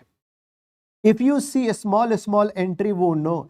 If you see a small entry wound here, okay, so it means a low voltage current, like because of a small electrical appliances. But high voltage current, no, remember here, this can damage maximum portion of your body. High voltage, see the question they have asked, after high voltage electric current, no, person will not be able to detach from the electric current until and unless the main switch is getting off. Why? He's not able to detach himself because electric current will produce symptoms like tetany. Symptoms like tetany. Okay, I remember here, see, whenever electric current is going to enter your body, whenever electric current is going to enter your body, this will be following heart impulses. This will be following heart impulses. Okay, wherever heart impulses are going, like electric current will be following that part only. So electric current can cause ventricular fibrillation. So if I ask you, what is the cause of death in electric current? Cardiac arrest. What is the cause of death in electric current injury? Yes, cardiac arrest only. Ventricular fibrillation is the cause of death. Okay, some different types. Image based question you can expect here. This time INI-CT also, they have asked a question from here. If you can see a small entry wound, okay, this is called a jewel burns. A small entry wound, jewel burns, form contact with the low voltage. But suppose if electric wire got detached and you know this was about to touch your body but it could not. So something about to touch something like halke chhu ke nikal gaya, right? This is called as a splash burn. This kind of burn is called as what? A splash burn. Splash burn. Loose contact with air gap. But this time in INI-CT, almost a similar picture they have asked. And they asked what is the cause of death here. Which burn is this? Remember, when you see hard skin, leather-like skin of crocodile. So loose contact with high voltage electric current. So this kind of injury, this leather-like hard skin, this is called a crocodile burn. Crocodile burn is also because of what? Electric current only. Image-based questions. Okay. Okay, Dr. Mumtaz, I'm glad. Okay, Dr. Mumtaz, yes. PG also, yes. Okay. Now, what about the bone pearls? What about bone pearls and current pearls? Remember here, because of the heat produced by electric current, do you think minerals of the bones can get melted and get deposited at different parts of bones also? Yes, if you can see different deposition of bones here, and like the bone minerals, these are called as bone pearls. But sometimes even metal electrical appliances, molten metal can also get deposited inside the tissues, which you can see only with the help of electron microscopy. That is called as, a current pearls. So all these are synonyms of electric burn. Now, what about this burns here? Normal burns, Diwali burn, antemortem and postmortem. Remember, I'm sure you would have learned in general surgery burns and burns management. Rule of 9, I'm sure you would have learned how to calculate total body surface area, right? Fluid of choice, right? The Parkland's formula, right? All these you would have learned in surgery, or like this will be revised in surgery also. Okay, this will be revised in surgery, how to calculate total body surface area by using Wallace rule of 9. Okay, how to do antiseptic dressing, right? How to do antiseptic dressing. Fluid of choice is Ringer's lactate, right? Okay, fine. How to calculate fluids, you'll be learning it. Here I will be discussing only forensic aspect. Okay. What are the antemortem signs and postmortem? Antemortem means what? Before killing, before death, he was actually tortured or not because of burns. Okay. So what are the antemortem signs? Means what? The signs when he was alive. So if you do postmortem examination, if you find black color of soot in a respiratory tract, black deposition, and that is actually carbon. It means yes, when he was alive, respiratory burn, right? Okay, CO in blood, yes. Even you can see what, like infection, if there will be yellow sputum, greenish sputum, infection. Before death, he had infection. And one ulcer. There are two types of ulcer. Please remember here, two types of stress ulcer. One is called as curling ulcer. Another is called as Cushing's ulcer. See here, these are examples of a stress ulcer in GIT. In burns, there will be shape of ulcer like a curl. So remember here, see, these two are examples of what? A stress ulcer in GIT, stress ulcer. So in burns, you see curling ulcer. But after head injury, you see Cushing's ulcer.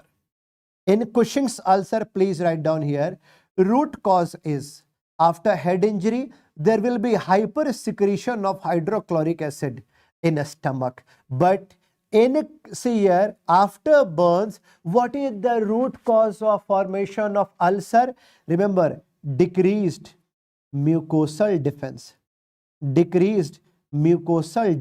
in GIT, decreased mucosal defense in the stomach. Okay, that's why curling ulcer. So see here, When I talk about the curling gulls, it will take some days to form. So 100% antemortem sign, 100% antemortem sign. Black suit and respiratory type, black deposition, 100% antemortem sign. But what about pugilistic attitude, boxer's defense? Postmortem sign, postmortem sign, okay, postmortem sign. Now, bomb blast injury, remember here, due to bomb explosion, when like there'll be injury because of blast wave, it is called as, this is known as the primary blast injury. Some people are making bombs while using nails also, nails hota hai keele, nails. So after bomb blast, there will be flying projectiles also, na? So injury because of the flying projectiles will be called as secondary blast injury. There can be victim displacement also. Person can be displaced from here to there. So victim displacement, it is called as the tertiary blast injury. After bomb blast, building collapse can also be there. This is known as the quaternary blast injury. Okay. After that, there can be injury, like injury due to secondary radiations and chemicals. Even after many days of bomb blast also, there can be release of chemicals and radiations, right? No, that is called a quaternary blast injury. After seeing this photo, you can easily understand, because of blast waves, primary blast, flying projectiles, secondary blast, due to victim displacement, tertiary. Out of these three, can you answer me, where can you expect bone fracture or a skeletal fracture will be seen in the tertiary blast injury? But because of the flying projectiles, do you think around the body, around the face, around everywhere, so do you think there can be abrasion also, laceration also, contusion also? Yes, because of the flying projectiles, there can be abrasion, there can be contusion, there can be laceration. Abrasion, contusion, laceration. So this is making a triad. This is making a triad. Can you answer me? What is the name of this triad? This is called as Marshall's triad. Marshall's triad. Okay. Please write down it. This is called a Marshall's triad. This is old question, very important question. Marshall's triad is seen in secondary bomb blast injury. Marshall's triad is seen in, please remember here, this is seen in secondary bomb blast injury. This is important, very important, I am telling you. Like if you say 10-year question paper, no, minimum 7 times they have asked bomb blast injury, right? Bomb blast injury. Now, due to blast wave, repeatedly asked question, what is the first organ to get damaged? Normally, first wave is going to enter through ear, no. So first of all, like injury, first of all tympanic membrane, and then major organ में lungs, then GIT. ये तो simple है. Like suppose if there's what is the first major visceral organ, then it will be lungs only, lungs. But first overall ear, tympanic membrane. Bomb blast can happen underwater also, na.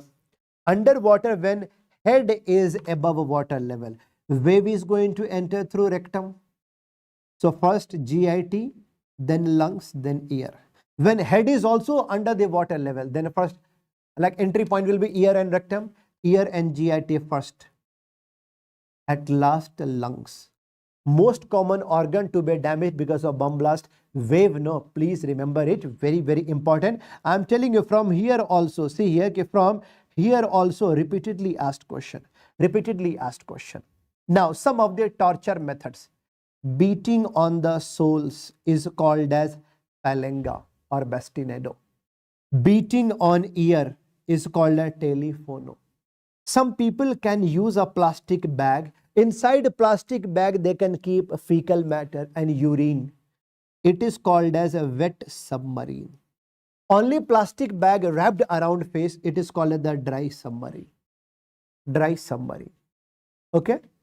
These methods you have to memorize. You are hanging someone like a parrot.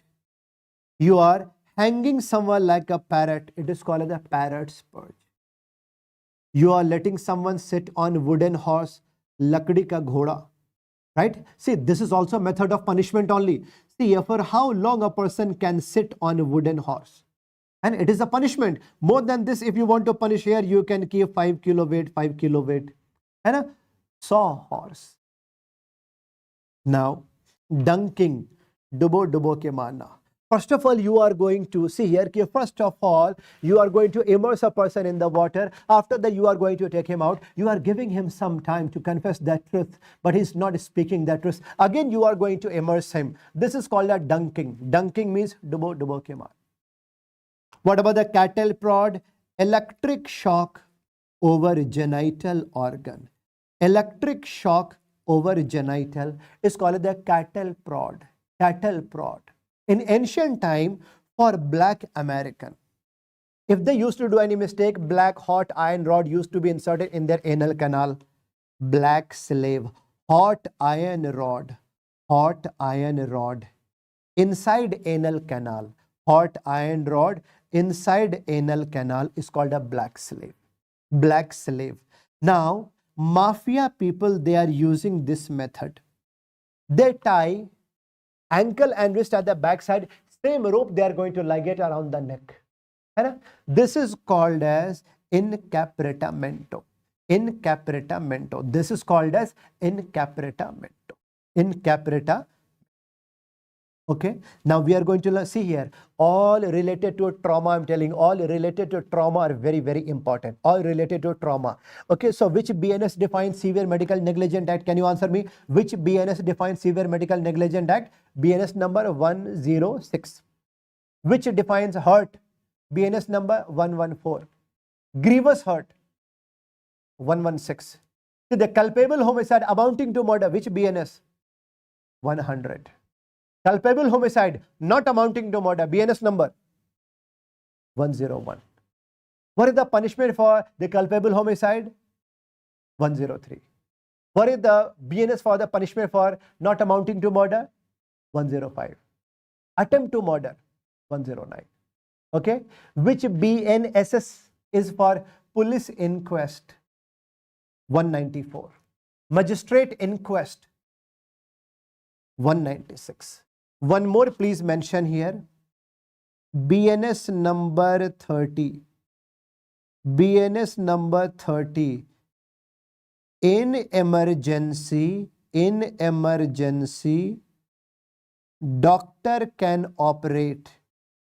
Doctor can operate without the consent. Doctor can operate without consent. Without consent. In emergency, doctor can operate without consent. Munna भाई देखा था कि भाई अगर कोई मर रहा है तो पर्ची कटाना जरूरी है क्या, है ना? तो BNS number 30. BNS number 30. This one point is clear to everyone. Very, very easy to understand. Which BNS defines rape cases? 63. What about the punishment for rape? 64. Which BNS defines gang rape? 70. Okay, remember all these are important. All these are important. Now we are going to learn about asphyxial death. Asphyxial death. See, asphyxial death may, please remember here, asphyxial death may, when there will be, like suppose, like if a person is,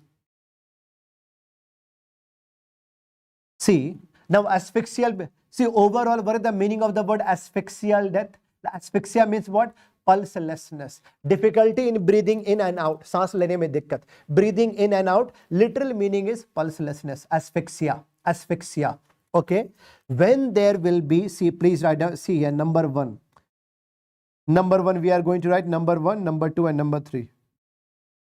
If there will be, see here, like suppose, like if a person will be hanged, like if a person will be hanged, if there will be suspension of body, if there will be suspension of body in air, suspension of body in air with the neck constriction, with the neck constriction, suspension of body, okay, this is called as hanging.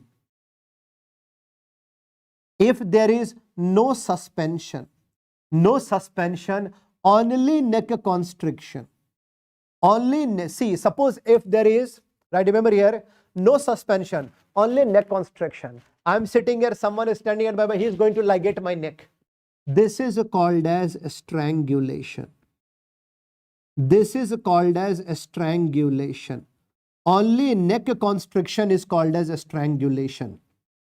So suppose if a person is using any ligature material, rope, wire, then it will be called as ligature strangulation. If a person is using his palm manually, it is called as manual strangulation, also known as throttling. Also known as the throttling. Okay, now case number 3, no suspension, no neck constriction. Still person is dying because of asphyxia. Now this will be the example of what? Suffocation death. This will be the example of suffocation death. This much point is clear to everyone.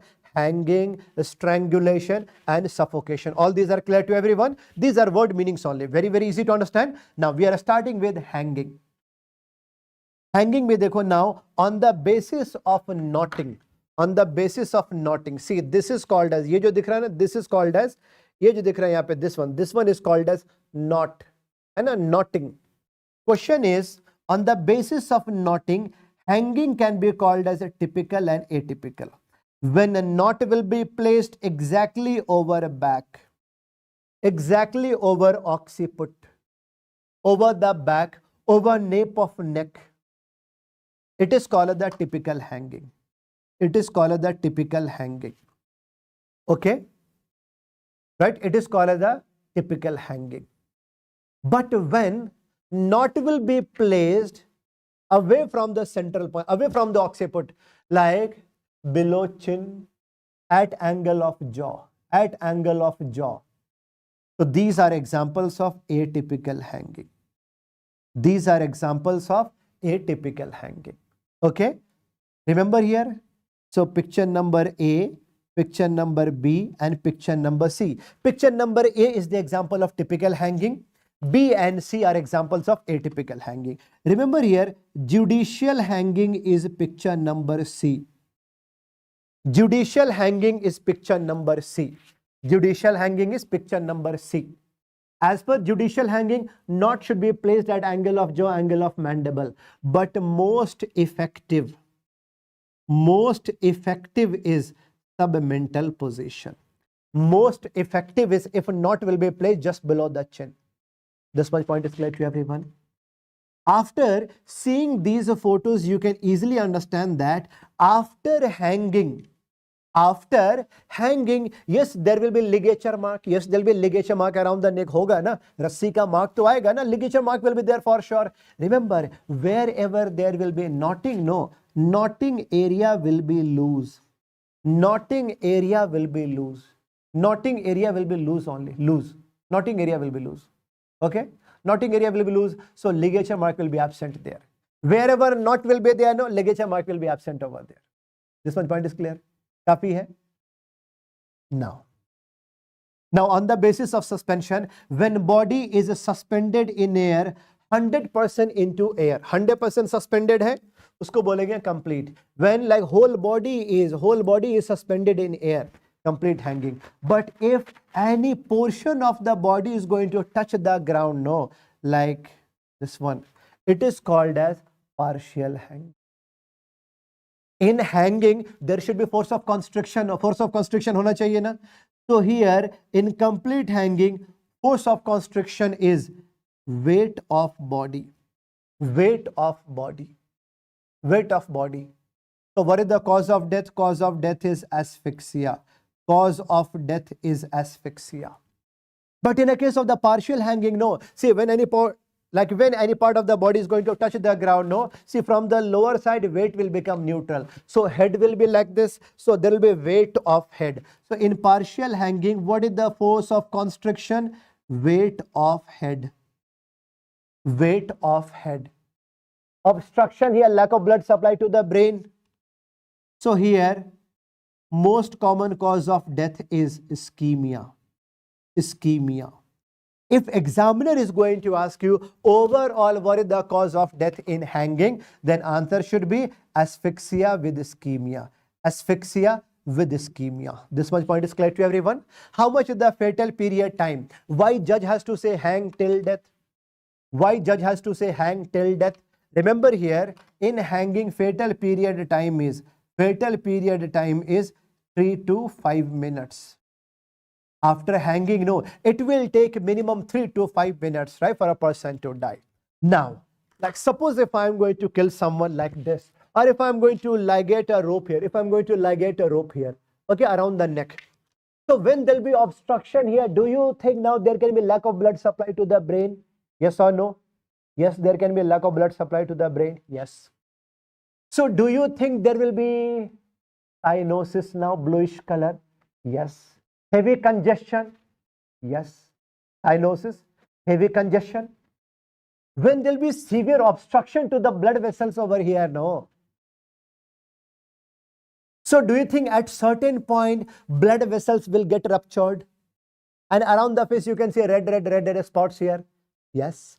So please write down here. See here, after hanging or after any asphyxial death, yes, there can be cyanosis.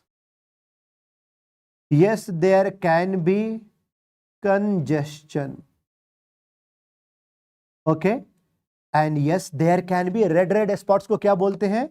That is called the tardive spots. That is known as the tardive spots. That is known as the tardive spots or ecchymotic sign, है ना? Ecchymotic signs. All right.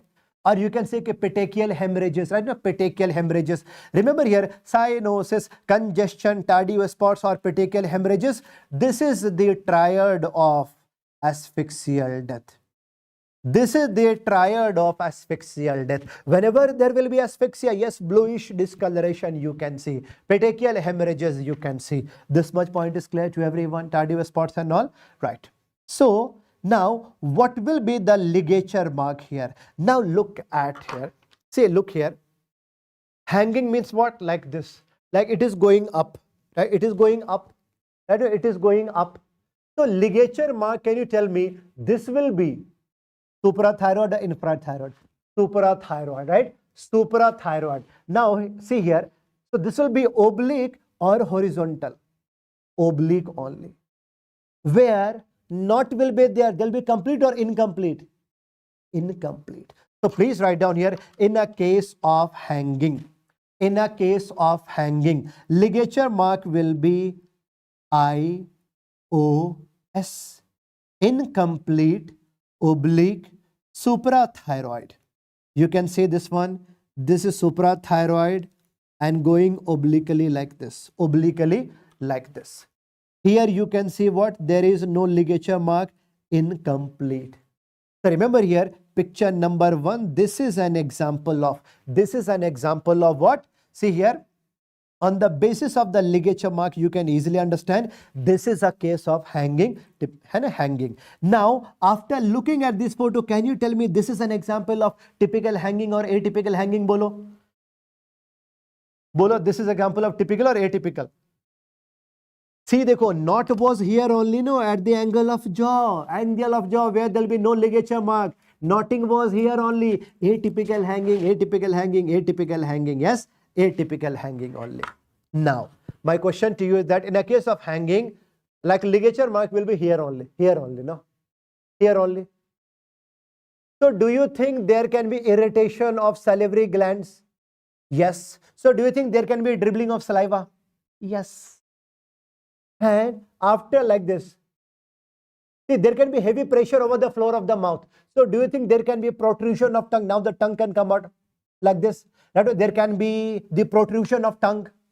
Yes. In a case of hanging, please remember here, in a case of hanging, there can be protrusion of tongue. See here, tongue can come out. Dribbling of saliva will be there. Please write down here, very, very important here. Dribbling of saliva. Dribbling of saliva.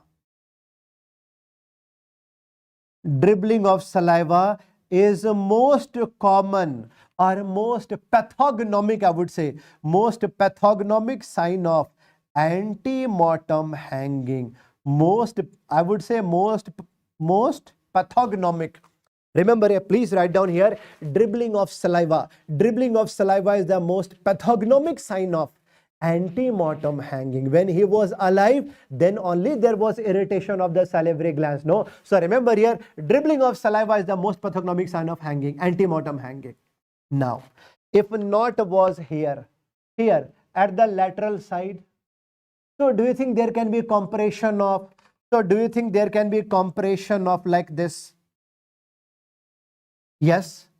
Do you think there can be compression of cervical sympathetic chain? Cervical sympathetic chain. Yes, there can be compression of the cervical sympathetic chain, and there can be the protrusion of tongue, and same side eye will be remained open. This is called as lymphashi-sympathetic. This is called as lymphashi-sympathetic. Remember here, lymphashi-sympathetic. Lymphashi-sympathetic. This is also an lymphashi-sympathetic. This is also a, remember here, lymphashi-sympathetic. This is also ante-mortem sign. This is also ante-mortem sign only. Remember here, this time INICT question, this time abhi 9th November 2025 INICT question, lymphashi-sympathetic, compression of cervical sympathetic chain, dribbling of saliva, most pathognomic ante-mortem sign. All these points are clear? Okay? Now, hanging may, what is the ligature mark here? IOS. But if a person is standing at my back and if he is going to ligate my neck like this, suppose if he is going to ligate my neck like this, no. So obviously my head can go like this, no. So now ligature mark, you tell me, suprathyroid or infrathyroid? Obviously infra. So this will be oblique or horizontal? Horizontal. And if a person is going to ligate my neck, do you think he will be taking any chance? Obviously no. So complete ligature mark all around the neck. So in ligature strangulation, remember here, in ligature strangulation, what will be the ligature mark? Ligature mark will be ITC.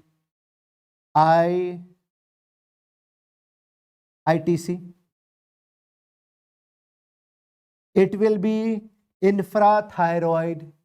T for, you can say horizontal or transverse, and C for complete. Ligature mark, how to differentiate hanging and strangulation will always be the important topic for you people. Please remember here, see, if I talk about hanging, IOS. Ligature strangulation, ITC. Ligature marks, important. I'm telling you for your exam. Now, look at these two pictures. Picture number 1 and picture number 2. Can you answer me? Picture number 1 is hanging or ligature strangulation? Bolo. Picture number 1 is hanging or ligature strangulation.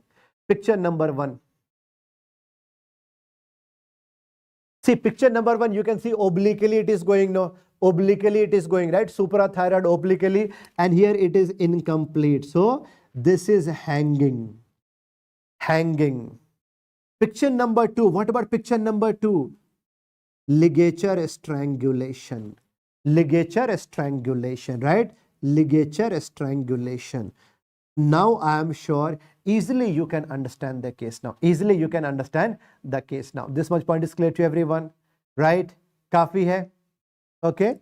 Next. Now, how to differentiate typical hanging and atypical hanging? Like how to differentiate typical and partial hanging? See, typical mein there will be what? Typical mein to ho gaya by IOS, this is same. But partial hanging mein what will happen? No. When the body portion is going to, like any body part is going to touch something, now head will come down, so ligature mark will come down like this. So it will be like infrathyroid, and usually it will be horizontal, but it will be somewhat incomplete. Now, see, when a mob is going to hang someone, okay, fine. Mob is when a group of people is going to hang someone, it is called as a lynching. But as per a legal system, judicial hanging. Rule in the case of judicial hanging is length of a rope from the point of suspension should be equal to height of a person. And when see here at the lower part there will be wooden plank. No, when it will be removed, When this will be removed, suddenly person will be lying down, suddenly when he will be coming down, no. Like suddenly there will be what jerky movement here. Now, so see a fracture of C2 vertebra can be seen. Okay, fracture of C2 vertebra, and because of this only there will be cause of death in judicial hanging. So that's why C2 vertebra fracture is also called a hangman fracture. Okay, C2 vertebra fracture, axis fracture, not atlas. What about this one? This is called as what? Manual strangulation. Manual strangulation, also called as a throttling. Can you answer me? Signs of a struggle will be more in hanging or a strangulation? Obviously a strangulation. Okay, the strangulation only. All these points are clear to everyone. Now you look at these pictures and answer me. Picture number 1 is hanging or ligature strangulation. Picture number 1, bolo.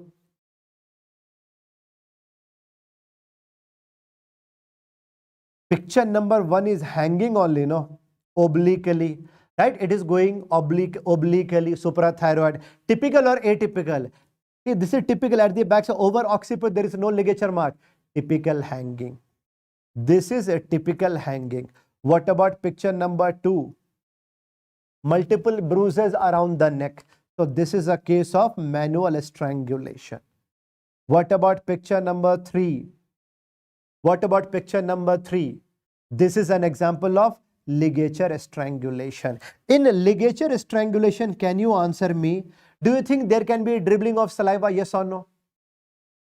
See, देखो, ligature mark is here. No irritation of salivary gland. So in a case of ligature strangulation, no dribbling of saliva. No dribbling of saliva. But signs of a struggle will be more, no? So there can be blood frothy mouth. है ना? There can be bleeding from the mouth and the nose. Right?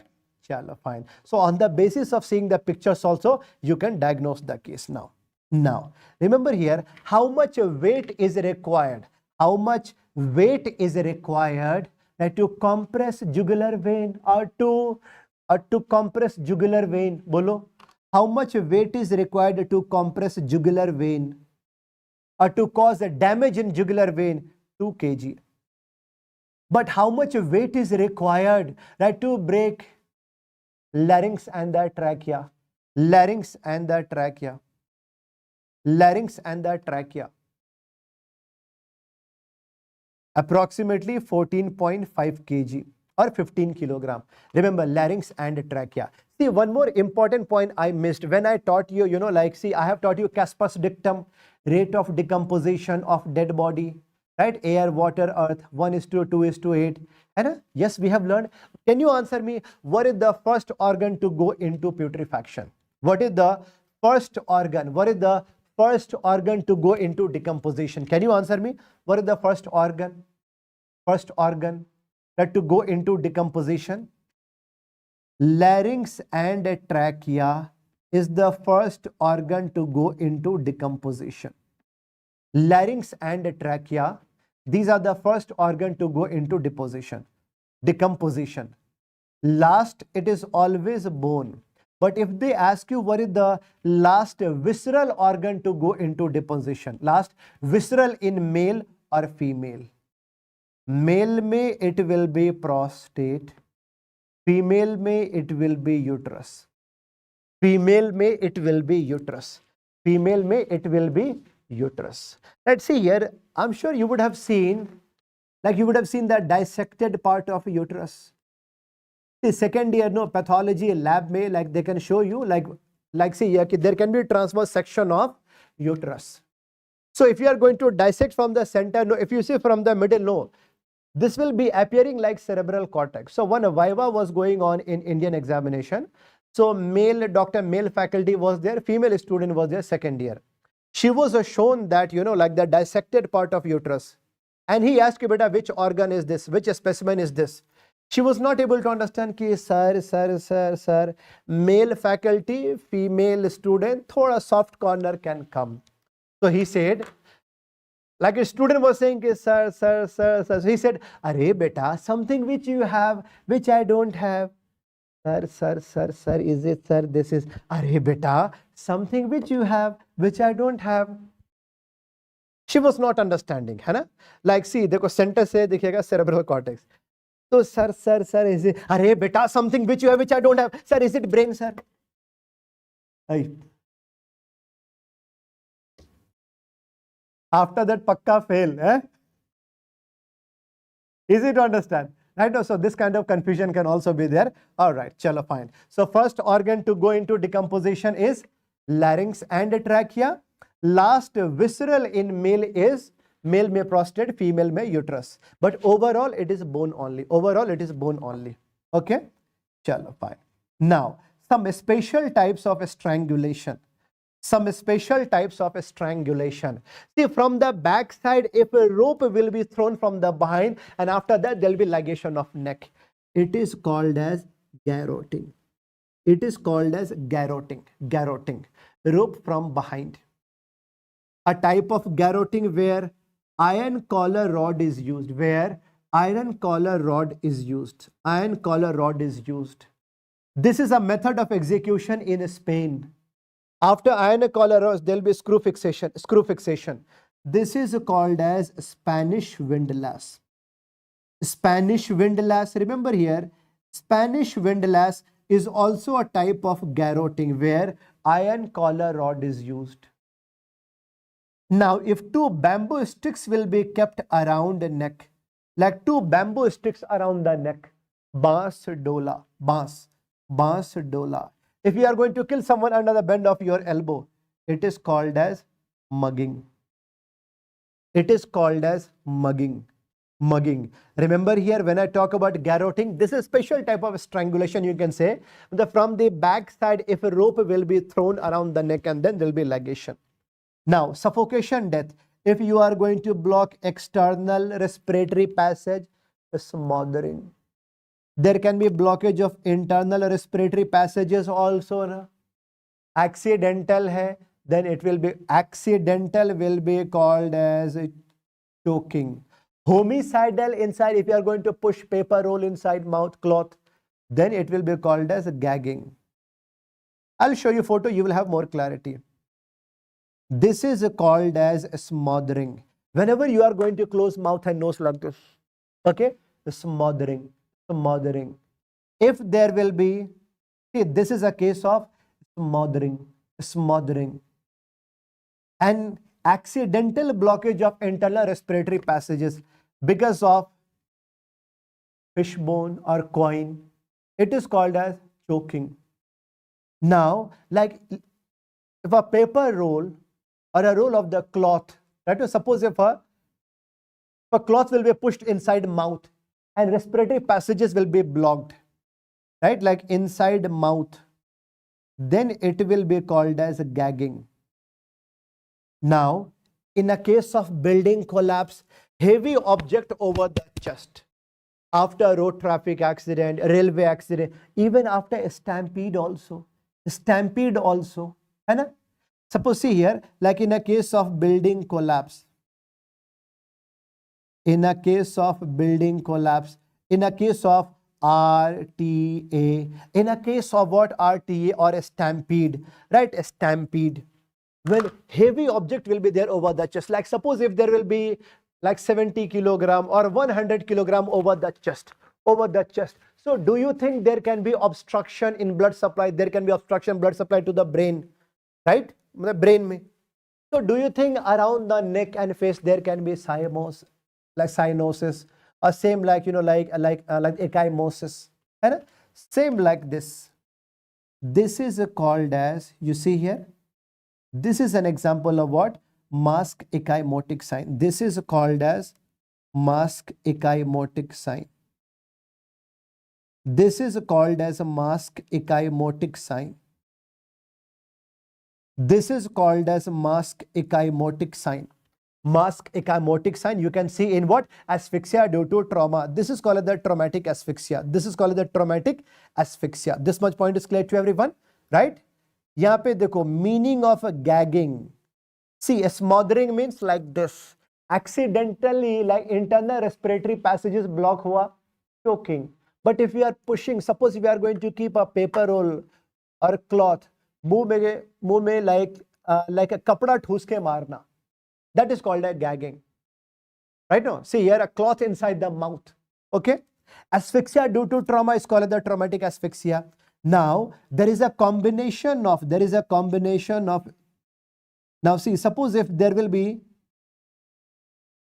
now there is a combination of a smothering and asphyxia due to trauma.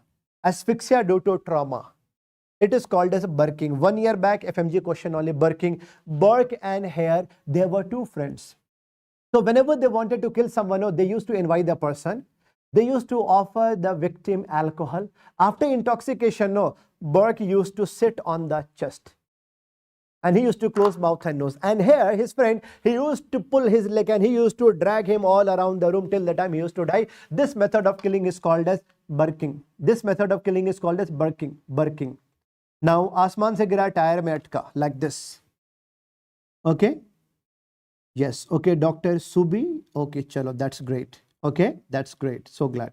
See, dekho, now due to position inside the tire, now because of this position, he will not be able to breathe in and out.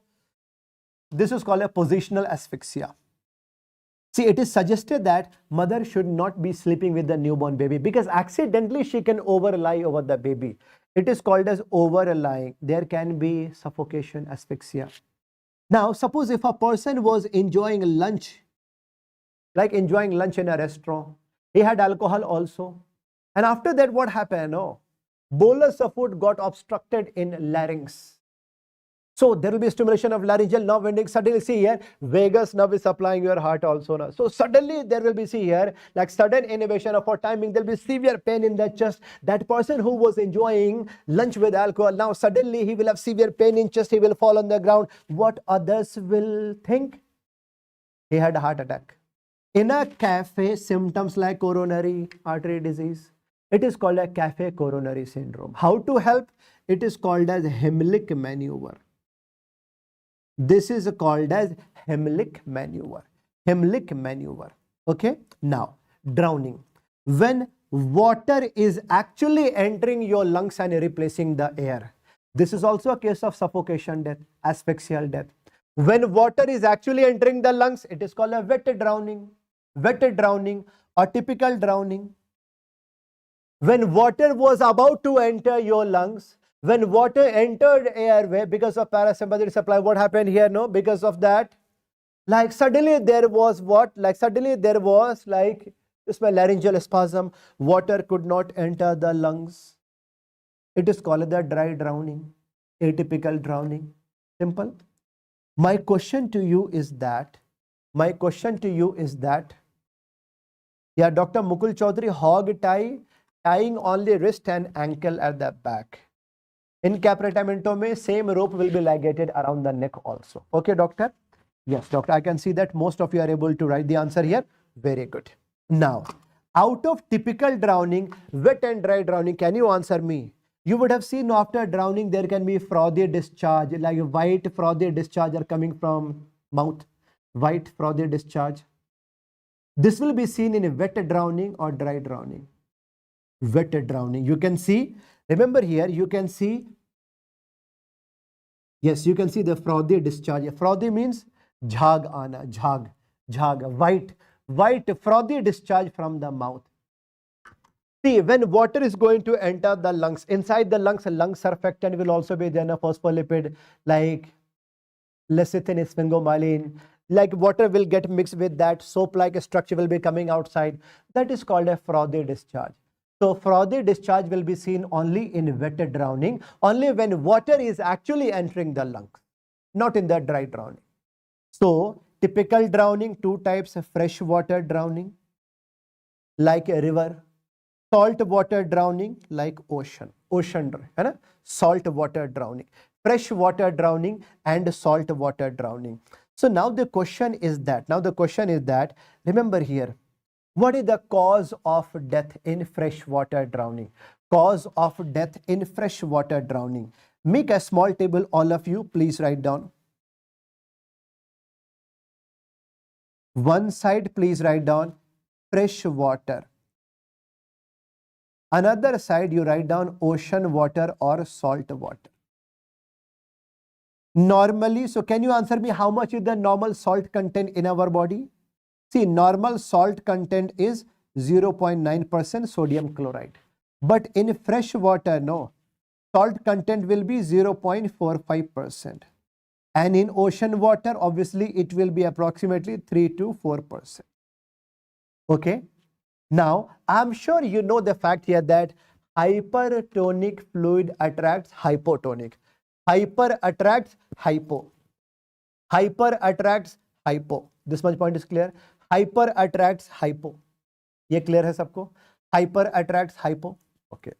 See, in a case of river water drowning, no, in a case of river water drowning, when water will be entering into the airway to lungs. After that, do you think fresh water will be going inside the systemic circulation? Yes. So do you think after that there will be hemodilution? Hemodilution will be there, no? After lungs, yes, there will be hemodilution. There will be hemodilution. So whenever there will be hemodilution, do you think there will be hemolysis now? Do you think there will be hemolysis? After hemolysis, do you think there will be now there will be more and more potassium? It will be causing hyperkalemia. Hemodilution, because of that, do you think there can be overload? Both these are the risk factors for what? Now there will be, how there will be the death here? Death will be because of what? Death will be because of cardiac arrest only. See, remember here when I talk about fresh water drowning, now what is the cause of death? Cardiac arrest. Fresh water drowning mein cardiac arrest. Okay, cardiac arrest. But ocean water mein, remember here, hyper attracts hypo. Ocean water in a salt water, when salt water is going to enter the airway, after that this will be entering into the lungs. But now in the lungs, hypertonic fluid is there. In your blood, hypotonic fluid is there. So from the circulation, no, now this will be attracting fluid. This will be attracting body fluid. Now do you think now there will be more and more fluid accumulation in the lungs? Yes, this will be causing severe pulmonary edema. This will be causing severe pulmonary edema.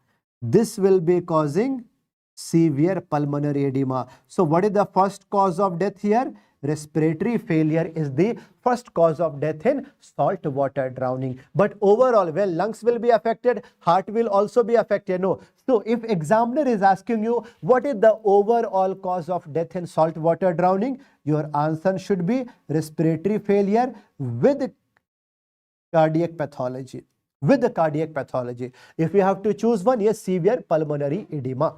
I'm sure you can easily understand here. You can easily understand all these points here. See, what is the cause of death in freshwater drowning and saltwater drowning? But if I do post-mortem examination, suppose if a dead body was recovered from, like ocean or river, I don't know. Suppose if there was a case of drowning. Do you think after post-mortem examination, I can easily understand whether this body was recovered from fresh water or salt water? Do you think so? Is there any test? Yes, there is a test. Can you answer me? Yes, there is a test. That test is called as Gettler's test. That test is called as Gettler's test. This is an important topic. Please write down Gettler's test. Gettler's test. Gettler's test क्या है यहाँ पे समझो now. Now one more time, make a small table like this. One side you write down fresh water drowning. Another side you write down ocean water or salt water drowning. Now, how much is the normal? See here, normal. When I talk about normal level of salt content, no. Normal level of salt content is 0.9%. Fresh water में 0.45%. Salt water में 3 to 4% sodium chloride. One more basic physiology, you know that there will be movement of solute from higher concentration to lower concentration. This is what we have learned. Higher to lower, movement of solute, movement of salt from higher to lower. Now, this is a normal human blood. If a person will be thrown in river water, fresh water, if a person will be thrown in river water, fresh water, do you think there can be salt movement from human blood to river? human blood to river? Yes. 100% yes. Yes, no. Eh? So if I do postmortem examination, if I check level of sodium chloride, if I check level of sodium chloride, especially we have to see the level of Cl minus, Cl minus, Cl minus, okay, chloride content, है ना, chloride content in blood. It will be more than normal or less than normal in human blood. Bolo.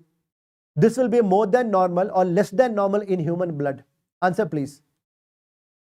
When I do postmortem examination, now see level of the chloride will be lesser than normal. Lesser than normal. This much point is clear. Now, if a person will be thrown in ocean water, if a person will be thrown in ocean water, salt water, so do you think from the ocean, salt can move to human blood, higher to lower? Human blood में आ जाएगा salt. Now, if I do postmortem examination, level of the chloride will be more than normal or lesser than normal now. Now here it will be more than normal. More than normal. We keep a target of approximately 25%. There can be 25% more or less. So if I do postmortem examination, if I have to see the level of chloride is, so if I can find lesser than normal, freshwater drowning, more than normal, salt water drowning, this test is called as Gettler's test. Gettler's test. Easy to understand. याद आ गया, समझ में आ गया बात, right? One more test is there, diatoms. Diatoms test. One more test, diatoms test. Diatoms test. Diatoms are unicellular algae. Unicellular algae. These are very, very small, micro small. Size will be 60 micron. These are actually inert. Algae hai, these are inert. Inert. Means they will not be degraded also. These are this much small that they can enter human blood also. That these are enter can, see here, these can enter into human blood also. And they can go inside, like inside the bone marrow circulation or bone marrow also. Okay. So suppose like if I have found a decomposed dead body, suppose if I am going to do bone marrow aspiration of a femur bone, and inside femur in bone marrow, if I can identify any diatom, 100% this was the case of drowning. So related to drowning, two tests are there, Gettler's test and what? Diatoms test. Remember, diatoms test will be positive only in those conditions where water can easily enter inside the body. Wet drowning mein, typical drowning mein. This much point is clear to everyone? This much point is clear to everyone? Right. Okay, fine. Chalo, we have learned all these. Now, what about atypical drowning? First of all, that dry drowning, where water cannot enter. Water cannot enter. Okay. And suddenly there was a laryngospasm. So it is called a dry drowning. It is called a dry drowning. Dry drowning. So in a case of the dry drowning, what is the cause of death? Laryngospasm. Immersion syndrome. When a person will be thrown in cold water. When a person will be thrown in cold water. Okay? In cold water. Cold water. See, injury due to electricity, it is called as electrocution. And injury because of cold water is called as hydrocution. This is called as hydrocution. Hydrocution. So when a person will be thrown inside the cold water, so cold water can enter the body through ear also, nose also, mouth also. So when it is going to touch the vagal nerve endings, vagal nerve endings, vagal nerve is supplying your heart also, So suddenly when there will be vagal inhibition, Suddenly when there will be vagal inhibition, there can be sudden cardiac arrest. So what is the cause of death in immersion syndrome? Vagal inhibition. Submersion of unconscious. This can be seen in a case of hypertension, MI, seizure, or alcoholism.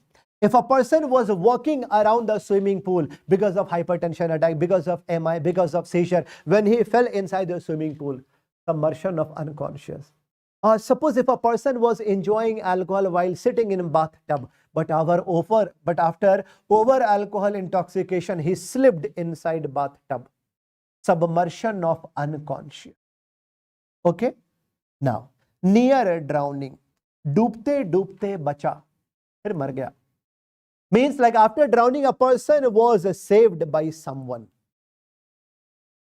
But after that, when dirty water will be going inside, after 3, 4, 5 days, because of infection, because of secondary complication, because of what, like encephalopathy and all, because of secondary complication, if a person is going to die, that is called a near drowning, which is also called as post-immersion syndrome.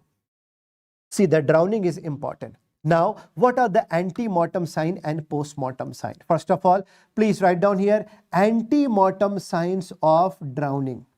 Ante-mortem signs of drowning. Okay? Ante-mortem signs. Water in a stomach. Water in a stomach and a bowel.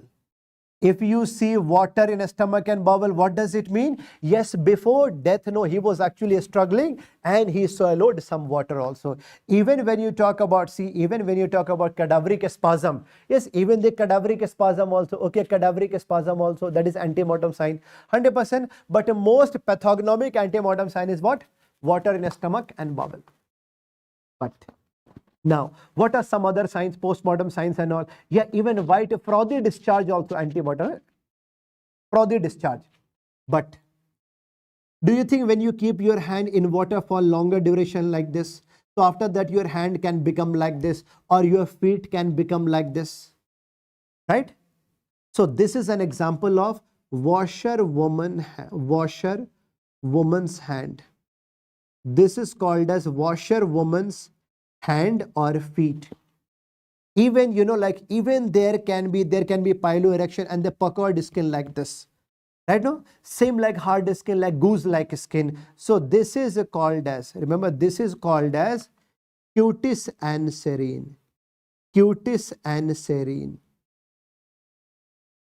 or you can say goose like skin. Goose like skin. Okay, some other signs which you can see after drowning. Do you think so much of water accumulation can be there in the lungs? Yes, there can be so much accumulation of water in the lungs. Because of that, heavy lungs with water will be called as emphysema aquosum. Aqua means water, emphysema related to lungs. Emphysema aquosum. Okay, heavy accumulation of water in the lungs. See, if dirty water is going to enter the lungs, do you think this can damage the layers of the lungs, right? Layers of the lungs. Yes. So do you think there can be petechial hemorrhages over the lungs parenchyma also, over the pleural membrane also? Yes or not? Yes. That is called as Paltoff's hemorrhage. That is called as Paltoff's hemorrhage. Paltoff's hemorrhage. Paltoff's hemorrhage. Okay, Paltoff's hemorrhage means what? Damage over the lungs. Now, when there will be emphysema aquosum, no, if you do postmortem examination, when you remove a sternum, now lungs can come out like a balloon. It is called as ballooning of lungs. It is called as ballooning of lungs. All these we see in drowning only. All this much. See here, we have learned each and every topic related to asphyxia and the drowning. Now read this question and try to answer. Which of the following is a pattern of the typical hanging out of ABC? Batao, jaldi se.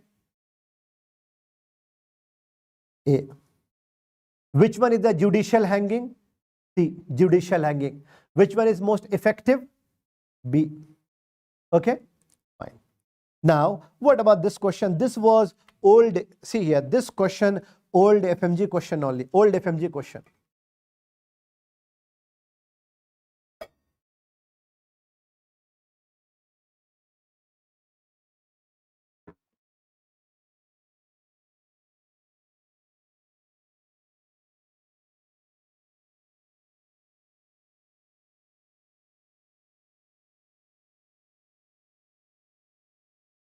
with the tied arms and legs. So 100% homicidal. Face was deeply congested and nails were blue. So yes, this was the case of asphyxia. Last, hypostasis was fixed on back, 6 to 12 hours for fixation of liver mortis. Rigor was seen all over the body. So it means duration of death is within 24 hours from postmortem examination. Yes. Abrasions and nail marks were marked on chin, face and nostrils. Lips were lacerated. This is a case of a smothering, not the throttling. See, this is the level of FMG exam. This is FMG question only. Old FMG question. Next. Read this question, old AIMS question.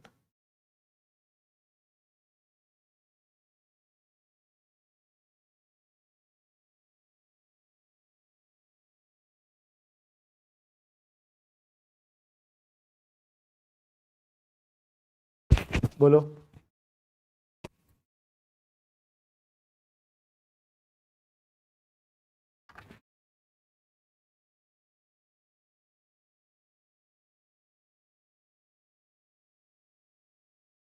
Yes, 100% this is a case of what?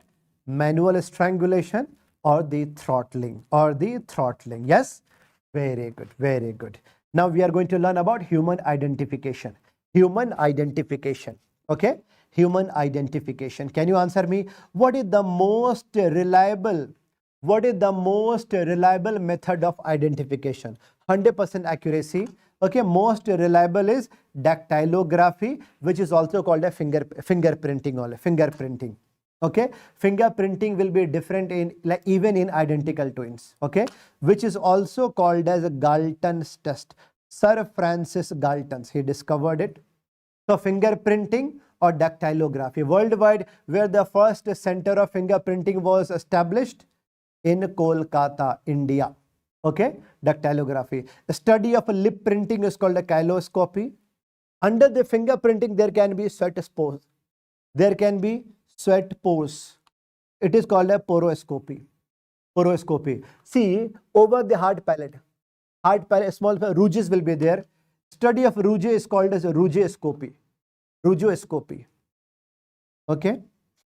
Now, a study of footprinting is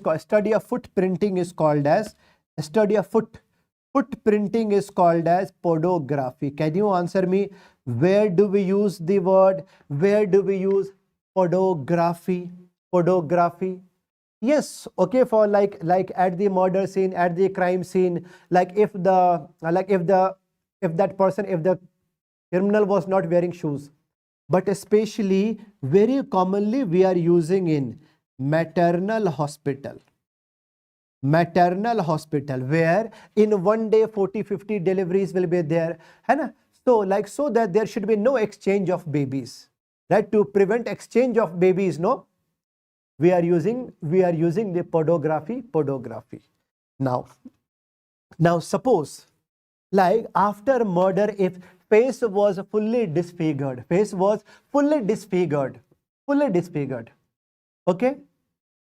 fully disfigured, face was completely destroyed. Now see, you are going to take the photo of the skull, like this. And if you are asking the family members to bring old photo, right, photo of a skull and old photo will be superimposed. If all the angles will be matched, no, 100%, yes, he was the same person. So this is a case of what? Superimposition technique. I think there was a case, there was a movie also, they have made a Bollywood movies. There was a couple, first of all, like father and mother, they filed a complaint in the police station that our daughter is missing from the home for last 7 days. So they filed a case. After a few days, suddenly they are coming back and they are saying, what? No, we got our daughter. So police said, no, first of all, you bring her here. Bole, sir, she left to USA. USA? Are aise kaise? Bole, no. So we have to close the case. Are no, first of all, bring the daughter. Where is she? After that only we can close the case. After that, they started making excuses. Sir, she left to USA, ye wo. So this case becomes suspicious. So police started doing inquiry for many days. Inquiry was going on. So one day when police team went to their house, actually, house inspection. So they felt some kind of foul smell, bad smell. So they asked the parents ke where wo मतलब कहाँ पे हुआ था, कि bad smell, why bad smell is there? He said, after they said कि sir, behind my house actually there is a butcher shop, so they cut animals. So police went there was no any butcher shop. Again more suspicious. So now they brought some sniffing dogs. So now over the floor everywhere, so dog started sniffing. See, from the center, no, there was a wooden plank. So dog went there, dog stopped there only. And so when they saw it closely, no, they found that there was, so when they removed the wooden plank, they found there was a small pathway going inside. And there was a tunnel inside. When they went inside, no, there was actually, like there was actually, a basement was also there. And inside they started having, like now the foul smell was more and more now. And so there was foul smell, more foul smell. So when they went inside, they found dead body of a female, dead body of a girl, same age like their daughter.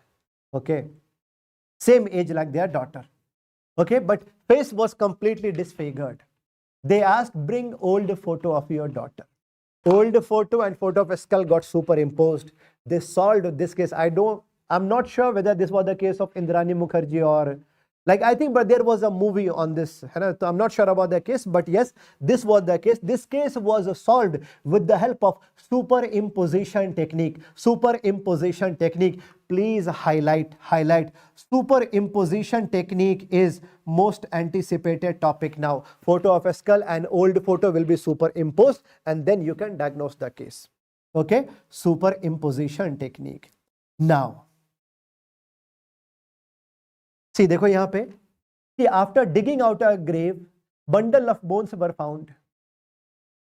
Maximum accuracy, like suppose if you are getting all skeleton 100%, but most common bone, most common, which one is having maximum accuracy? Best bone to determine sex is, this is the pelvic bone, right now. So here only please mention here, best bone to determine race.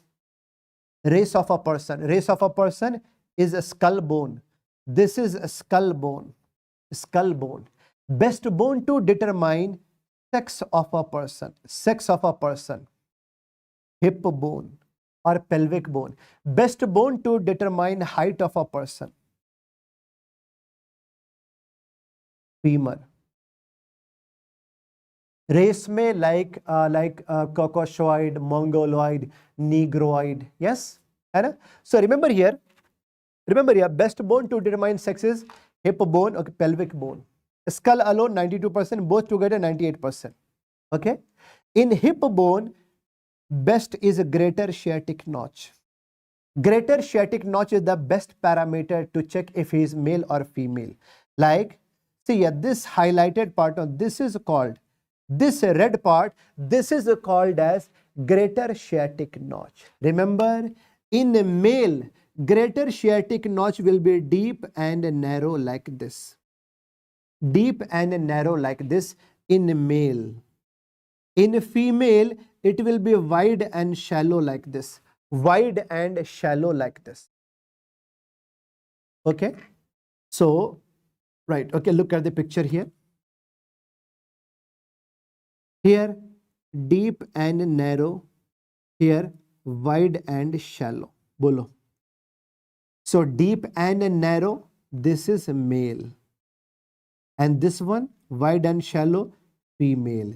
And this one is also somewhat wide and shallow only. Wide and shallow only. This much point is clear to everyone? That was shallow only, right? So, this is also female. Now, we have learned all these. After that, on the basis of the pelvic bone, they are asking how to differentiate male or female. Can you answer me? Who is a big-hearted people? Who is big-hearted person? Male or female? Male or female big-hearted? You can say males are big-hearted. Males are big-hearted. Here, actually, remember here, here, ideally, it should be like this, like heart-shaped pelvic inlet. We see here, I think after editing, this become wider only, but heart-shaped pelvic inlet we see in male. And who is the mother of these big-hearted people?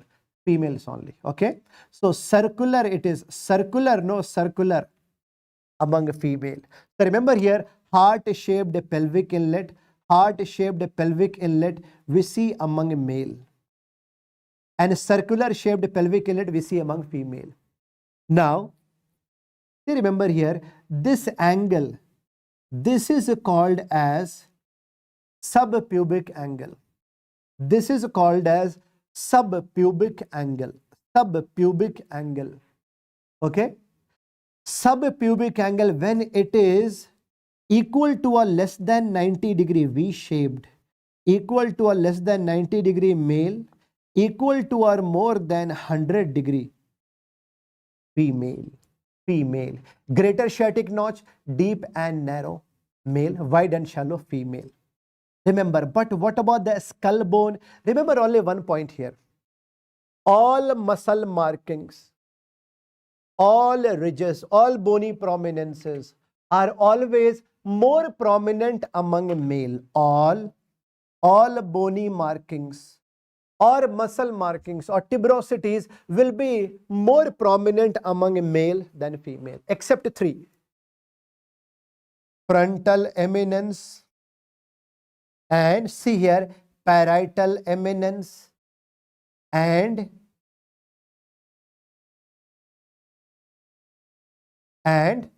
see the preauricular sulcus. Frontal eminence, and see the parietal eminence. And in hip bone there will be, see here, like in hip bone there will be what? Preauricular sulcus.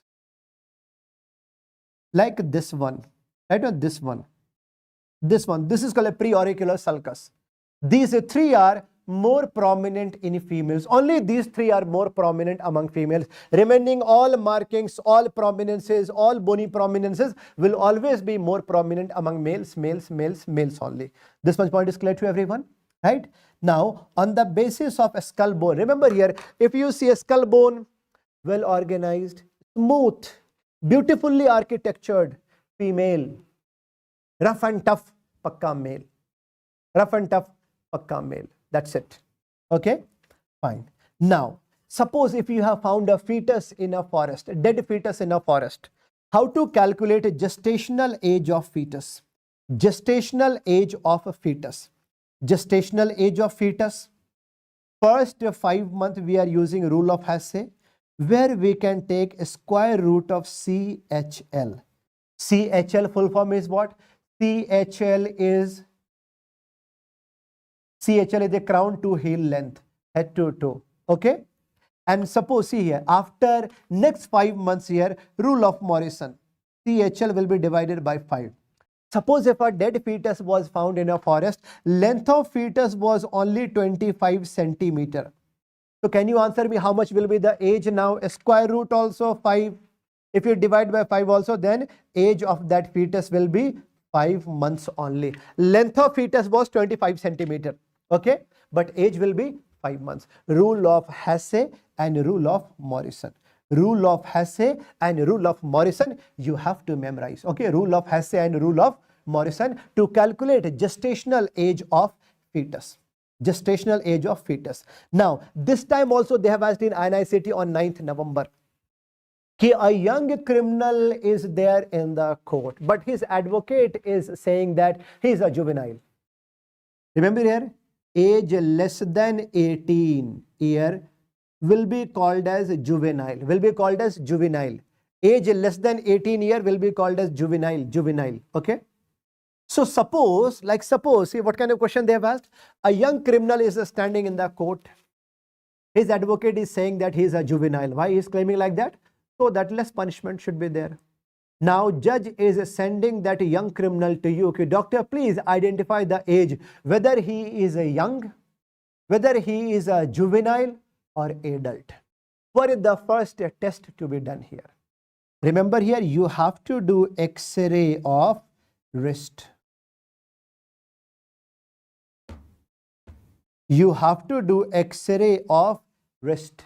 wrist X-ray. Why X-ray of wrist is important? You have to see the ossification, complete bone formation. See the process of bone formation, ossification, no? On X-ray we can see complete ossification or not, yes? So wrist में देखो यहाँ पे wrist में, if you can see ulnar bone here, okay, ulnar bone is completed, age will be around 17 to 18. Still confusion. Might be 17, might be 18. But if you have to see, if you can see over the radial end here, remember radial bone here, radial end here. If there is complete ossification of radial bone, 100% age is either 18 to 19 year. If radial bone is completely formed, no, 100% he is adult. 100%, because remember radial ossification, wrist ossification will be completed by the age of 18. Okay, this one point is clear to everyone. 18 year only. Now in upper limb, joints completion will be completed by, remember here like this, like if you touch your elbow and knee, so like this one, 18, 16, 18. 18 completely formed. Elbow joint will completely be formed by the age of 16. Shoulder joint will be completely formed by the age of 18. 18, 16, 18. Upper limb joints. In the same manner, lower limb joints will be opposite. Like suppose if this is ankle, this is a knee, this is a hip joint. 16, 18, 16. Simple. Upper limb 18, 16, 18. Lower limb 16, 18, 16. That's it. Remember it. Okay. So X-ray of wrist is the most important. X-ray of wrist is most important. But what about this one? See, the pisiformis bone will be completely formed by the age of 9 to 11 year. But what about hip X-ray? Here you have to see ischial tuberosity. Ischial tuberosity will be completed by the age of, sound is okay, sound okay, by the age of 22 to 23. By the age of 22 to 23 here, ischial tuberosity will define, है ना? Like it will define for how many hours you can sit in library peacefully. So remember here, on the basis of X-ray, on the basis of the ossification, yes, you can calculate or you can understand age of a person. Now, age estimation from teeth, dental eruption. This is considered as somewhat difficult topic for students. No, I will make it very easy for you people. Very easy. How to see? Remember here. See, there are two types of dentition. One is called the primary dentition. Another is called as secondary dentition. See, primary dentition is called the temporary. This is called the temporary. Okay, temporary. Which is also called as a milk teeth, or you can say deciduous. Deciduous forest means what? Like in the forest where all leaves are supposed to fall and replaced by permanent, like in autumn season. So deciduous teeth means what? The teeth which are supposed to fall and replaced by permanent. Secondary dentition is called as the permanent dentition. Permanent dentition. Okay, permanent. What is the first primary tooth to erupt? First primary tooth to erupt is lower central incisor. By which age? By 6 months of age. And what about permanent dentition? First permanent will be molar number 1 by the age of 6 year. By the age of 6 year. By the age of 6 year. Here formula in the primary dentition will be 212. So in total, like in one quadrant 5 teeth, in total there will be, so total number of the primary teeth is only 20. Total number of primary teeth is 20. But what about the permanent dentition? Formula is 2, 1, 2 and 3. Remember here, see here, incisor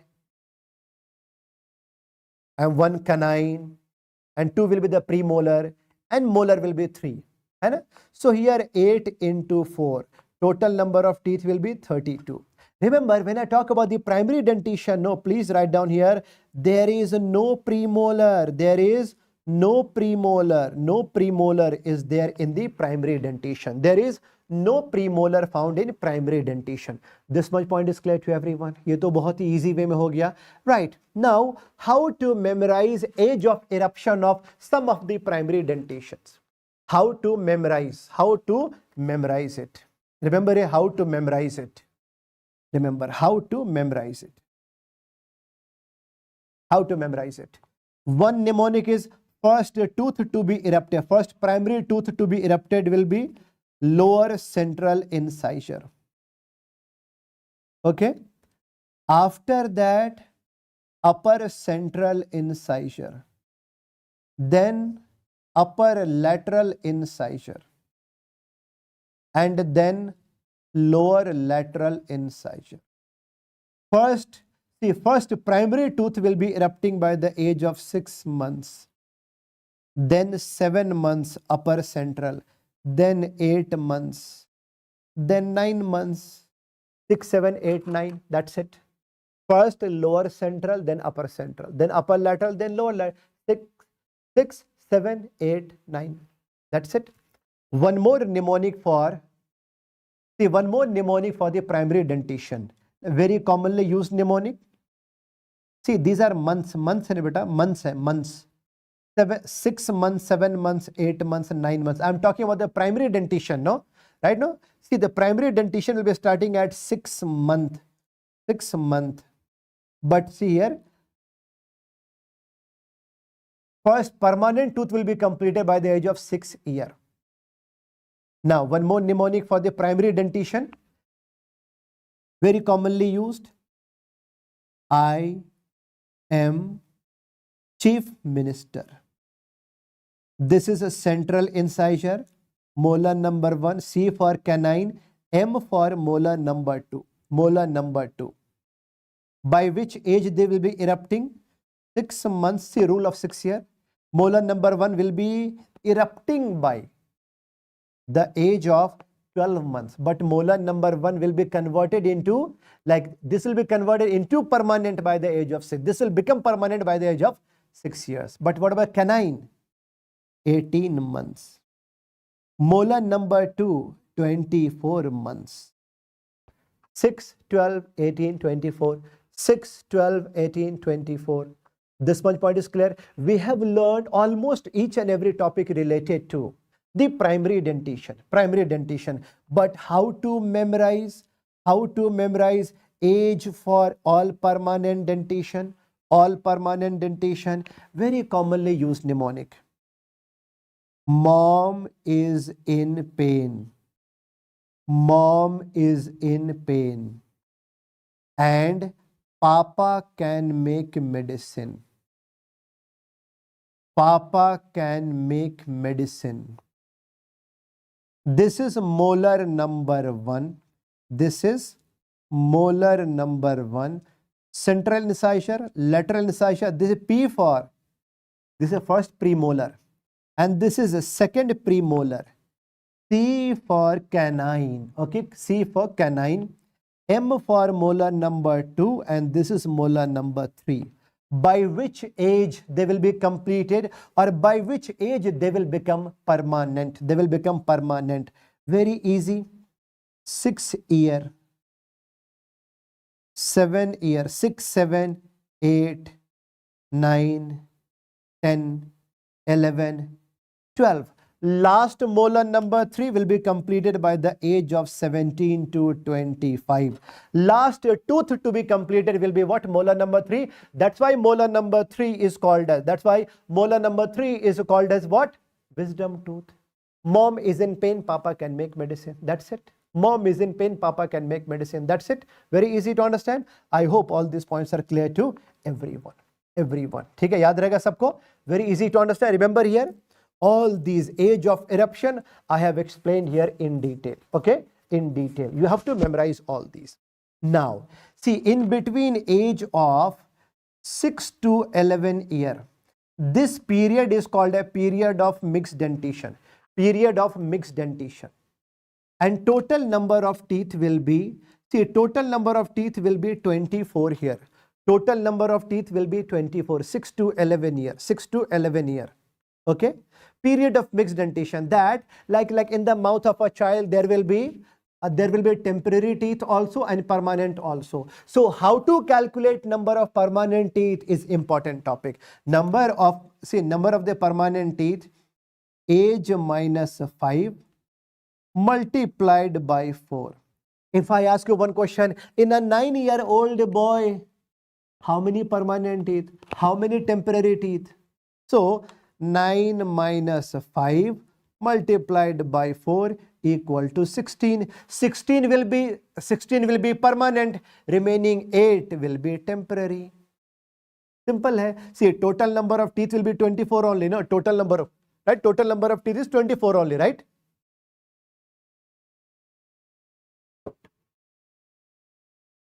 Okay, can you answer me?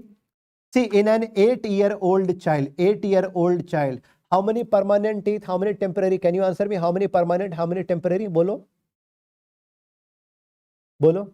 8 year mein 8 minus 5 multiplied by 4. So there will be 12 permanent and 12 temporary. Simple hai na? Very easy to understand. So remember here, period of mixed dentition is actually 6 to 11 year. 6 to 11 year. Total number of teeth will be 24. How to calculate total number of permanent teeth? Age minus 5 multiplied by 4. This much point is also clear. Remember here, one important point, medical legal aspect, just you write down here. See here, teeth will be best for age estimation. See here, for age estimation, no? For age estimation, we are using the teeth also. We are using teeth. So one method is called as Gustafson's test. Gustafson's test for adults for more than 21-year age. Like on the basis of, remember here, as per the age, no, there will be resorption of teeth. As per age, there will be resorption of teeth. There can be breakdown of teeth. And so remember here, like, what is the most reliable criteria here? Most reliable criteria here, root transparency. Remember only one point. Root transparency is root transparency. Remember only one point. Root transparency is the most reliable criteria, right, to understand age of a person. This is as per Gustafson's test. Gustafson's is an important for age estimation from teeth. And see, second most reliable is secondary dentin deposition. Remember only few points, not to go into detail. I'm not going into the detail of this. Just remember Gustafson's is for age estimation by the teeth. Gettler's we have learned related to drowning. Galton's fingerprinting. Okay, fine. All these points are clear to everyone. Now fingerprinting here. Remember by which age fingerprinting will start? By 12th week. By which age it will be completed? By 24th week. My question is that sex determination is like illegal in India. Sex determination is not allowed. But if I ask you by which age sex can be determined, can you answer me? By which age of intrauterine life? By which age of intrauterine life? Can you answer me? Sex can be determined. Sex can be determined by 4th month. By 4th month or 16th week. 4th month of intrauterine life by ultrasound and physical examination. Remember here, sex determination can be done. Sex determination can be done by 4th month of intrauterine life or 16th week. Okay. Remember here, in the same manner, fingerprinting will start by the age of, by 12th week of intrauterine life, and this will be completed by 24th week. Now FMG application form is out. I'm sure you would have applied your form. So you would have given your fingerprinting also. Fingerprinting mein diya hoga na. So fingerprinting here, like here you are giving fingerprinting, but when you will be writing exam, there also they are going to take your fingerprinting. They are going to match number of lines. Question they have asked, how many lines of comparison is important? How many lines of comparison? This is. See, okay, 10 to 12 points of comparison will be important. See, when 10 to 12 lines will be matched, okay, it means you are the real person. So what are the different shapes of fingerprinting? Remember, mnemonic is claw. L for loops. Most common is loops. Loops. Then second most common holes, then arch, and then see the composite. Loops, most common type. और mnemonic is the claw, CLAW, claw. है ना? Loops, holes, arch, and composite. Remember here, overall, most reliable method of identification is fingerprinting. Fingerprinting. Now, what are the shapes of fingerprinting? You can easily understand here. Shapes of fingerprinting, dekho. Suppose if this is like this. This is like an arch. This is like an arch. And this is like, yeah, this is like a tent arch. This is like a tent arch. And this is like a loop. Loop. One loop is going up. Second loop is coming down. It is called as a double loop. When you can see like this, and inside if there will be like, okay, this is called packed loop, and this is like hole. So this can be your image based question. Different shapes of fingerprinting. Different shapes of fingerprinting. This much point is clear. Now can you answer me? See, dekho, fingerprinting will always be same for the whole life. In which condition fingerprinting can be altered? Fingerprinting can be altered. Can you answer me? In which condition fingerprinting can be altered? Mnemonic is right leg. Whenever there will be radiation injury, whenever there will be leprosy, whenever there will be electric injury, whenever there will be grafting, after skin grafting, yes, after burns, after skin grafting, fingerprinting can be changed. So like in which condition fingerprinting can be changed? Radiation injury, leprosy injury, electric injury, and skin grafting. After skin grafting, remember here, fingerprinting. But what about DNA fingerprinting? How many of you are thinking DNA fingerprinting means DNA also, fingerprinting also? No. DNA fingerprinting means only DNA. Only DNA. Okay? See from the scene, like from the murder scene, we have collected a blood sample. And we found, like with the help of, like we found one DNA like this. With the help of PCR machine, polymerase chain reaction machine, we have made multiple copies of DNA. We have made multiple fingerprintings of DNA. That is called a DNA fingerprinting. DNA fingerprinting means only DNA. After that, 2 people got arrested. And with these 2 people, when DNA got matched, no. So this got matched with suspect number 2. So it is a DNA fingerprinting. Remember here, DNA fingerprinting will be same in identical twins. It will be same in identical twins. Okay, monozygotic twins. Now, see, what about the tattoo marks? If a person had a tattoo, how to make that tattoo marks visible? Remember here, decomposed bodies we can use like up to 3% hydrogen peroxide. We can also use, infrared rays, ultraviolet lamp, magnifying glass, high contrast photography. But these are okay. Most important topic is, suppose after murder, even the tattoo was removed, even the tattoo was destroyed. What is the last investigation to be done now to check if there was a tattoo or not? See, the tattoo is made up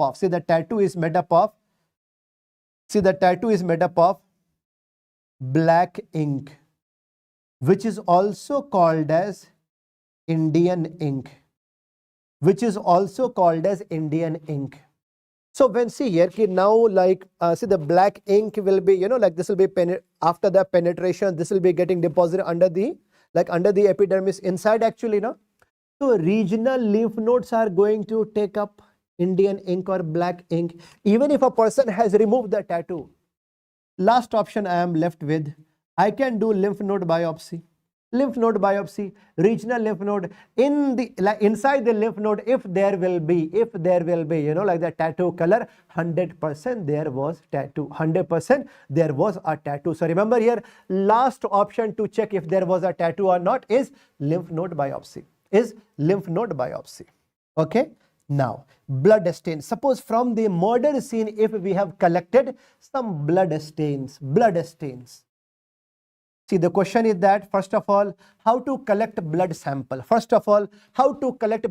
Being a forensic specialist, if you will be going to a place, if you will be going to crime scene, if you have to collect blood samples, whatever you are getting there, now you have to collect no blood stain, fingerprinting, hair hai, ya yahan pe cloth fiber hai to, right?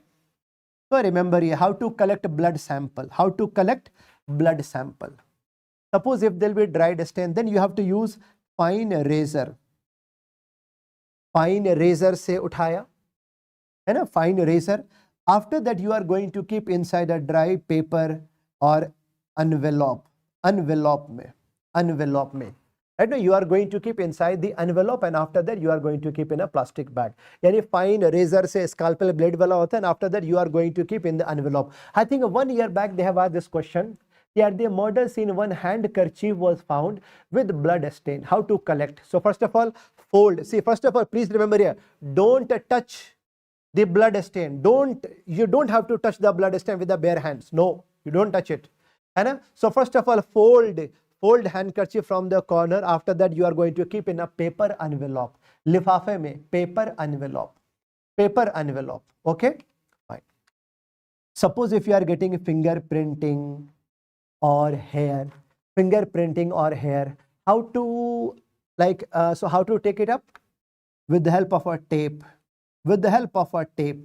वो जो होता है पूरा ये कि transparent tape will be there. At the murder scene there can be signs of a struggle, right? Or there can be fiber of the cloth or even hair also, fingerprinting also. We have to collect it with the help of tape.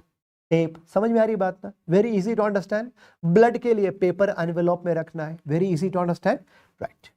Now, first of all, if you have collected blood sample, first of all check whether this blood belongs to human or animal. For that, है ना? See here, for that remember a serological test.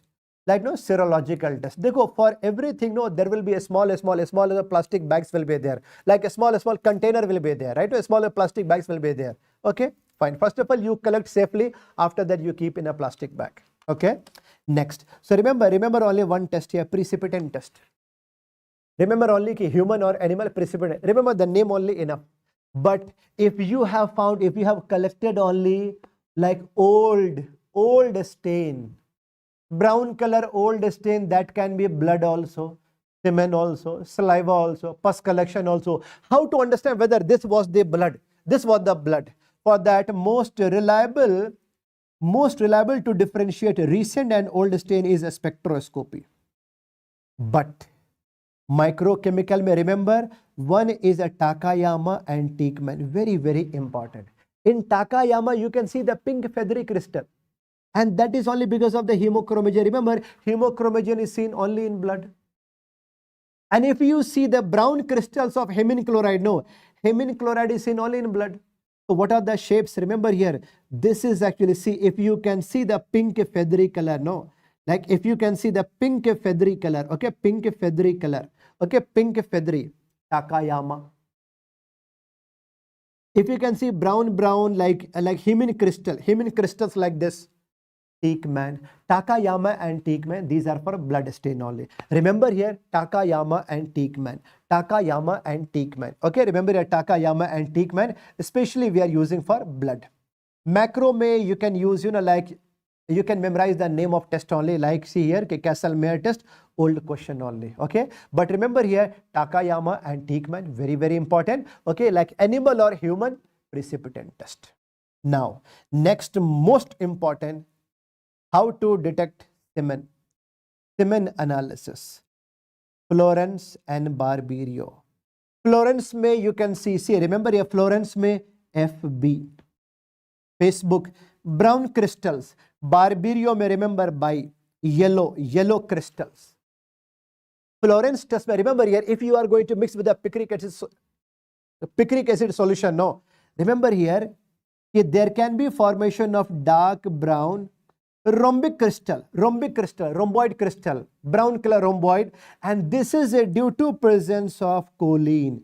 This is due to presence of choline. But Barberio may no, needle shaped crystal, yellow crystal, this is because of asparmine. You have to memorize. Brown is because of choline, yellow is because of what? Asparmine. Remember here, if you can see yellow needle shaped crystal, Barberio test. Brown rhomboid crystal, Florence. FB, remember here, Florence may brown color, Barberio may yellow color. I am telling you, semen analysis, if you say 10 question paper, no, minimum 8 times they have asked either Barberio or Florence. Barberio or Florence test. Okay, Barberio or Florence test for semen analysis. But how to differentiate whether this belongs to human or animals? Semen belongs to human or animals? Y bodies. Remember, Y bodies are seen. Y bodies are seen only in human sperm. Y bodies are seen only in human sperm, not in animal. So related to semen analysis, remember Florence test and Barberio. Like one more test is there, like acid phosphatase. But remember, most commonly asked, Florence, Barberio. Florence, Barberio. Remember it. Florence may brown color, Barberio may yellow color. Okay, yellow color. Next, we are going to start here toxicology. See here, toxicology part. Okay, toxicology part we are going to learn now. The forensic, okay, toxicology. Next most important chapter, okay, toxicology. Right, okay, toxicology. Very, very important chapter now we are going to learn. See, the toxicology may from this chapter only you can expect minimum 2 to 3 questions. Most important poisons will be like lead poisoning, arsenic poisoning and mercury. After that, plant poison and then a snake poison. That's it. Okay, remember here, very, very important, lead, arsenic, mercury, these 3, 1 question pakka. Either a scorpion or a snake bite, 1 question, and 1 question will be related to plant like dhatura. Okay, fine. See here, now whenever there will be poisoning case, yes, very commonly asked question, कि gastric lavage can be done. Gastric lavage. Remember here, कि first of all, I'm sure you know about gastric lavage, washing their stomach, that's it, washing their stomach. In most of the poisons, you don't know what was the poison here, Hannah. So you have to wash the stomach. First of all, what should be the position for gastric lavage? Left lateral or sitting position. How much fluid should be like infused? Approximately 300 ml, either normal saline or water. Either normal saline or clear water, warm type, warm, lukewarm. Okay. When you are like, whenever you are going to infuse normal saline or clear water, after that you are keeping the tube down like this. So because of the gravitational force, now water will go inside, this will get mixed with the poison and then this will be coming out. Then this will be coming out. While left lateral position, you have to keep the patient so that this portion should be at the dependent part. Okay, no, so that like the poison should not be going inside intestine. Okay, now, but there will always be the risk of aspiration. So, like especially to prevent aspiration, no, now we have started using cuffed endotracheal tube. I will show you the photo here. You will be having more clarity. Remember here, this red tube, I am sure you would have seen in your hospital. Red tube, Eval's tube, and this tube, levacuator tube. Okay, fine. So remember here, so Eval's tube is only orogastric here. So it will be actually thick orogastric from mouth to stomach. But see, levacuator, this can be nasogastric also, nose too also. Ryle's tube we are using for the pediatric age group, for gastric lavage type. Remember here, gastric lavage will be most effective if you will be doing within 2, see here, like this will be most effective if you do within 2 hours. Within 2 hours. Okay, within 2 hours. Remember here, this will be good this can be done in a case of salicylate poisoning, barbiturate, TC, antismephenothiazine. Remember, if there will be, suppose if there will be oxidizable poison like alkaloids and all, remember here, like alkaloid salicylate, like strychnine, brucine and all. Okay, we are adding potassium, we are adding the potassium permanganate also, 1:5,000. Okay, now remember, gastric lavage indication and contraindication will be important. In all acidic alkali, or basic thing you have to keep in mind that if like if your patient has consumed any, like if your patient has consumed any liquid poison, please don't do gastric lavage, because like it will push it more inside. There will be further damage, right? Further damage of GIT. Yes, no, there can be further damage, no? Yes. So gastric lavage is 100%. This is completely contraindicated in all acidic alkali except phenol. This will your question. This will become your question. Remember here कि gastric lavage is completely contraindicated in all corrosive, all acidic alkali except phenol. Phenol is also called as carbolic acid. Okay, only in phenol will be used as what antiseptic agent, right, for cleaning and all. Remember here, when a person will be consuming phenol or carbolic acid, no, when this will be coming out of the urine, now after oxidation, urine will become green color. So remember here, green color urine is seen in which poisoning? Phenol poisoning. Phenol poisoning will have green color urine. One liner question, green color. Okay. Now this is also completely this is also actually contraindicated if a person has consumed sharp materials, needles, glasses. Even if patient is in coma, please don't do this. Varices formation, don't do this, you can rupture it more. Like if patient has consumed any volatile poison, patient is having hypothermia, please don't do this. If there will be electrolyte imbalance, please don't do this. If there will be a case of advanced pregnancy or heart disease, please don't do this. Even if you are not able to recall all these, no, remember only one point here, that gastric lavage is completely contraindicated in all acidic alkali except phenol. Phenol may we can use because now see, stomach will become actually thick leather type, so no problem, not so much damage will be there. This much point is clear. Okay, we can also use, remember here, we can also use chelating agents. So the question is that whenever you get any poisoning case, whenever you get any poisoning case, what are the steps in management? Always start with A, B, C, D, E. Airway, breathing, circulation, disability and exposure. Remove the cloth, and if there will be anything, you have to wash the body also. After that, you have to take history. While history taking, you have to keep on checking vitals. And vitals, how will you understand that which poison your patient has consumed? Remember here, you touch the body. If the temperature is high, it means your patient has consumed any CNS stimulant drug, like overuse of modafinil, methylphenidate, or even overdose of like cocaine, intoxication, cocaine, amphetamine. These are CNS stimulant drug. If body temperature is low, it means your patient has consumed any CNS depressant drug like alcohol, opioid, benzodiazepine and all, right? No, like even opioid may heroin, overdose of morphine. Yes, so on the basis of this, you can have understanding which poison your patient would have consumed.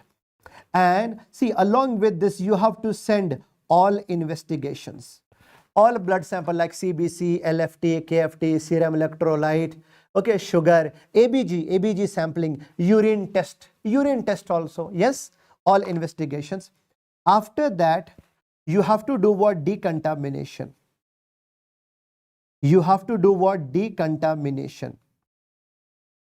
Decontamination means, are you going to induce emesis? Earlier we used to do this. We used to induce vomiting,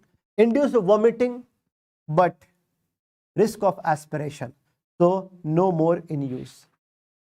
Even we can use catharsis. See, the poison should be coming out of the body through what? GI. Okay. Or decontamination, we can do lavage. We can do lavage, washing. After that, fifth point here, we can use, like, if we have antidote, available, or if we can use a chelating agent. So chelating agent we are using for metallic poison, or mechanical antidote like activated charcoal. Okay, so this is the basics. See here, these are the basic steps in the management of all the poisoning. So for metallic poisoning, no, remember here, which can be given through oral route, only like injection or both. Remember here. See here, few you have to keep in mind. One is bal, another is the penicillamine and edita. Remember, bal is for mal. BAL, British anti-lucite, which is also known as the dimercaprol. Okay, dimercaprol IM injection. Remember here, BAL is for mal, for mercury poisoning, arsenic and lead. And for mercury poisoning, the drug of choice actually you will say what is BAL, British anti-lucite. But BAL should not be given in a case of what? In a case of cadmium poisoning, iron and organic mercury, because it can lead to nephrotoxicity. Edita, especially we are using for long-standing lead poisoning, edita, IV route. Okay, na? But edita should not be given. Edita should not be given in mercury poisoning. In mercury poisoning, risk of nephrotoxicity will be there. Remember, BAL is for mal. Mal is mercury, arsenic, lead. Okay, edita is for what? Long-standing lead poisoning, but 100% contraindicated in what? Mercury poisoning. Now, what about the penicillamine?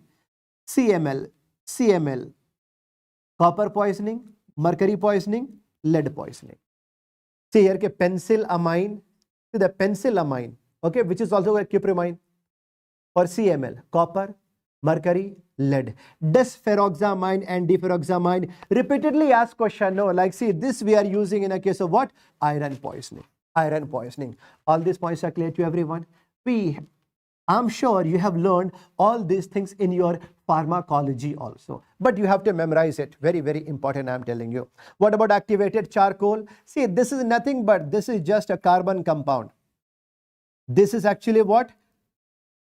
This is a carbon compound. 1 gram of carbon compound will be having equal to what? See here, this is used as adsorbent.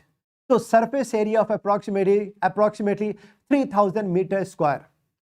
Remember here, this is used as adsorbent, right? So this can adsorb the poison and come out. But remember here, this is what? Activated charcoal. Remember, activated charcoal. Okay, remember, this should not be used. This will become your question. In which condition it is completely contraindicated? Like first of all, OP poisoning like pesticides, heavy metal or hydrocarbons, acid alkali mein, iron, lithium, alcohol. In all these, remember here, mechanical antidote, carbon compound, this is contraindicated. Now, vitriolage. Vitriolage means what? Acid attack on the face. Acid attack on the face is vitriolage. Okay, vitriolage. Which BNS, please write down here. BNS number 124-1 or BNS number 124-2. This is what? Voluntarily causing acid attack. There can be how many years in jail? Up to 10 years or lifetime also. But here, 120, any poison. Okay? Any poison. If stomach was already full, right? If a stomach was already full, means after dinner if he's going to have, any poison. So remember here, when it will be full, no. Now see, the poison will be following shortest pathway along lesser curvature, which is called as megantros. The street of a stomach is shortest pathway. But if a stomach will be empty, suppose if a stomach will be empty, remember here, if a stomach will be full with food, most common location to get damage will be lesser curvature. But if a stomach will be empty, now the poison will be coming and get settled in the lower part here. Fundus will be spared. Fundus will not be getting damaged, but body will have a maximum damage. Body will have maximum damage. All these points are clear to everyone? Right. Now, some poisons we are going to learn one by one. Mercury poison, lead, arsenic, only these three I will be teaching you. Remember here, because so many poisons are there, but we should be focusing only mainly on the basis of examination topics. Mercury, symbol is Hg. So that's why, like, injury due to mercury or mercury poisoning will be causing what? Mercury poisoning will be causing what? Hydra. Remember, you see the poisoning because of mercury is called as hydragyrism.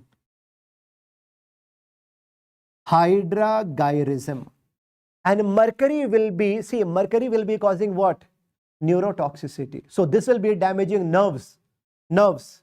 So mercury will be used in what? Hat industry also, glass blower industry also. So remember here, like if a factory, like so many factory workers will be there, no? Suppose if they are working in any hat industry, every day morning they have to give their signature for attendance. They are at the risk of the mercury poisoning. First sign will be seen, first sign of mercury poisoning will be seen like during handwriting only. Handwriting, there can be tremors, right? There can be tremors. This is called as coarse intentional tremors, which is also called a Danbury tremors. In hat industry, hatter shakes, or glass blower mein, yes, okay, glass blower shakes. This much point is also clear. So remember here, first sign will be seen in handwriting. So there will be hand tremors. After that, see here, speech may, so lips movement, abnormal lips. After that, even if patient is going to change the address, no, difficulty in changing the address, he can fall also. All these are seen in what? Mercury poisoning. Same worker in hat industry, if he will be having any psychiatric problem now. Mad person in a hat industry is called as Mad Hatter syndrome, also called as erethism. When psychiatric symptoms will be coming, no, then Mad Hatter syndrome. And suppose if a person was, remember here, suppose if a person was working in a factory where he was getting exposed to mercury vapor, right? Exposed to mercury vapor. So like in front of the lenses, no, there can be brown deposition. That is called as mercurial lentis. And I say mercury deposition over mercurial lentis, but vision will be normal. Visual acuity will be normal, same. Okay. Some kids, they can be hypersensitive to some. Remember, some kids, they can be hypersensitive to mercurous chloride. Some kids, if they are going to visit any dentist, they can be what? Hypersensitive to mercurous chloride. So in dental filling powder, no, mercurous chloride is used. After that, after filling powder, no, the child can have hypersensitivity reaction along their feet, palms, everywhere. Pink discoloration, pink color. So pink, puffy, painful, and paresthesia. This is called as pink disease. This is called as pink disease because of mercury poisoning. See, like in Japan, there was a river, Minamata River. At one bank, there was a factory. At another bank, a group of people were living, right? And they used to feed on seafood. So from the same locality, one patient got admitted in hospital with all neurological symptoms of seizure and all symptoms. Doctors started doing treatment. But after that, so many other people started getting started coming from the same community with the same symptoms.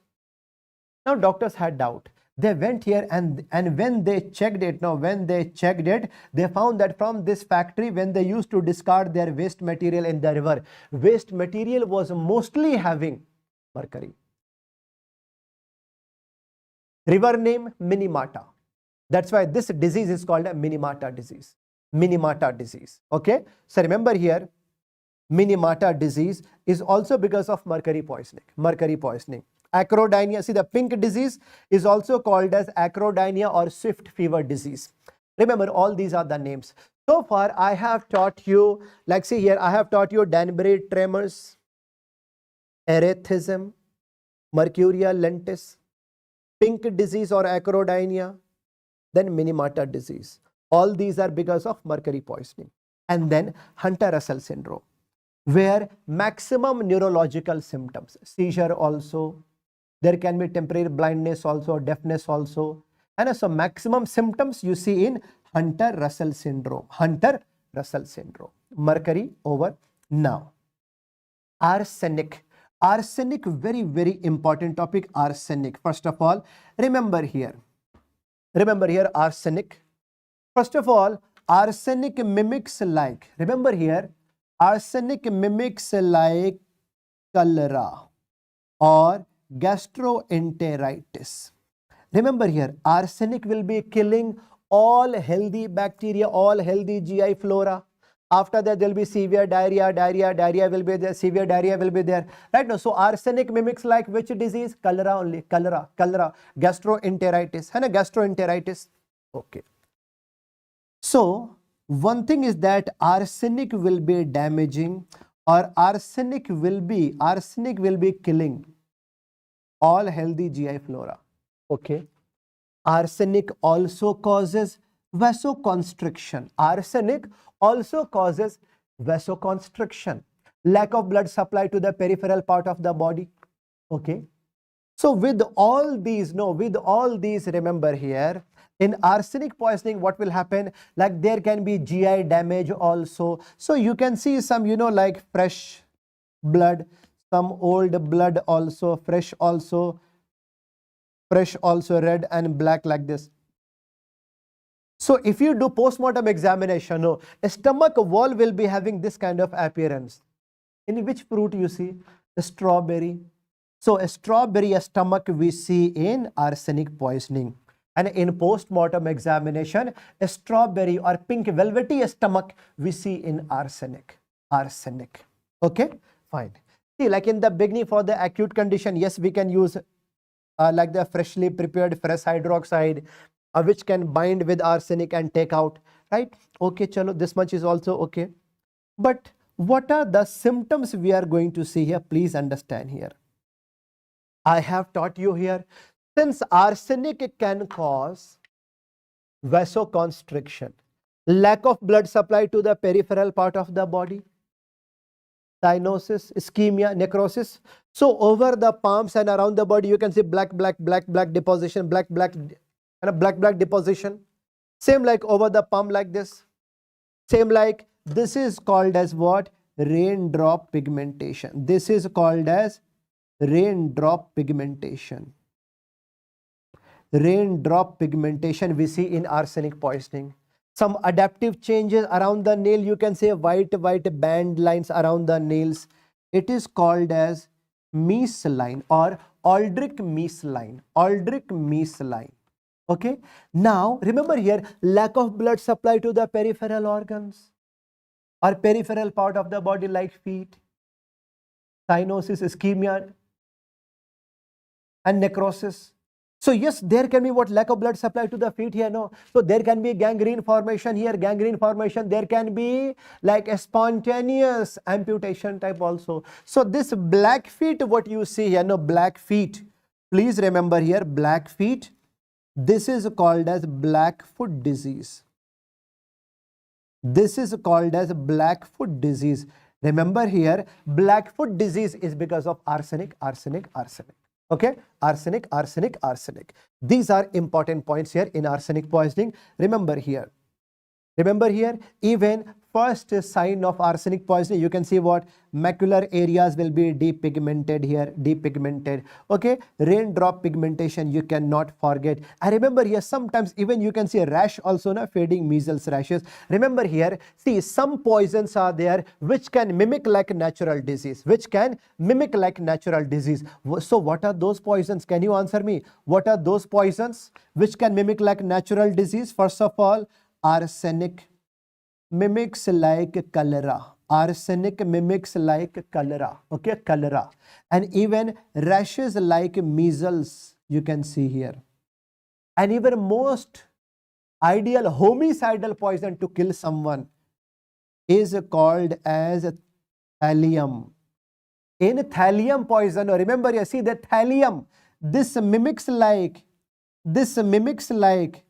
Guillain-Barré syndrome. See, the thallium mimics like Guillain-Barré syndrome, where symptoms will be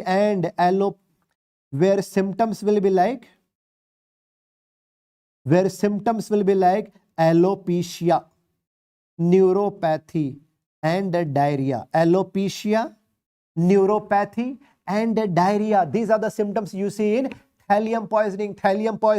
Remember here, Guillain-Barré syndrome. Thallium mimics like Guillain-Barré syndrome. Okay. Why arsenic is not considered as ideal homicidal poison? Why it is not considered as ideal homicidal? Why?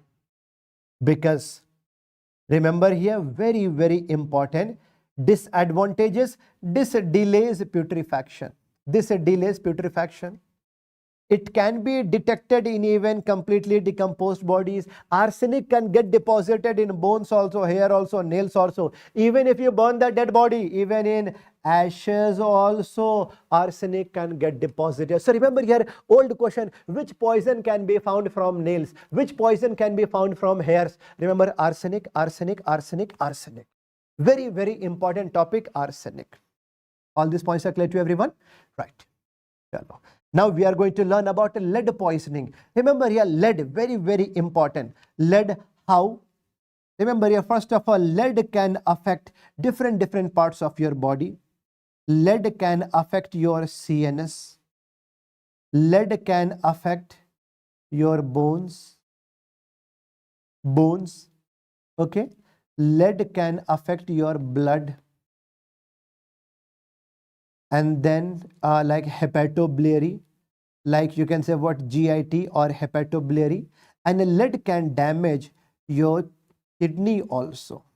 Nephro also. Lead is used in like sindoor also. Even see the pencil also, battery also. Lead is used as anti-knock in petrol also, even in lipsticks also. And lead in wall paint also, wall paint where lead is used, so that lead can give, shining, luster, durability. Okay. How lead is going to damage your CNS? Please write down here. Lead will be, lead is going to destroy myelin sheet. Lead is going to destroy myelin sheet. So this will be destroying myelination. So like in adults, it can cause wrist drop or foot drop. In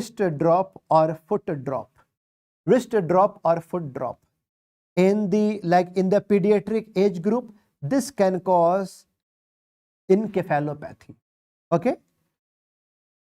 Fine. How about blood? Please remember here, lead blocks heme metabolism. And see, the two enzymes are being blocked here. Heme metabolism mein, one enzyme is ALA dehydratase. Very, very important. Lead poisoning mein, ALA dehydratase and ferrochelatase.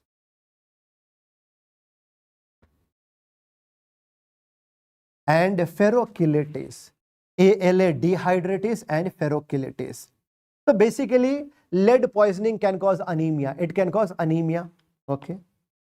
Now, when heme metabolism will be disturbed, no, we should know here that from heme metabolism after hemoglobin, there will be formation of, after that only there will be a formation of hemosiderin, and then there will be a formation of biliverdin, and then bilirubin. है ना? So if hemoglobin will be affected, bilirubin, biliverdin will also be affected. So here, like patient can have some symptoms in, like in the case of the lead poisoning, like spasmodic pain also. See the constipation also, constipation. Okay, no, see the constipation also, and like there can be a spasmodic pain also, Now bone, remember here, lead can get deposited around the bone lines among the pediatric age group. So it can cause lead osteopathy. Right? Deposition of lead, bone lines. Lead will decrease uric acid excretion. So there will be more and more, there will be more accumulation of uric acid, right? So basically this can cause symptoms like gout also. If you do blood test, after lead poisoning, blood test, you can see the level of basophils. See, one basophils will get stick to some other like this. It is called as basophilic stippling, stacking of coins. If a person had a dental, like any dental caries, right? Dental caries. And if there was lead poisoning, so from dental caries, bacteria will be releasing hydrogen sulfide. Around the gums, you can see bluish discoloration. This is called as Burtonian line. Remember here, Burtonian line, very, very important. Burtonian line, I am telling you. Burtonian lines, very, very important, will be seen in lead poisoning. Burtonian line. So what are the symptoms you see here? A, B, C, D, F, G, H. Anemia, Burtonian line, basophilic stippling, bone line. C for constipation or colicky pain. D for the drop, like wrist drop, foot drop. See here, E for encephalopathy. See, if there will be anemia, no, so facial pallor. F for facial pallor, first sign. G for gout, hypertension, impotency. And so remember how to treat here. I have taught you. All these points are easy to understand. Remember, arsenic, mercury, and lead poisoning. Out of these three, one question pakka. Okay? Chalo, fine. Now, see here, what about phosphorus? Can you answer me phosphorus? Where phosphorus is being used? Can you answer me where phosphorus is used? Phosphorus, first of all, phosphorus, either it is you can say what, yellow or white phosphorus. Yellow or white. And one is red. Red is a non-toxic. Yellow or white, remember it is highly inflammable. So that's why it is kept under the water. It is highly inflammable. बहुत जल्दी आग पकड़ लेगा, right? Highly inflammable. This emits light. This emits a smoke. So phosphorus, where it is being used? Like it is being used in making bullets also, bomb also, firecracker, Diwali firecrackers, phosphorus, even rat poison maybe. है ना? Okay, fine. So suppose if a person, see, like even we are using in a case of what? Matchstick industry also. Matchstick industry. है ना? So any worker who is working there, do you think he is at the risk of phosphorus poisoning? Yes, if a person will be working in that industry, no, phosphorus poisoning. Okay, phosphorus poisoning, right? Phosphorus poisoning, when he will be vomiting out, no, from vomit also, there will be a smoke and light. When he will go to washroom and when he will pass the stool, from stool also, light and a smoke, dhua syndrome. So remember, this is called as a smoky stool syndrome. The smoky stool syndrome is seen because of phosphorus poisoning. Now, Slow poison may is for, remember here, first of all, like see the poison will be, see like phosphide will be damaging the teeth. So it will be causing, toothache, swelling of jaw, finally loosening of teeth, then necrosis. After necrosis, do you think like around the mandible bone there can be sequestration? Yes, no, there can be like holes. After that, see here multiple sinuses, and finally there will be accumulation of the pus. So see the pus accumulation under the jaw, same like Fosse jaw, right? This is, so this kind of jaw is called as what? Fosse jaw, glass jaw, or Lucifer's jaw. Remember here, this can be your image based question, and very, very important. In which poisoning you say Fosse jaw or Lucifer's jaw? Lucifer's jaw. This much point is clear to everyone. One more poison you can mention here. One more poison. Cadmium poison. Cadmium poison. This will be causing nephrotoxicity also, and golden yellow teeth. It will be causing golden yellow teeth. Golden yellow teeth. But what about the cadmium? Mostly we see this poisoning in Japan, where most of the people are, you know, like they are relying on seafood. So they are at the risk of the cadmium poisoning. See, remember here that cadmium poisoning will be destroying bone minerals, phosphorus, calcium and all. So yes, very, very high risk of like same symptoms like osteomalacia. Okay, remember here that there can be, so there can be what? See, there can be the brittle bones, very high risk of bone fracture, right now, the very high risk of bone fracture. Remember here, so they will be having severe body pain, no? Even if you are going to touch their body, no, they will be having severe pain. Even if you touch their body, they will be saying what? Ouch. It is called as ouch disease. It is called as ouch disease. Japanese name, it is called as Ita disease. Ita disease. It hurts. This will be seen in cadmium poisoning. Now, see some of the organic poison or the plant poison. You have to see here image based question, very, very important. Yes, this is called as Ricinus. This plant is called a Ricinus communis plant. Here, active ingredient is a ricin. And this is used as biological warfare. This can be used as biological warfare. Out of these seeds, you can make oil, but see, like entire plant is poisonous. This is Ricinus communis.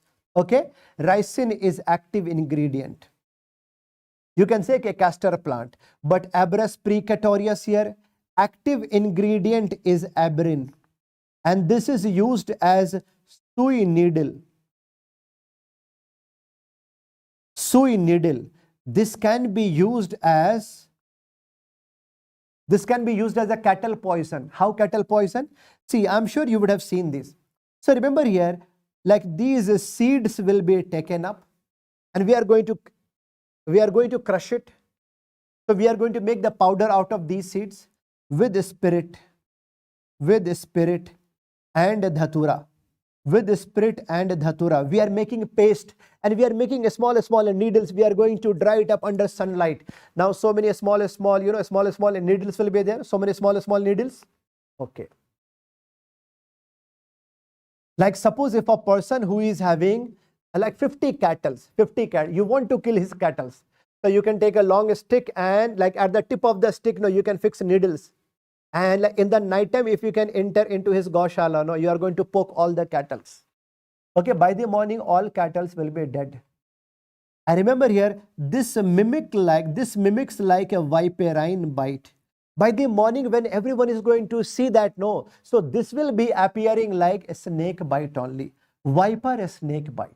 This will be appearing like viper snake bite. So remember here, Abrus precatorius is used as a cattle poison, and this mimics like a viper snake bite. Now, marking nut. Here, Semicarpus anacardium, two active ingredients. One is a semicarpal, and second is bilavanol. Please remember here, these marking nuts in ancient time, no, washerwomen, they, like, see, at that time they were using these nuts to write on your cloth or somewhere. Okay, fine. So remember here, this is used to make artificial bruises and blisters, artificial. And this one, see here, Calotropis giganta, the two active ingredients. One is called as calotropis. Another is called a calotoxin. Remember, this can be used as a cattle poison, and this can be used as infanticide, like infanticide poison also. Remember, you see the calotropis giganta, no, this is this much poisonous, no, that like even a cobra snake can die because of this. Okay, how it is used as a cattle poison here? This poison, juice of this plant can be mixed in the fodder of the cattle, or in a cloth, juice will be mixed. Same cloth can be inserted into the rectum of the cattle. Or a milkshake to any infant, you can kill an infant. Okay, I have taught you 4 plants just now. 4 plants: Ricinus communis, Abrus precatorius, Semicarpus anacardium, and then Calotropis giganta. Remember, all these plant poisons can be used as abortifacient drug. Abortifacient means, like in villages or at so many places, no, they are using juices of these plants for illegal abortion. So they are using a small stick. At the tip of the stick, no, they are going to keep the juice of the plant and they are going to insert into the vagina. So they are going to touch cervix. There will be severe irritation of the cervix. Because of that, hypercontraction of the uterus, and there can be expulsion of placenta. Illegal and obviously dangerous. What if there will be postpartum hemorrhage, uterine inversion? In ancient age, all these were used as arrow poison. Okay, arrow poison also. Remember all this. Now a snake bite. First of all, let's learn family of a snake: Elapidae, neurotoxic; Viperidae, hemotoxic, blood toxic; Hydrophidae, myotoxic. In Elapidae, we are having 2 snakes. One is called a cobra, another is the krat. See, a Viperidae, like a viper only, no, viper like a blood vessel. Viperidae, blood vessel, serious related symptoms here. Serious related. Hydrophidae, water mein swimming, no, swimming mein like there will be muscular pain. Myotoxic. See a snake. So remember, king cobra or common cobra or the krat, they belong to Elapidae. Neurotoxic here. So like if there will be neurotoxic, no, remember here, there can be the paralysis of respiratory muscles. So what is the cause of death after cobra and krat bite? Respiratory failure. Hydrophidae, myotoxic, no. So they can paralyze, like respiratory muscles. Here also, what is the cause of death? Respiratory failure only. Okay, respiratory failure only. Okay. Now Viperidae means what? Blood toxic, hemotoxic, and also like symptoms will be related to CVS only, like low BP and all. Patient can go into shock. So here in Viperidae, see here, like here you can see DIC also, disseminated intravascular coagulation also. Yes. So remember here, cause of death will be cardiotoxic. Remember, I have taught you that there are 3 families of snake: Elapidae, Viperidae, Hydrophidae. Elapidae, neurotoxic; Viperidae, hemotoxic, blood toxic; Hydrophidae, myotoxic. Okay. Neurotoxic, cobra and krat. What is the cause of death? Respiratory failure. Hydrophidici, a snake, respiratory failure. Viper ready, no. What is the cause of death? यहाँ पे क्या है? Cardiotoxic. Okay. Now, let's learn here different snakes. If you can see bands in between,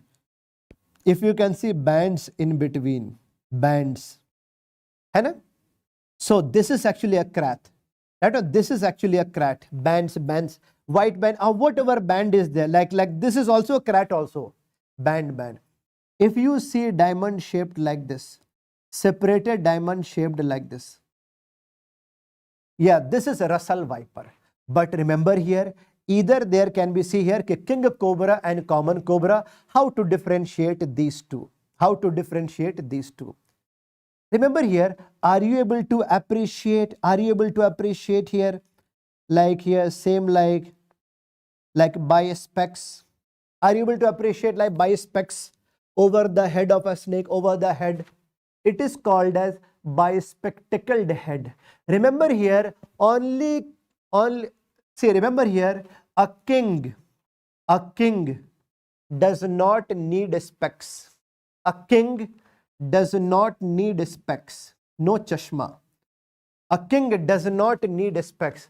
Only common people need specs every time. So remember here, in common cobra, you will be seeing what? Spectacled, bispectacled head.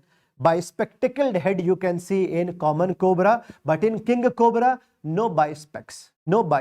Remember it. Okay? Or if they'll be longer, actually more tall will be king cobra than common cobra. Right? Now you see here, can you answer me which snakes are these now? Which snakes are these? Bolo. Here you can see band like, no. Bolo kaun sa hai ye? Band. This is also krat also. This is also krat, right? Now, if you see separate band like structure, separate Russell viper. But if you see all boxes are interconnected like this, like saw scale, like this, interconnected like saw. This is an example of saw-scaled viper.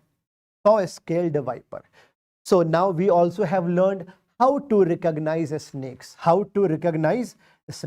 All these points are clear to everyone. Now, snake bite management. This will be important question. Snake bite management. What to be done, what not to be done.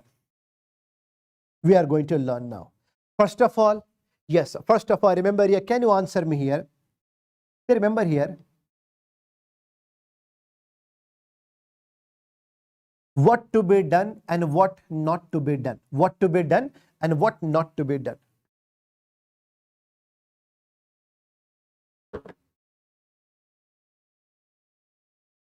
Chalo, first of all, remember here. Remember, suppose if you were lucky enough, you were walking and you were lucky enough after a snake bite. Suppose if the snake venom did not get injected in your body. And if you will be lucky enough, if venom did not come inside your body, then it is called the dry bite. And if you were walking on the road, suddenly one cobra came in front of you. When cobra is going to bite you like this, you are jumping here. Like after that, if the cobra is going to bite you here, you are jumping here. Again, cobra is going to bite you, you are jumping here.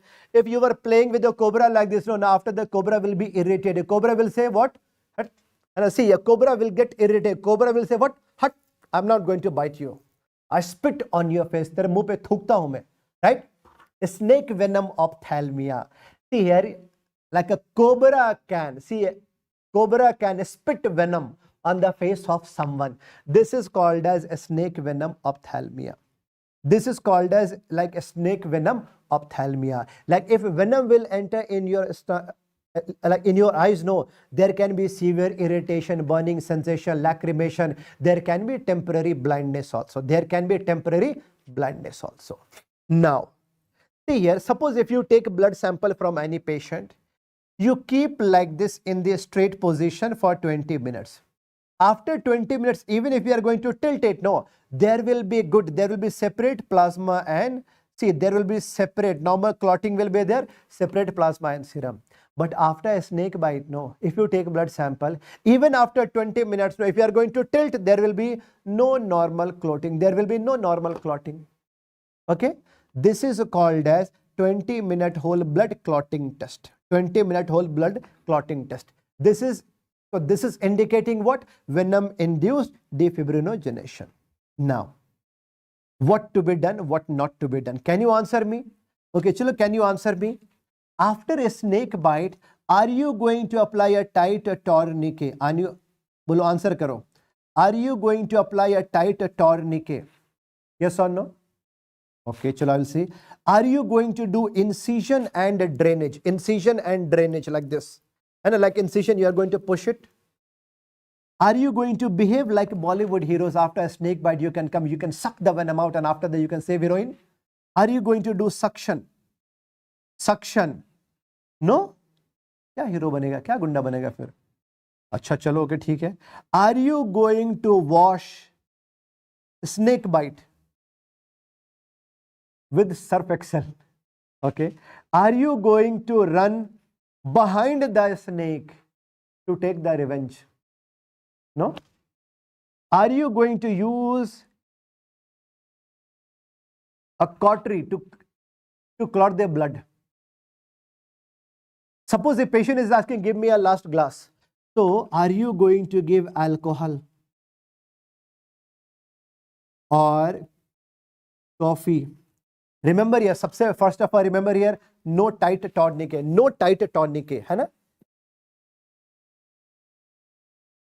See, remember here, no tight tourniquet, because if you are going to apply tight tourniquet, no, if you are going to apply tight tourniquet, after reaching hospital, when you are going to remove the tourniquet, no, so now there will be fast backflow of venom, so fast spread. Are you going to incision and drainage? No. See, if you are going to give incision, if you are going to apply a pressure, no, backflow will be there, negative pressure, so fast, like fast spread of venom. Suction, no. Washing, no, please don't touch it, please don't touch the wound, keep the wound dry. Don't run behind the snake, no cautery, no alcohol, no coffee. Why? Because they can increase heart rate, they can increase blood pressure, fast spread. Remember a tight tourniquet, no, but soft tourniquet, no, soft tourniquet, yes. Like same like like orange color bandage which we are using in India,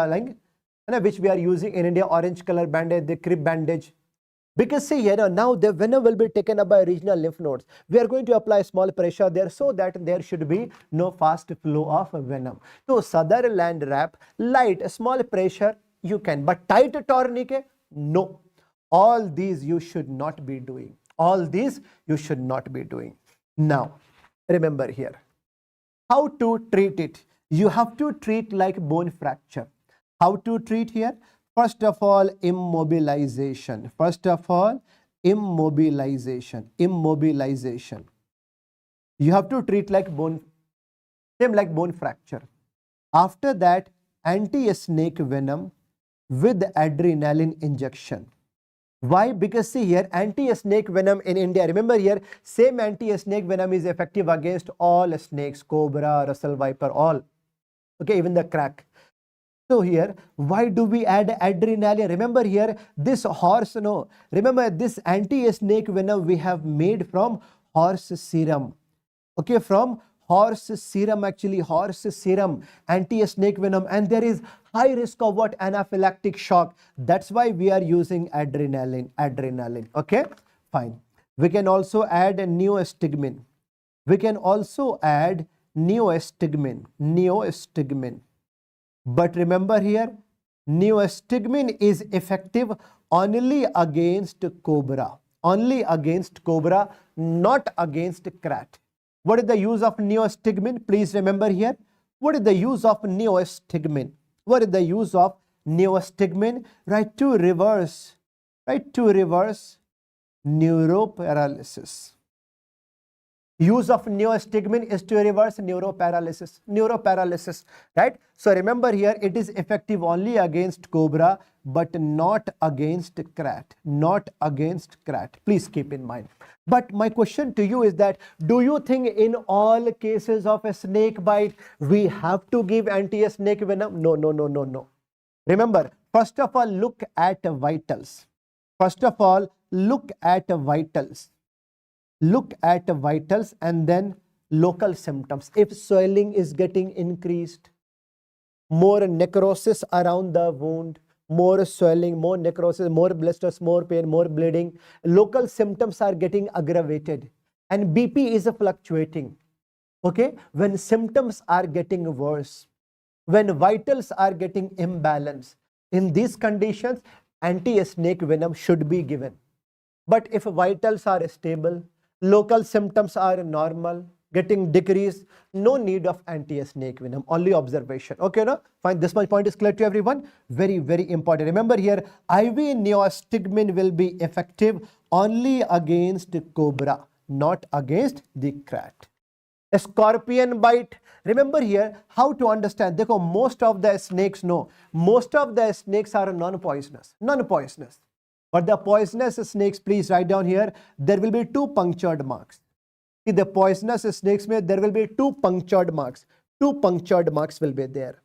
Non-poisonous, multiple small teeth bite marks. Okay. So 2 punctured marks you see in the poisonous snake. A scorpion bite, a scorpion venom, and anti-snake venom. Like a snake venom, almost similar.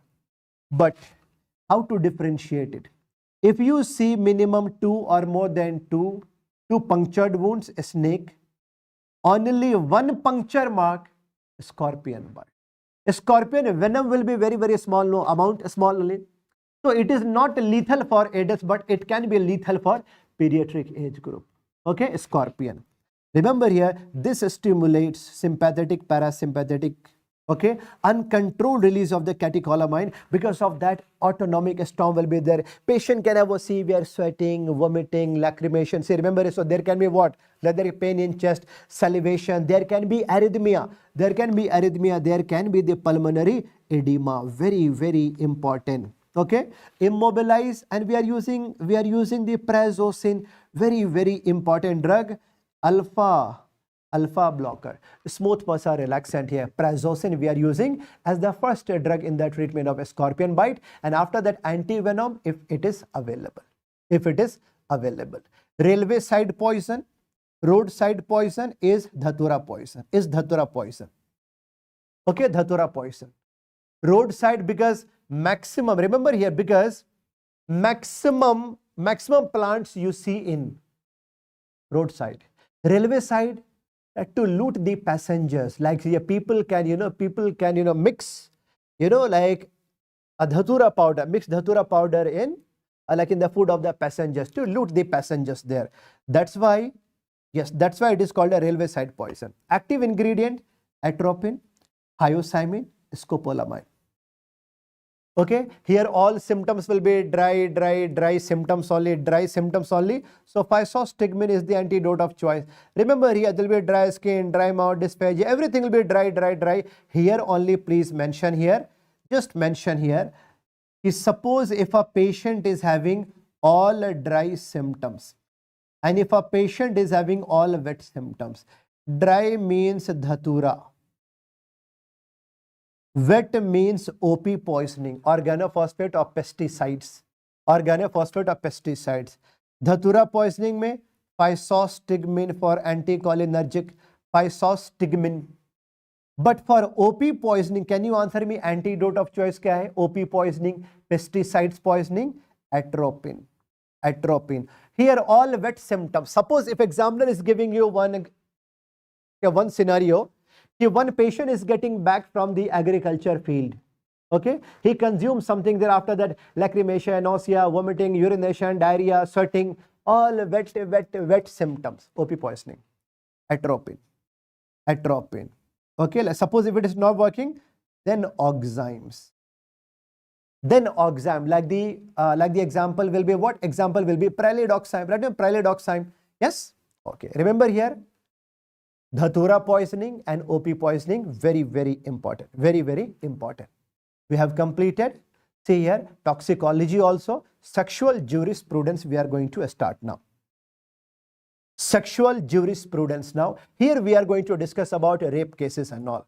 So, सबसे पहले, first of all, 63 definition of rape, 64 punishment for rape, 70 gang rape. These three you cannot forget. After that, BNS 75, this defines, right? Okay, this defines sexual harassment like showing porn videos or photos against the will, requesting for sexual favor, unwanted physical touch.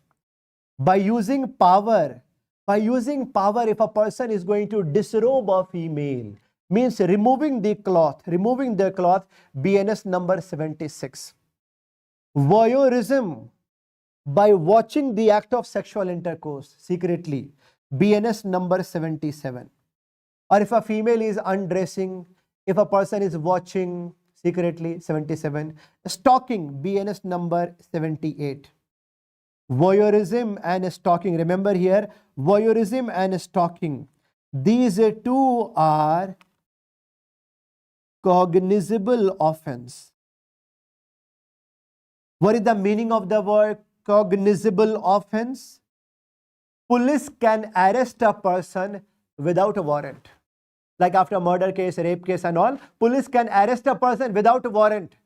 Okay, this is known as the cognizable offense. Non-cognizable means what? Non-cognizable means police cannot arrest without a warrant. Like medical negligence act. Police has to come with a warrant first. Defamation case, non-cognizable. So first, and these two, I am telling you these two, first time bailable, second time non-bailable. Stalking means following a woman without her knowledge. Online and offline both are punishable offense. Now, see, dekho, by any word or gesture, like insulting the modesty of a female is a punishable offense, BNS number 79. Okay. Now, remember here, suppose if you are getting a rape victim, do you think you can disclose the identity of a rape victim? Obviously no. Disclosure of identity of a rape victim by media person, by a doctor is a punishable offense. BNS number 72, 2 years in jail plus minus 5. Remember 88 to 92, BNS number 88 to 92 are related to abortion. And remember here, minimum duration for the punishment for the rape, or you can say quantum of punishment for rape or custodial rape, means minimum up to 10 years. This depends upon severity. This can go up to death sentence also, lifetime jail also. Okay. See the POCSO Act. This is valid for all kids under 18. All kids under 18. Right now, like if there will be sexual abuse or child abuse to a child, right? Okay, POCSO Act, we have to inform the police if we get this kind of case. Okay. Now, suppose if you are getting a rape victim like in your hospital, are you going to charge any money? Obviously no. Even if you are working in a private hospital, now remember here, as per BNSS number 397, BNSS number 397, free treatment, right? No. Free treatment to rape victim and acid attack case. Okay, remember it. And remember, whenever you are getting this case, inform the police. Second, now suppose if there is a rape case, or suppose if there is a sensitive case, that a sensitive case hai, rape case hai. So normal, all the cases, all the trial will be done in an open court. Anyone can come, but sensitive cases can be done in a closed room, under the camera. This is called the camera trial. So in a case of rape cases, no, BNSS number 366, there should be camera trial. Okay, in a closed court. Now, suppose if a female who was given death sentence, but just before hanging, she was found to be pregnant. What can be done now? As per BNSS number 456, okay, her death sentence will be converted to lifetime jail, will be converted to lifetime jail as per BNSS number 456. This is important. Remember here, all BNSS related to rape, murder, grievous hurt and dowry are important, are very, very important. Okay. Chalo, fine. Now, how to differentiate between a real virgin and false virgin females? Real virgin female, what is the meaning of the word? See, what is the meaning of the word? What is the meaning of the word real virgin female or the true virgin female? A female who has never experienced sexual intercourse and her hymen is intact. Okay, fine. False virgin, a female who has had experienced the sexual intercourse but hymen is still intact. Hymen is still intact. Okay. So remember here, like in the real virgin, no, hymen will be non-elastic. Hardly the tip of the finger will go inside. Okay, fine. So it will be tight. It will be tight. It will not be loose actually. But false virgin female, okay, their hymen will be loose here. Hymen will be loose. Up to 2 fingers can easily go inside. Right. So this much point is clear to everyone.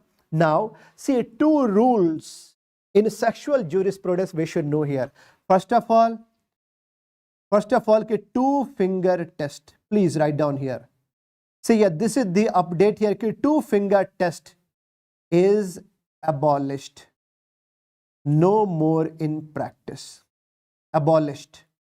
Earlier for any rape case, no, for any rape case, doctors used to insert up to 2 fingers inside vagina. If 2 fingers will be going inside vagina, yes, like it means rape has happened.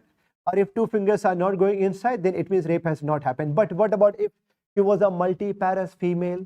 So there was like actually no meaning of this, no. So remember here, 2 finger test is no more in practice now. No more in practice. Now, MTP is allowed irrespective of marriage. Like irrespective of marriage. Remember, minimum age for a female when she can give the consent for sexual intercourse is 18 years.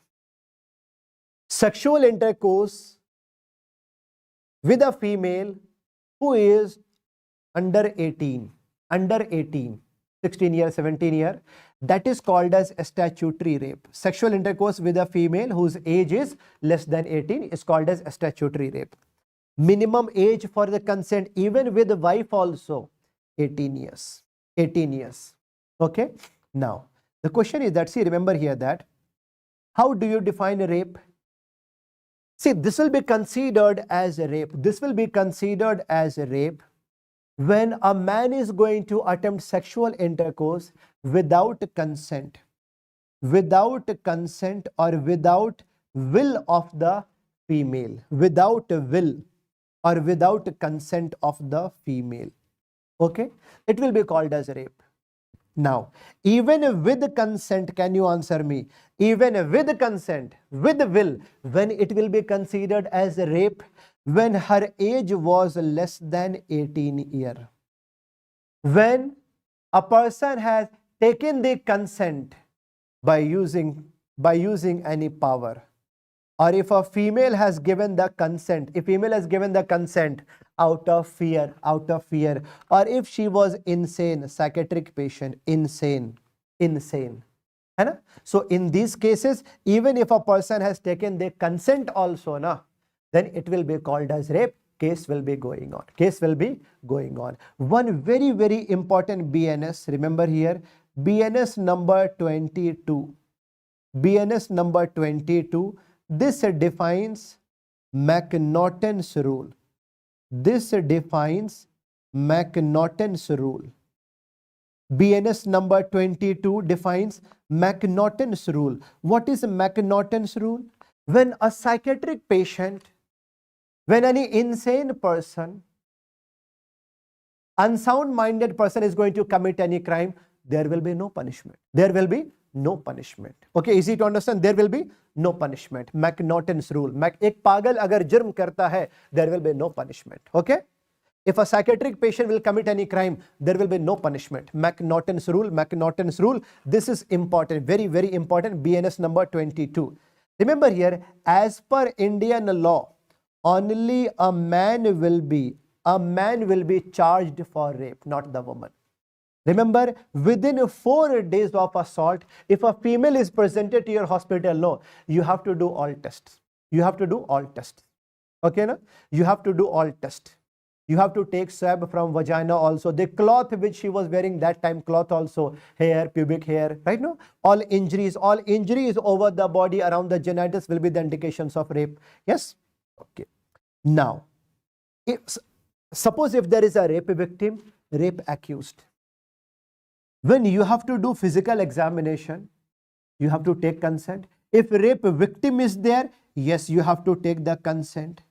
If a rape accused is there, no, rapist is there, no. Remember here, in a case of all the prisoners and the criminals, rapist, no need of taking the consent. No need of taking the consent before physical examination. No need of taking the consent. Okay. Now, which chemical we are using here? Which chemical we are using here in a case of rape victim? Name of the chemical is, this is the toluidine blue, okay, toluidine blue. But rape accused, Lugol's iodine. Lugol's iodine. See, the toluidine blue, no, we are using to check. We are using to check fresh abrasion. Fresh abrasion. Fresh abrasion. Okay. Now, see here. Most of the time, remember, most of the time, we are not going to touch a genital organ for physical examination. We can use a sterile speculum. We can use a sterile speculum. We can insert inside the vagina so that we can check nearby injuries around cervix, around vagina, lateral wall, anywhere. Okay. Now see, look at picture number 1, this one. Here I cannot appreciate so many abrasions, but after spraying the toluidine blue, no, here you can see so much of the bluish. So all these blue color, remember here, these are abrasions. Look at this picture. Mostly you cannot appreciate so many abrasions, but after spraying toluidine blue, yes, you can appreciate. Okay. Now, Lugol's iodine for rapist. See, if there will be history of insertion of penis inside vagina, so shaft of the penis, if it will be going inside, vaginal epithelial cells, this can get a stick over shaft of the penis. Vaginal epithelial cells will be having glycogen also. Okay. So what we do here, no, first of all, we are going to wipe shaft of the penis with a filter paper. And now Lugol's iodine vapor will be the same filter paper we are going to expose here. Because of glycogen, no, this will be turning into brown color. If this can turn into brown color, then 100% there was history of insertion of penis inside vagina. This one point is clear to everyone. Yeah. Lugol's iodine. Even there is something called as smegma. Like a smegma is what, like a type of the lubricant jelly around, like lubricant that will be produced by, foreskin of the penis. Okay. So like a smegma can get deposited inside, if there will be history of insertion of penis inside vagina, a smegma can get deposited inside vagina. So that is also, so that is also what? Yes. Okay, so that is also showing what? Yes, there was history of insertion of penis inside the vagina. This one point is clear to everyone. But remember here, a smegma can get replaced only after 24 hours. Means once there will be insertion of penis inside vagina, smegma will be washed away. Wiped away. New smegma will come only after 24 hours. This much point is clear to everyone, right? Okay, chalo, fine. These we have learned. Yes. Now MTP Act, very, very important, medical termination of pregnancy. Remember, opinion of one doctor is required up to 20 weeks. Opinion of 2 doctors will be required up to 20 to 24 weeks. So now maximum stretch is up to 24 weeks. Okay, up to 24 4 weeks. In which condition MTP is legally allowed? Remember here, legally allowed. If there will be risk of mother's life, if there will be risk of mother's life, if like there will be pregnancy due to rape. Third, if there will be eugenic anomaly or like the chromosomal anomaly, and a chromosomal anomaly, or you can say congenital defect, or if there will be history of, like a failure of contraception, failure of the contraception. Okay, failure of the contraception. Okay. Remember, like in a case of the failure of the contraception, maximum limit is up to 20 weeks only. After 20 weeks, MTP cannot be performed. In a case of a rape, see, a maximum extension is there for rape case. For rape case, no. Maximum, see here, up to 24. Up to 24 only. Up to 24 weeks of pregnancy. But if there will be risk of mother's life or congenital, right, or if there will be congenital anomaly, any time MTP can be performed. You have to memorize all these. Who can give the consent for MTP? Only mothers. Remember here, only mother has to give the consent. Only female partner, not the male partner. Only female partner has to give the consent. Only mother has to give the consent. Her age should be 18 or 18 plus. Her age should be 18 or 18 plus. But remember here, one more important point here. If a 17-year or 18-year or 19-year-old female is like, if she is coming to your hospital for MTP, if she is saying that she is 18 or 18 plus, you cannot ask her, show me your Aadhaar card. No. After that, no need of doing the, after that, no need for the confirmation. No need for the confirmation. If she is saying so, please accept it. Please accept it until and unless she looks very, very minor. She looks very, very minor. 8 year, 9 year, 11, 12, 13 like that. Hana? Remember, only female will give the consent, or age, minimum age should be 18 or 18 plus. Less than 18, who will give the consent? Mother or legal guardian will. Okay? 18 or 18 plus, and she should be mentally fit. Remember here, in a case of age less than 18 year, or if she is a psychiatric case, who will give the consent? The consent will be taken by legal guardian. Legal guardian like father or mother. After marriage, husband is called as legal guardian. There was a question in FMGE exam. A 23-year-old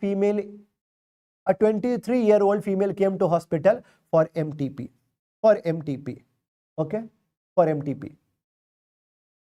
But on examination, she was found to be a case of, psychiatric illness.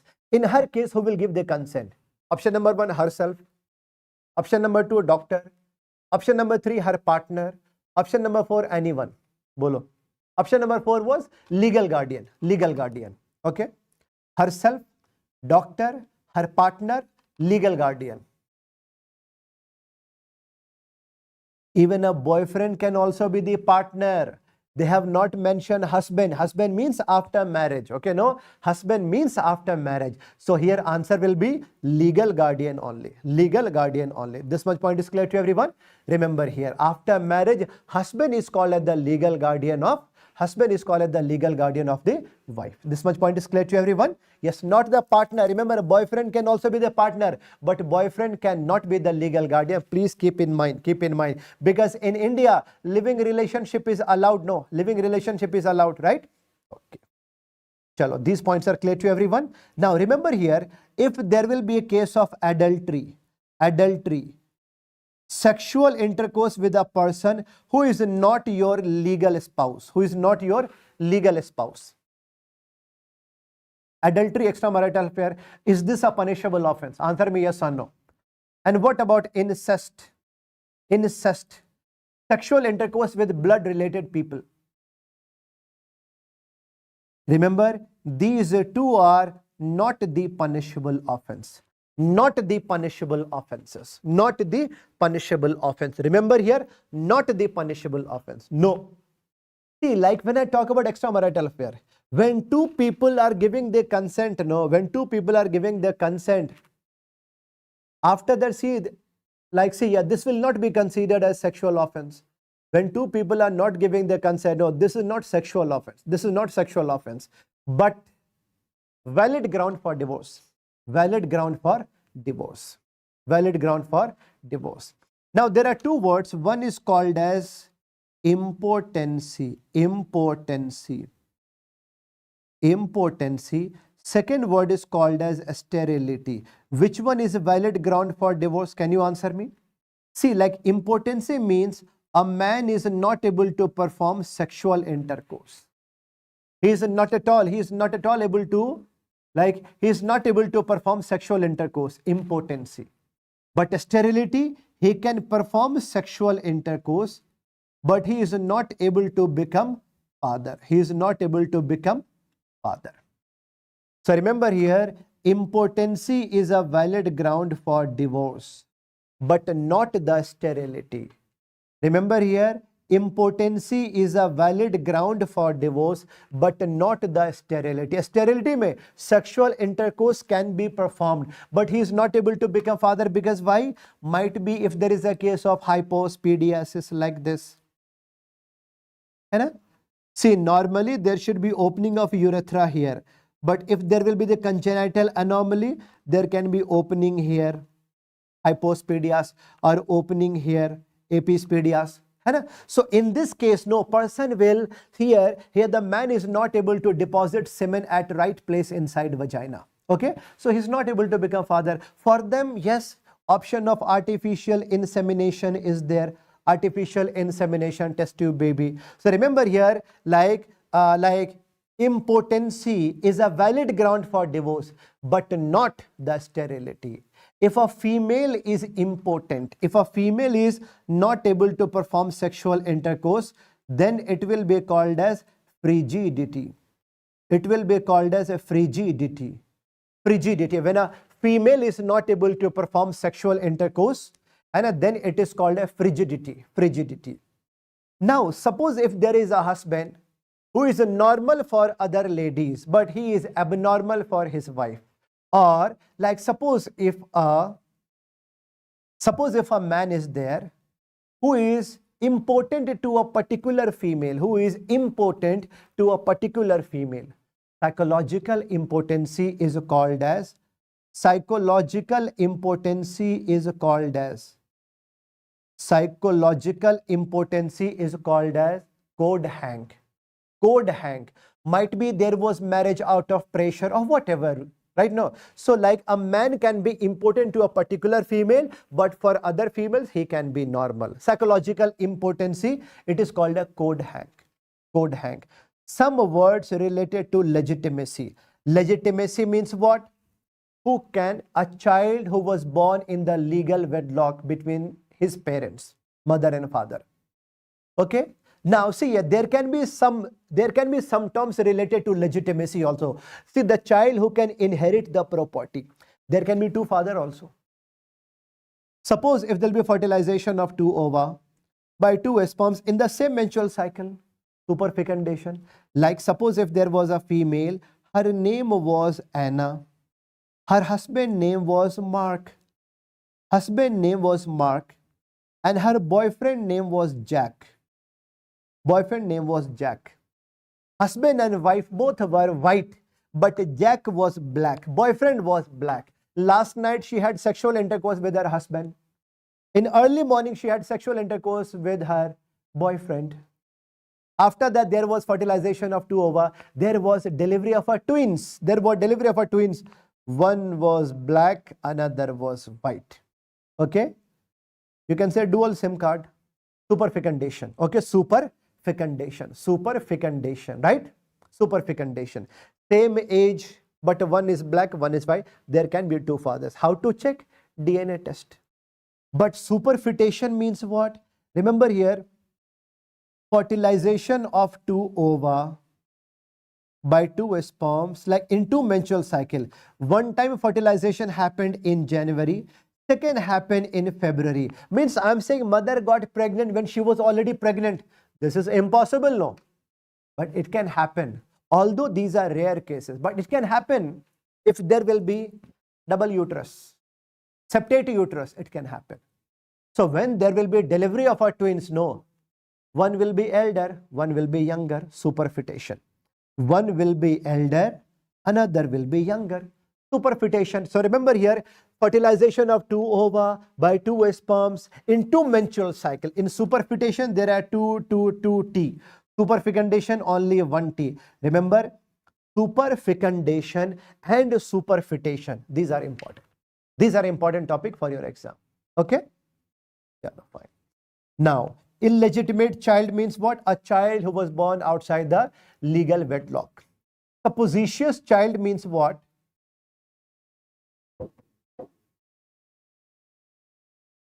See, supposititious child means what?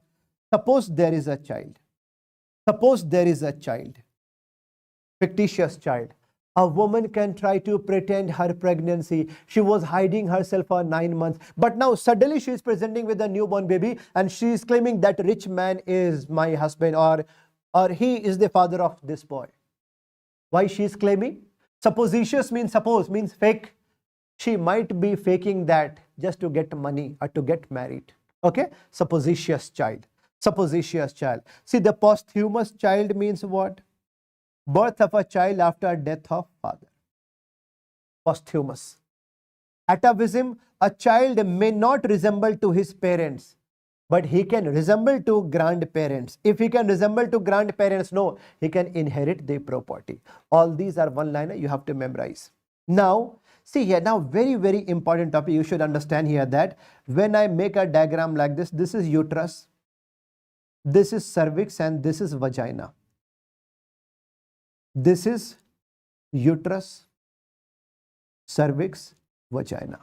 If there will be a death of a baby, a death of a fetus here, this will be called as intrauterine death.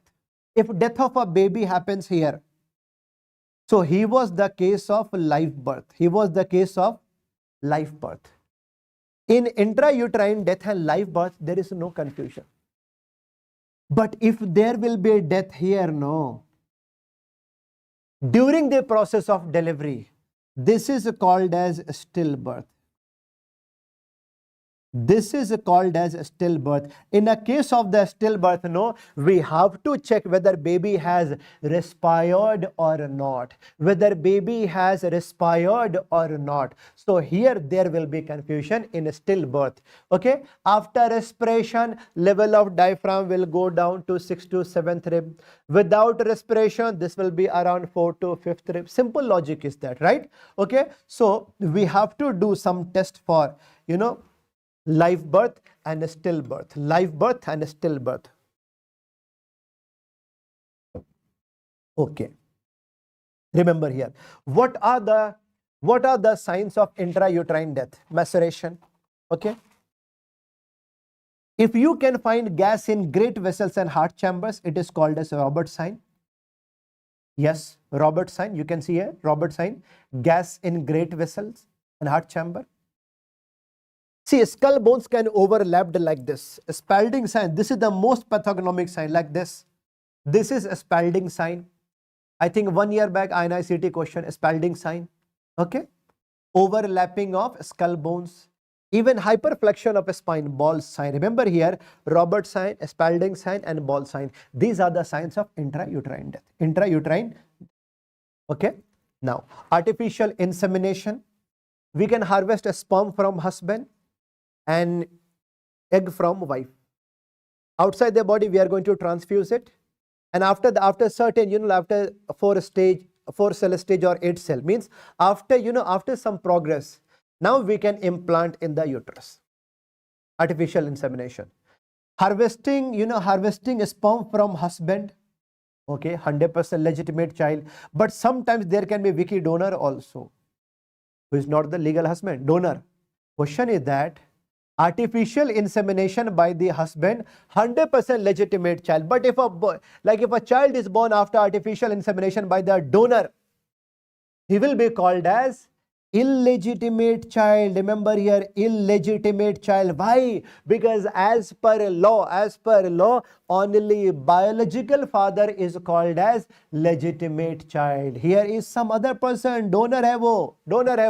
So the child will be called as illegitimate child. That's why we mix, like we mix what husband and donor together. Okay, fine. Remember here, if female has not taken the consent before artificial insemination, artificial insemination is done without the consent of husband, no, husband can file for divorce. Okay, all these points are clear to everyone? Yes. Remember here. Now surrogacy, altruistic surrogacy means altruistic or the commercial. Remember here, first of all, for a business, it is not allowed in India. For business, it is not allowed. If a female is found to be practicing, suppose if a female is found to be practicing the commercial surrogacy, no, she will be in jail for 10 years and a fine of 10 lakhs. So remember here, altruistic surrogacy, no monetary compensation will be given to the mother except medical expenses. Question is, who can become a surrogate mother? Who can become a surrogate mother? Remember, ideally she should be a close relative. Ideally she should be a close relative. Okay, ideally she should be a close relative, ideally. Okay, for how many times a female can become surrogate mother in her lifetime? Remember, first of all, she should be a close relative and she should have her own completed family. Means she should have at least one of her own babies, at least one, so that whenever she is going to deliver the baby, no, she should not feel that kind of pain in handing over the baby to other couple, right? So one own completed family. For how many times she can become a surrogate mother in her lifetime? Only one time. Only one time. But like in one time she cannot, she may not conceive. So for how many times she can try? She can try maximum for 3 times. But a female can become surrogate mother in her lifetime only for one time. Only for one time. Remember here, as per Indian law, only altruistic surrogacy is allowed. Because if the commercial surrogacy will be legalized, no, now there can be so many negative things, like so many crimes can be seen in the market, for the prostitution, for the child labor, for organ, like organ smuggling, for organ transplantation, for human trafficking. So many negative things can erupt in the market, right? So that's why it is illegal. Now, viability means what? Remember, after 7 days, remember here, a stage of maturity, at which fetus is able to lead a separate life on his own. So after 7 months or by 7 months, a fetus will be this much able, no, fetus can survive on its own, even if fetus will be separated from the body. So remember, vagitus uterinus, vagitus vaginalis. What are the signs of 100% viability? When you were actually delivering a baby, just after rupture of membrane, if you can hear baby cry, it means baby was alive. Vagitus uterinus. Like if fetal head is there in the vagina, after that, if you can hear baby cry, no, then fetus was viable. It is called a vagitus vaginalis. Remember, vagitus uterinus and vaginalis these are the signs of viability. Now, see, there are 5 tests we should be knowing here. 5 tests we should be knowing here, okay, to check for live birth. Remember, like in last 4 years, I have not seen a question in FMG exam from this topic. On 17 January, I anticipate this topic. One is called the Ploquet test. I am going to take out the lungs and body weight. Ratio I am going to check. Without respiration, lungs will be a small only. Ratio will be 1:70. After respiration, it will be 1:35. Clockwise test. Hydrostatic or regards test. First life test. Respired lungs, unrespired lungs. You take out the respired lungs, you keep in a bucket of water, it will float. Air will be there, it will float. No air, it will sink. Regards test. Lungs will be the first to receive. After that, air will be going inside bowel also, na. Bowel, stomach also, na. Breslow test, also called as second life test or a stomach bowel test. You take out a stomach out of the body now, out of the baby. Okay. You keep in the bucket of water. If you give incision over greater curvature, if you can see air bubbles are coming out, baby has respired. Breslow test. Redin. See, redin is a embryonic tissue found in the middle ear, right? Middle ear embryonic tissue. After respiration, this will go down. Without respiration, this will be there only, like in the middle ear only. Okay. Redin's test.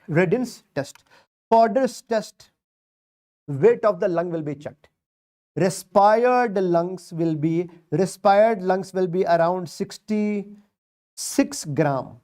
Unrespired lungs will be only 30 gram. It is called a Fodder's test. I have taught you 5 tests for live birth: Clockwise, hydrostatic, Breslow, Redin's and Fodder's. Next we are starting, see, last two a small chapter we can finish. Okay, aram se we can finish. One is forensic ballistics, and second, last May medical law and ethics we are going to learn. Ballistics means what? Like a study of firearm. There are 2 types of gun. One is called as a shotgun, another is called as a rifled weapon. Like this is shotgun, this is called as smooth bore gun. Smooth bore gun means what? See here, like this is called as a barrel. This is called as a barrel, and a barrel. And here at the opening, you can say what? Like lumen, or you can say bore. Okay, fine. Now, and this is called as a butt or handle. So smooth bore gun, when I talk about a barrel, ये जो metallic cylinder है ना, metallic cylinder here, that is called as barrel. So here barrel, this will be smooth only. So because of that, there can be dispersion of lead shots, dispersion. That's why when we started making new rifled, no, this is barrel now. Inside the barrel, we have started making groovings like this, same like if you see a bottle cap, no, over the cap you can see that kind of, that kind of rings. So these rings are called as what? See here, these rings are called as groovings, also called as a rifling, So because of the rifling, what will happen now? If you are going to pull the trigger, now bullet will be coming out. Now because of the rifling, there will be what? After that, there will be what? More and more spinning motion will be there. And after that, because of that, there will be increase in velocity, increase in destructive activities. This much point is clear. More destructive power, more velocity, more accuracy. Riflings. So like if there will be rifled, rifled gun, no rifling is smooth, it is called as a smooth bore gun. Remember here, like in a rifled gun, we are using bullet. This is called as bullet. What is the name of the ammunition? It is bullet. In a rifled gun, we are using bullet. But remember here, this is the complete anatomy of a bullet. This is a base where there will be primary mixture. And here, see here where there will be and here, see like in between here, there will be gunpowder. Okay, so whenever you are going to pull the trigger, like this is, a fire pin is going to strike at the base of the primer mixture. After that, there will be ignition, and there will be ignition. Because of that, there will be burning of burning of gunpowder here, burning of gunpowder, and because of the flame, now bullet will be coming out of the barrel. So only this much portion will be coming out of the barrel. Only this much portion will be, see here, only this much is going to enter the body. Only this much is going to enter the body. This is called as bullet. Only this is called as bullet. This is going to penetrate the body. So in a rifled gun, one shot, one entry wound will be there. One entry wound will be there. But what about this one? Here you can see multiple small lead shots. Multiple small lead shots you can see here. Multiple small lead shots, right? So see here, these are called as lead shots. These are called as lead shots, and this is what we are using in shotgun or a smooth bore gun. These are called as lead shots or lead pellets. Lead pellets. Remember here, lead shots or lead pellets. But we are using in a rifled gun, bullet. So when we are using lead shots, that's why shotguns. That's why smooth bore gun is called as shotgun. Shotgun. Okay. Now shotgun. Now remember here, like in a case of the shotgun, no, what do we do here? Okay, when we have made a barrel like this, no, when we have made a barrel like this, no, barrel like this, okay, there used to be dispersion like this. There used to be dispersion of lead shots like this. We used to waste so many lead shots. So now we have started doing what? At the distal part, no, distal part, we made it narrow. We made it narrow. We constricted it. This is called as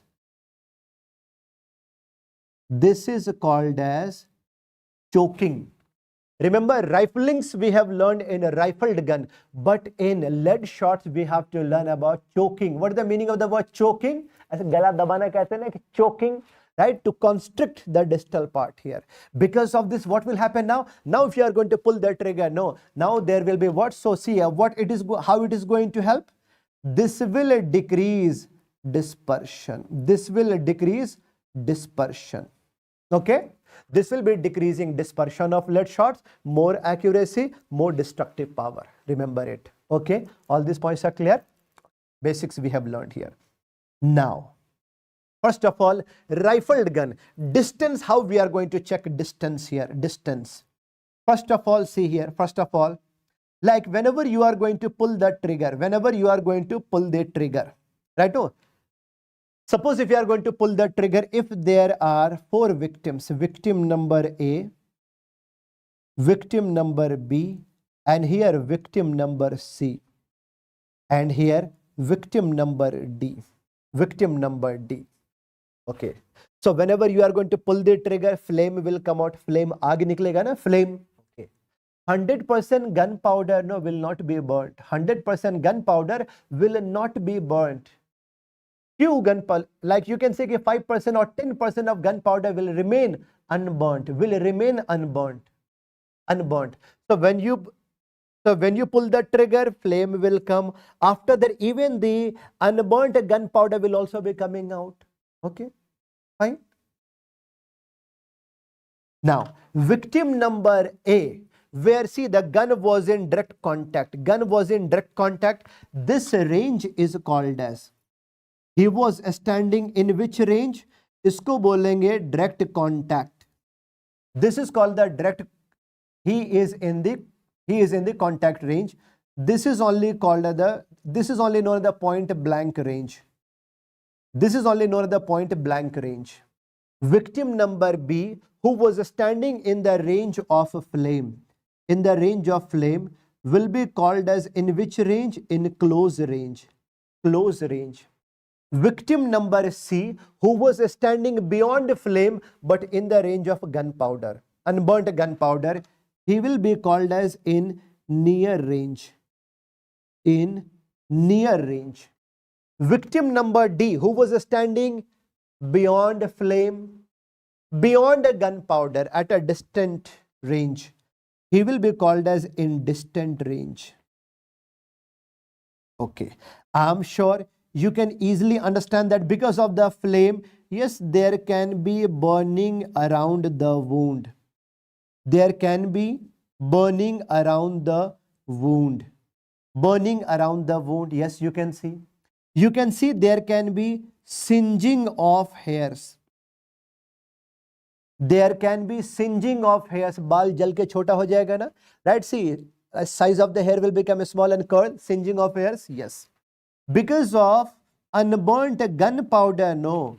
Unburnt gunpowder. See, remember here, if a person will be standing in the range of gunpowder, no. Unburned gunpowder, because of the pressure from the bullet, no. See, because of the pressure, no. Unburned gunpowder can get deposited under the epidermis, and this will be giving like a, this will be giving a tattoo-like appearance. This will be giving a tattoo-like appearance, black deposition. Now, see the anatomy of a wound here. First of all, when the bullet, remember, when the bullet is going to enter the body, first of all, yes, there will be entry wound. Entry wound. And remember here, see, like in the barrel, sometimes we are using the grease also, na? Grease for lubricant, no, as a lubricant jelly. Right now, we are using, hai na? So remember here, sometimes along with the bullet, grease can also enter the body. Okay, so that will be like what? Grease collar, brown color, grease collar. Grease collar, brown color. After the, because of the spinning motion of the bullet, no, see, there will be abrasion around the wound. So that is called as abrasion collar. See now here, see, the blackening is because of a smoke. Blackening is because of a smoke, and the tattooing what you see here, the tattooing what you see here, this is because of unburnt gunpowder. Unburnt gunpowder. This much point is clear to everyone. Now, how to differentiate blackening and tattooing over the gunshot wound? Remember here, gunshot wound. When you wash with a normal saline, blackening will go away. Blackening will go away, but tattooing will still be there. So you can differentiate which one was blackening, which one was the tattooing. Now, let's see here. My question to you is that, now, see, remember here, suppose when I talk about a victim number B, suppose if I talk about victim number B, who was standing in the range of flame, if I see, suppose if I am getting a victim number B in my hospital, if I see a wound here, gunshot wound, if I can see, okay, if I can see gunshot wound, do you think around the wound I can see burning also? Answer me yes or no. Yes, I can see burning around the wound. Burning around the wound I can see. Yes, I can see burning around the wound. Yes. I can see singeing of hairs also, blackening also, tattooing also, everything I can see. Everything I can see, yes. Everything I can see, yes.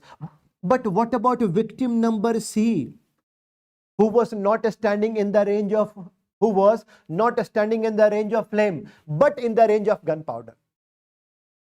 So in that wound, are you going to see burning and singeing of hairs? No, no burning, no singeing, but only blackening and tattooing. Victim number D, who was standing beyond the range of flame and gunpowder, no burning, no singeing, no blackening, no tattooing. Okay, so this is an important topic. Please remember here, please write down here. When I talk about victim number B, means in which range? Contact. Victim, no, see here, like in the range of, close. In the range of close, right? In the range of close. Okay, close. Victim number C and victim number D. Burning, singeing, blackening, everything we can see here in close range. Right? In close range. Right? Not in the contact. But in near range, please write down, burning and singeing will not be seen. Blackening and tattooing you can see. But what about that distant range? All these are absent. All these are absent. Remember here, if shape of a wound is like circular, it means bullet entered the body at 90 degree. If shape of the wound is like this, like oval, it means bullet has entered the body in as at acute angle. For all these, now you can ask, sir, what about direct contact? Then you did not say anything about the direct contact. Okay. In direct contact means when actually see here, when a muzzle is here actually, right? No, direct contact.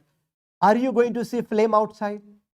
Or singeing, are you going to see like any kind of unburned gunpowder outside? No. But when you do, so externally, no, you know, like externally, remember here, no burning, no singeing, no blackening, no type. But if you do postmortem examination, no, inside you can see all. Inside you can see all. Remember, in all gunshot injury, you know, Shape of wound will always be circular. Shape of wound will always be circular. But when the gun will be in their direct contact, no, there can be blasting effect, vacuum effect. Shape of the wound will become like star shaped, stellate shaped like this.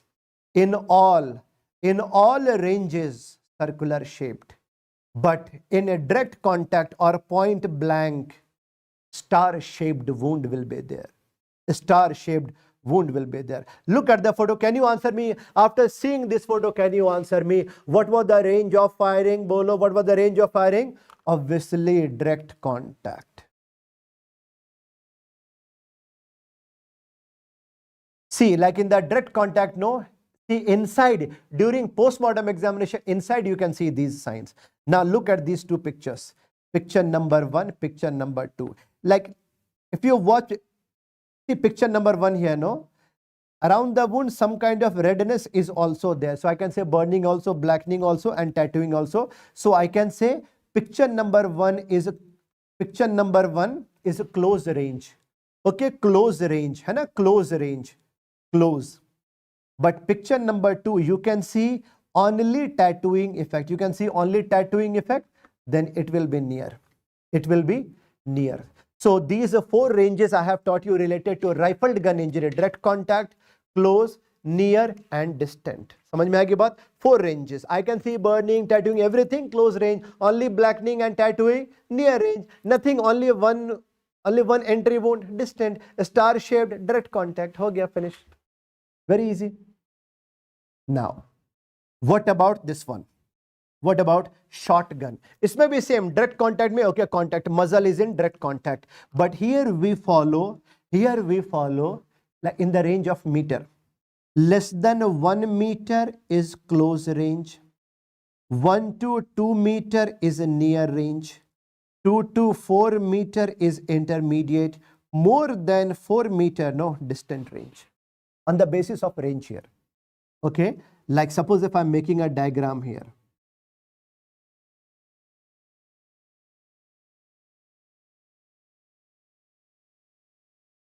Suppose if there are some 5 victims, victim number A, victim number B, victim C, victim D, and victim E. A will be called as in direct contact range, B in close, C in near, D intermediate. See, one extra we can see here, one extra we see here, intermediate range. Intermediate range, one extra, intermediate. And E will be called as in distant range. Okay, all these points are clear to everyone? Remember here, on the basis of the meter only, on the basis of the meter, ek to a direct contact. Now see here, now when I talk the close range within 1 meter, 1 to 2 meter near range, intermediate range 2 to 4 meter, more than 4 meter distant. Remember, all signs I will see. Remember, I will see all signs. I will see all signs in close range, like burning, singeing of hair, blackening, and tattooing. Everything I can see in close range. Everything I can see in close range. Okay? Everything I can see in close range. All signs. Near range, no signs. Remember here, less than 1 meter I can see all the signs. Burning, blackening, singeing, everything I can see. After 1 meter, no sign. And see, after 1 meter, no signs. But remember here, see, in the lead shots, in the shotgun, you would have seen there can be dispersion of lead shots, no? Right, like this, dispersion of lead shots, right? Remember, please write down here, dispersion starts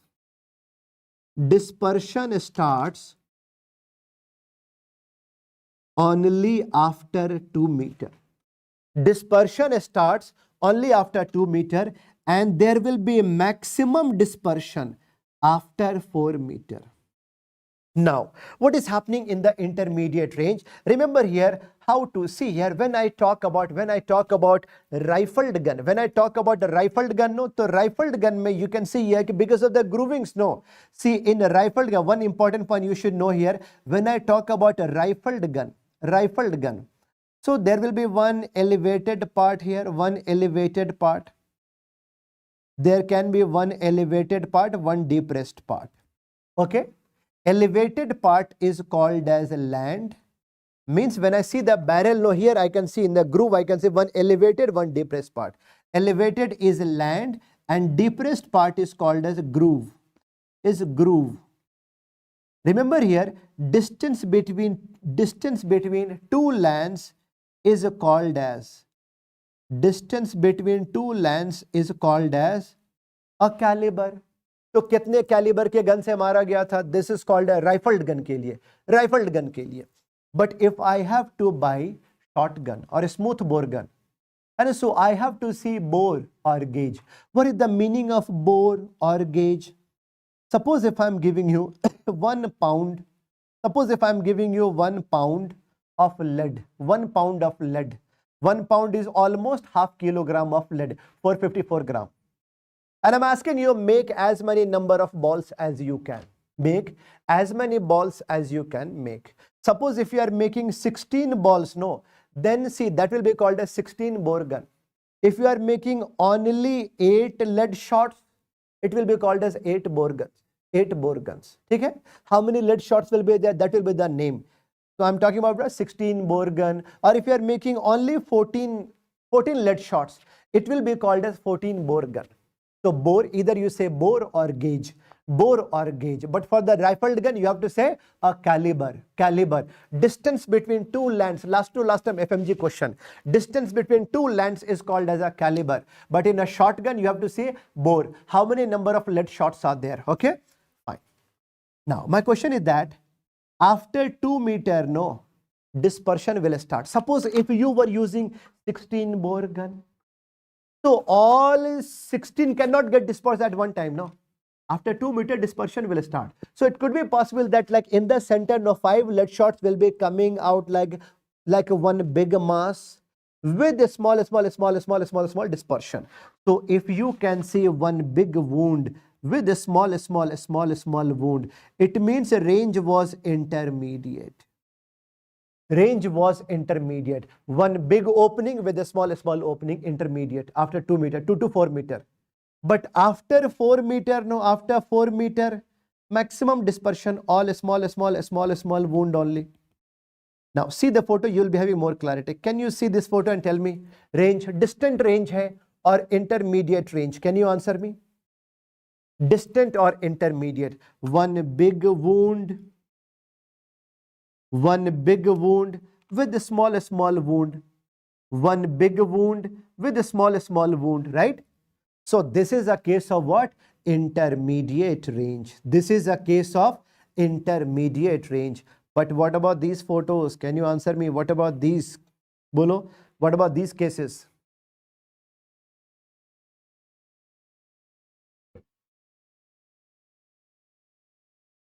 After seeing these photos, you can easily say, yes, distant range only. Distant range only. All these points are clear to everyone? Right. Remember here what I'm saying? This was intermediate range. And these are what? Distant range, more than 4 meter. But you can ask me, sir, what about near range? Here we don't see anything. What about near range? Can you answer me? What about near range? Remember here, just before, remember, after 2 meter only dispersion will start, no? After 2 meter only dispersion will start, no? But before 2 meter, remember here, so in near range, no, we see only one entry wound. But inside when we do postmortem examination, no, we can get multiple lead shots, we can understand shotgun tha. But what will be the external, what will be the special feature here? Remember, after 2 meter dispersion will start like this, dispersion will start. But before 2 meter, lead shots have got the potential to get dispersed, no. Lead shots have got the potential. Means before 2 meter, they were about to get dispersed. But before dispersion, they entered into the body. So when they are going to enter the body, do you think they will be entering like this? Right? So because of this, when they enter the body, no, shape of a wound will become like this. Shape of a wound will become like this. This is called as rat hole appearance. This is called as rat hole appearance. rat hole appearance. Remember here, rat hole appearance we see in near range only. Near range only. This much point is clear to everyone. Remember here, all these points we have learned about ballistics. Now last chapter we are going to complete now medical jurisprudence now. Last chapter. Okay. Chalo fine. Now actually the time is to 2:23, but still, okay, no issues. We'll continue. Chalo fine. All right. Inquest in India, what we are practicing, most commonly used is police inquest. Most commonly used is police inquest. Police inquest. But most superior is magistrate inquiry. BNSS number, can you answer me? BNSS number 194 police inquest. BNSS number 196 magistrate inquiry. Once upon a time we were using this one, a coroner's inquest. Once upon a time, like there used to be a separate team for inquiry, they used to do inquiry, they used to give a statement and all, but this was actually abrupt, so this is no more in practice. But worldwide, most powerful is, most superior is medical examiner system. Why? See, along with the police, forensic specialist, doctor will also be there, है ना? Fine. So better observational skills, but it is not being practiced in India. In India, we are practicing police inquiry, magistrate inquiry. Police most common, magistrate inquiry most superior. Okay. Remember here, after murder, after suicide or death because of animals or machine, police inquiry will be done. But in which condition magistrate inquiry will be done? When a person has died during police interrogation, or a person has died due to police bullet, or in a custody, in a hospital, or in a big place. Now, higher authority should come for inquiry now. So, remember here, magistrate inquiry will be done in ABCDE, asylum, bostal, see the custodial, dowry, death, exhumation. In these cases, remember, in these cases, magistrate inquiry will be done. Asylum means psychiatric asylum. Bostal school means what? Jail for juvenile. Jail for juvenile. Young criminals. And the custodial death, dowry death. Remember here, BNS number 80 defines a dowry death. Within 7 years of a marriage, 7 years of marriage, if a newly married female, 7 years of marriage, if she dies, dowry death. And BNS number 85 defines harassment for dowry by husband or in-laws. Harassment for dowry, 85. 80 and 85 you should not forget. BNS number hai for dowry and harassment. But like see here, ki inquiry will be done by magistrate. So BNSS number 196 in a case of dowry inquiry. See, exhumation means what? Digging out the dead body from earth. Digging out the dead body from earth. Okay. Re-postmortem examination ke liye. Okay. Digging out the dead body from the earth. Is there any time limit for this? Please write down. No time limit. No time limit for this. No time limit for this. No time limit for this. Ideally, what time you should start doing exhumation? Early morning. Early morning. So that you should have whole day for the examination. Please mention here there are two types of magistrate. One is called as judicial magistrate. Another is called as executive magistrate. Judicial magistrate and executive magistrate. See, judicial magistrate will be appointed by the President of India. And all executive magistrate, they are appointed by the state. They are appointed by the state. Judicial magistrate can handle all cases. They can handle all cases. You can say magistrate means like a judge, but there are different executive and judicial. Judicial magistrate can handle all the cases, but executive magistrate, they can handle only these two. Only these two. They can see executive magistrate, please write down. See, executive magistrate can handle Only dowry and exhumation. Only dowry and exhumation. Okay? Only dowry and exhumation. Executive magistrate. Now, their main function is to maintain peace. Their main function is to maintain peace, to maintain law and order in the district. So what are the examples of the executive magistrate? Like you can say deputy collector, or the collector, revenue divisional officer, or even when I talk about a tahsildar. These are examples of like executive magistrate. Okay, remember here, see, medical jurisprudence is always important for your exam. All right, now see here, see, now there are two types of the court. There are two types of the court. One is called as civil court. Another is called as criminal court. Civil court will be handling your family issues, land disputes, divorce, marriage and all. Okay, but what about the criminal? And all, you know, all serious offenses. Now, suppose if a party A and party B. Party A, who is filing a case in civil, against whom is party B. In civil case, person who is filing a case is called as the plaintiff. He is called as a plaintiff. Against whom the case is being done.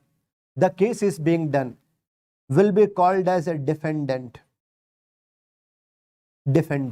But what about the criminal case? Party who is filing the case is called as a state.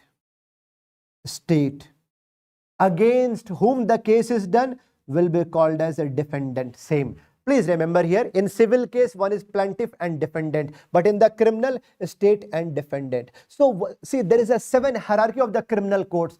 Highest level, Supreme Court. Highest level, obviously Supreme Court.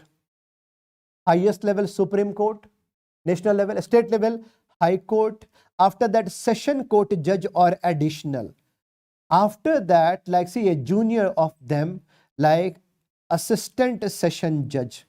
Assistant session judge. After that, chief judicial magistrate, first class judicial magistrate, second class judicial magistrate. Remember here, Supreme Court and High Court. These two courts are called as appellate courts. Appellate courts. Only appeal will be heard. Remaining all are called as the trial courts. Remaining all are called as the trial courts. Supreme Court and High Court, these are called as what? Appellate courts. Remaining all will be called as the trial courts. Remaining all will be called as the trial court. Okay. Who has the power to change the decision of Supreme Court? Can you answer me? Like suppose Supreme Court has given death sentence to someone. Who has the power to change it? Right? Okay, President of India. Right now, President of India, that is called as power of majesty. Okay, only President has that power. Now, remember here, Supreme Court can give death sentence, High Court can give death sentence, but they have asked this question that what is the lowest court? What is the lowest court which can give death sentence? Lowest court which can give death sentence is Session Court, additional Session Court, but it should always be approved by High Court. After Session Court, no. See here, after Session Court, they can send a person to jail only. For how many years they can send a person to jail? 13710. 13710. Assistant Session Judge can send a person to jail, right, for 10 years. Chief Judicial Magistrate can send a person to jail for 7 years. First class for 3 years, second class for 1 year. How much a fine can be imposed by them? How much a fine? Remember, up to Chief Judicial Magistrate, no, they can impose unlimited fines. but first class judicial magistrate can impose up to 50,000 rupees. 50,000 rupees. And second class can impose only up to 10,000 rupees. Only up to 10,000 rupees. Remember here, suppose if you are getting a summon from any court, like on the same date you are getting, like suppose you have received a summon from High Court also, or you know, like Session Court judge also. Which court you will attend first? Can you answer me? Which court you will attend first? Which court you will attend first? Always keep in mind, higher court has always the authority over a lower court. Higher court has always the authority over lower court. This much point is clear to everyone. Sahi hai? Kafi hai? All these are old questions only. Now, medical evidences written में, like medical certificate, most basic form, like fitness certificate, sickness, MLC you have to make for all, you know, suspicious के poisoning है, RTA cases है, you know, like if two people are fighting and two people have fought, like you have to make MLC. You have to make MLC.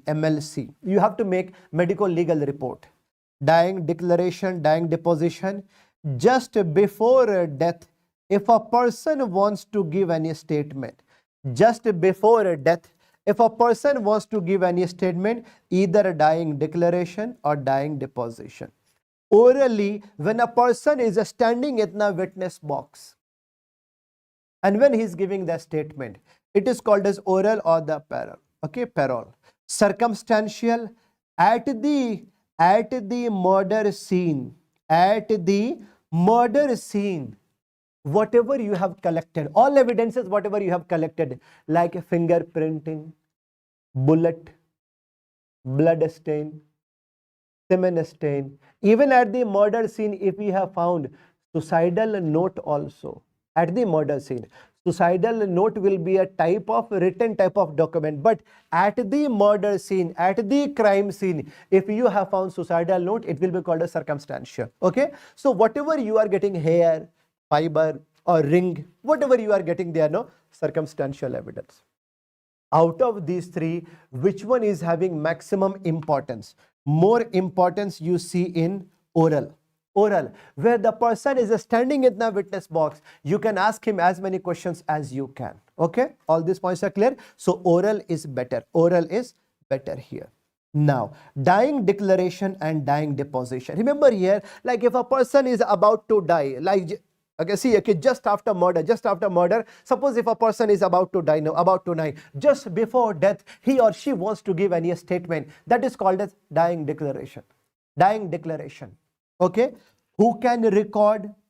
Ideally, it should be recorded by magistrate. But when a person is about to die within few minutes, you don't know, that time magistrate cannot come, no. So who can record it? Anyone can record. Please remember, anyone can record.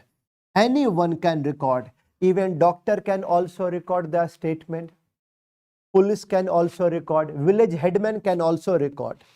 Okay, but a statement recording should be done in front of two witnesses. Like if a dying person is there, are you going to ask him to take oath?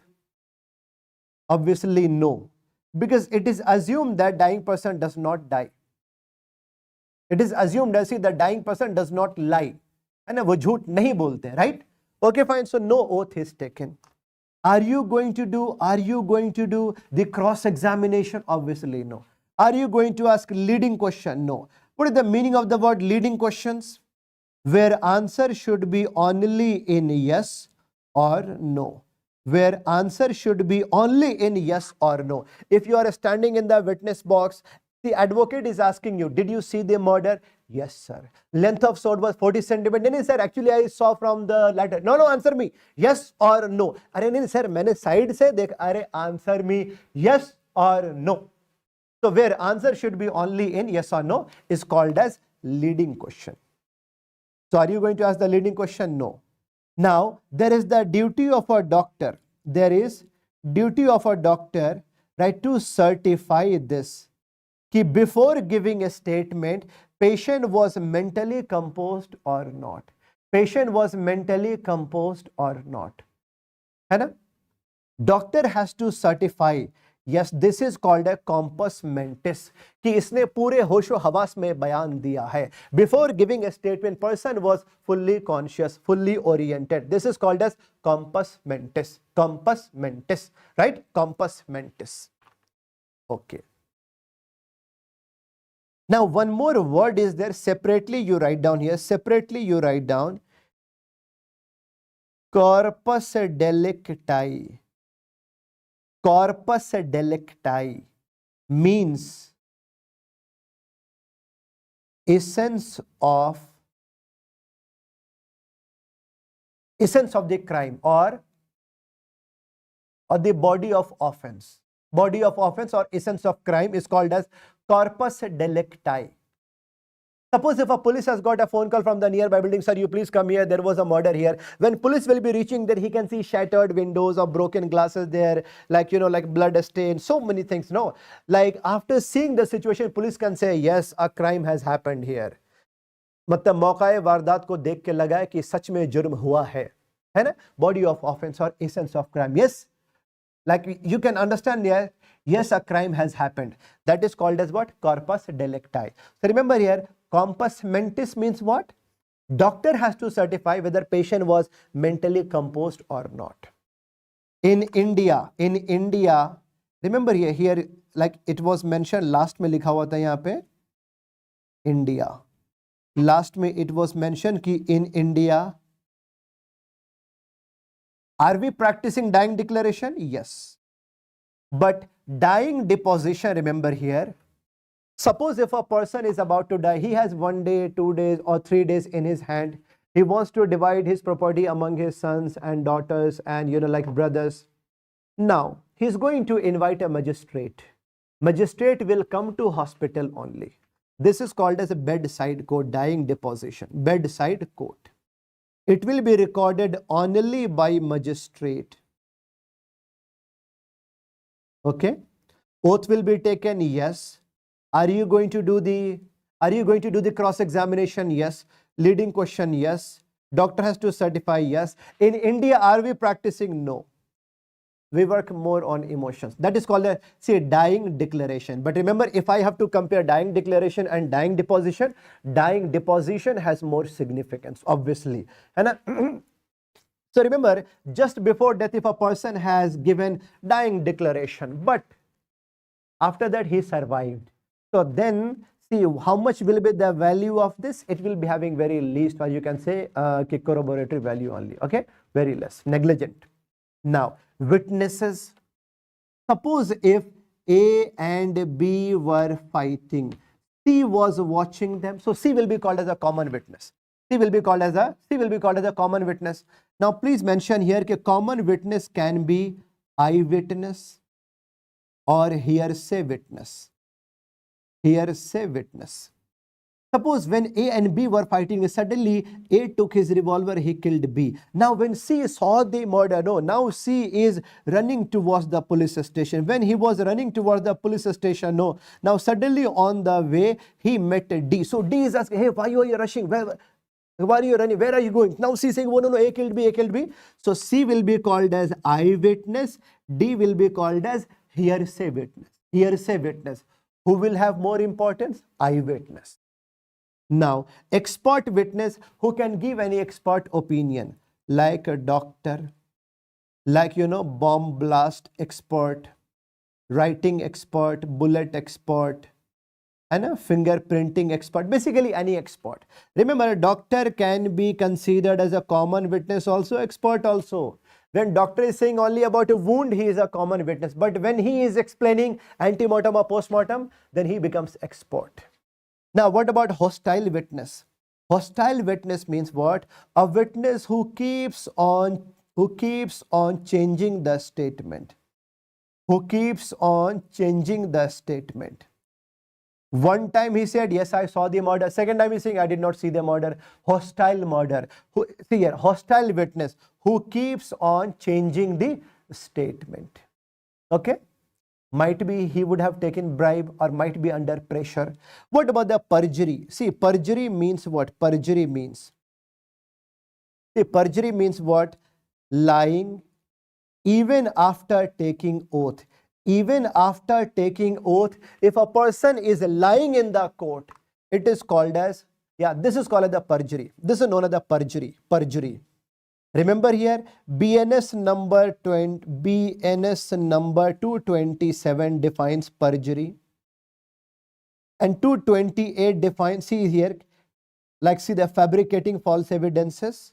For that, remember here, if for the punishment of perjury or fabricating the evidences will be dealt by BNS number 229.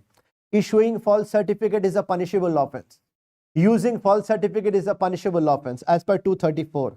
7 years in jail for both issuing also, using also. Now, see the procedure of recording a, right? Oath will be taken first of all. Please write down here, oath के लिए age should be, oath for oath, age should be 12 or 12 plus year. Less than 12 year, no need of taking oath, because it is said that बच्चे मन के सच्चे. After that, see here, like examination in chief is also called a direct examination. Remember, like in the court, there can be two advocates.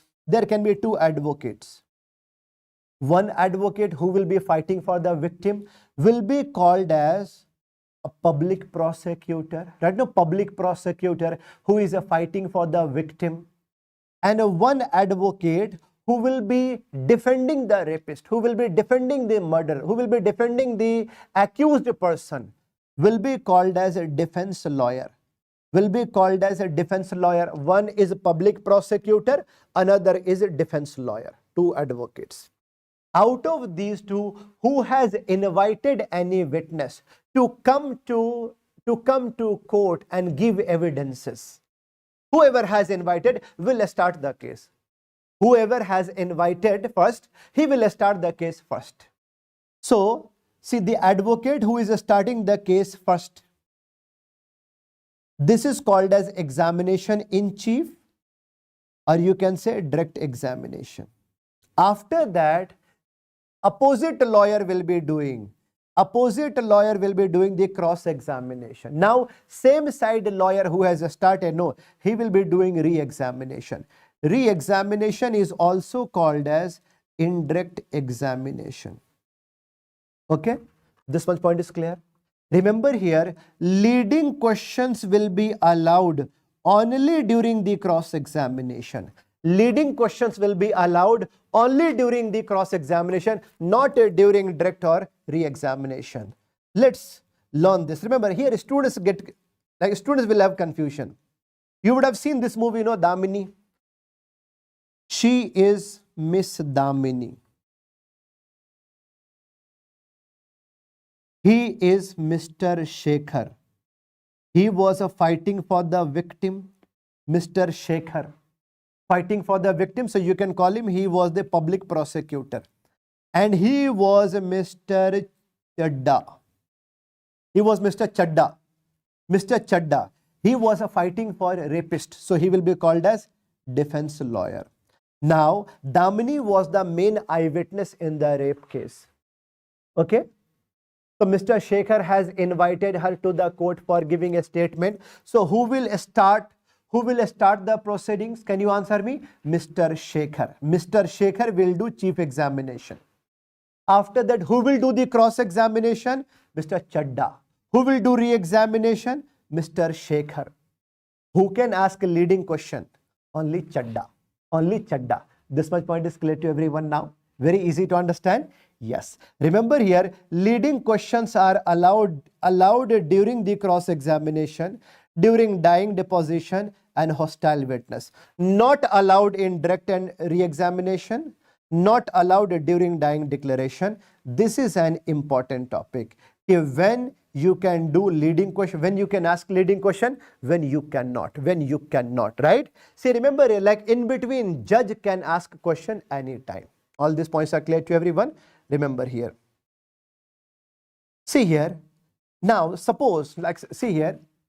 See, when you are getting legal invitation from the court, that is called as summon, or you can say subpoena. Okay. subpoena. Subpoenas.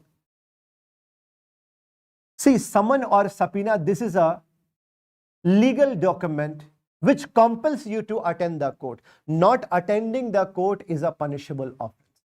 Now, see here, suppose I was working in New Delhi, now I'm in Hyderabad. If there will be a case going on, I have to go there. Maybe like if a patient would have died under my duty, if my signature was there, okay, fine. If I have to travel from Hyderabad to Delhi, I will be getting money for the traveling. No, this money is called as a diet money. This money is called as a diet money, which is also known as diet money, which is also known as the conduct money or diet money. Diet money also called as diet money or conduct money. But it does not mean you can get the flight ticket of business class. Nahin. है ना? Minimum amount you will be paid. Question is, who pays you money? Who pays you diet money? Please write down here, very, very important. In a case of civil case, and what about the criminal case? Who will pay you money? The party who has invited you, he will pay you money. The party who has invited you, he will pay you money. He will pay you money. He will pay you money. When will you get the money? During serving the summon only. During serving the summon, you will get money. Who will decide the money? Of course, judge will decide the money. The party who has invited you, he will pay you money. During serving the summon, you will get. But what about the criminal case? You will not get money. You will not get money during serving the summon. You will get after the case, afterwards. But during serving the summon, you do not get the money. Remember, this is the question. During serving the summon, because this is a serious case now. Serious case going on. Who will pay you money? Either court or government of India. Either government of India will pay you money, or you will be paid by court. You will be paid by court. Remember here, diet money or diet money, which is also called a conduct money. Conduct money. Now, BNS 80, dowry death. Dowry death, okay, 7 years to lifetime. Okay, see, like inquiry will be done by magistrate. And remember here, ideally when we do autopsy, no, ideally it should be conducted by 2 doctors, and at least 1 lady doctor should be there. 85, like for the dowry harassment, minimum, like there will be punishment minimum for 3 years. 85, remember it. Now, medical law and ethics, infamous conduct means what? Any conduct by a doctor which is not considered as modest. Any conduct of a doctor which is not considered as modest. Like suppose a doctor is writing unnecessary investigations. He is getting sharing, he is getting the commission. That is called as a dichotomy. Dichotomy. Dichotomy means a fee splitting, fee sharing. Sharing the fees, writing unnecessary drugs, writing unnecessary investigations. Patient had a small headache, minor headache, you wrote CT scan because you will get 1,000 rupees commission. That is a dichotomy, punishable offense, dichotomy. Or if a doctor is fully drugged, under alcohol he is practicing, and suppose if he has hired a quack. Suppose if you are opening your hospital, when you are hiring, nurses and paramedical staffs, you have to pay a good amount of money, but you have hired one, unqualified quack. You can pay only 5,000, 10,000. So that is called as what? You are actually covering him. That is also a punishable offense. You are doing over marketing, infamous conduct. Okay, infamous conduct means what? For which a doctor can get suspended notice. For which a doctor can get what? Suspension notice. First of all, there can be temporary, suspension, but sometimes, see here, this is QUACK, Jhola Chhap doctor, usko bolte hai quack. See, sometimes there can be permanent suspension also. See, the permanent suspension is called as penal erasure. Permanent suspension is called as penal erasure, which is also called as professional death. Remember here, when you pass FMGE exam, one license you will be getting from a state medical council, and second you will be getting from what?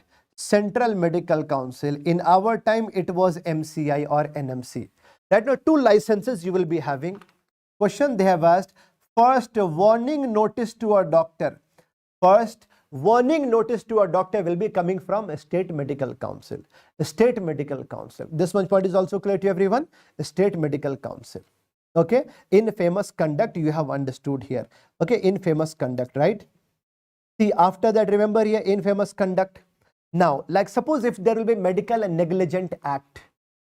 Medical Negligent Act, BNS number 106. Medical Negligent Act or Severe Medical Negligent Act. Like, what are the examples? Like suppose if a female means like surgeries over wrong organ, wrong patient.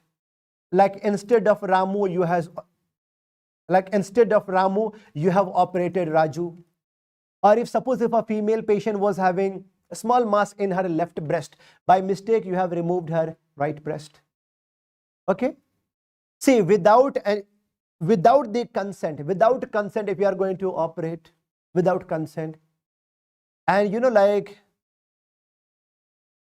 mismatch blood transfusion, without sensitivity testing, if you are going to give antibiotics, leaving surgical instruments inside the body. Yes, all these are Severe Medical Negligent Act. Now, some of the doctrines you should know here, for which you should understand a doctor will be punished or not. Res ipsa loquitur, most important thing. Meaning is the things, please write down, the things which speak itself, means the negligent act of a doctor is this much obvious that there is no need to prove anything. Leaving any surgical instruments inside their body. Doctor, you don't need to prove anything. You are defaulter. You will be in jail for sure. Doctor will not be found to be innocent. That is res ipsa loquitur. Novus actus inter. Novus means new. Actus means action. Intervenience means to come in between. New action came in between.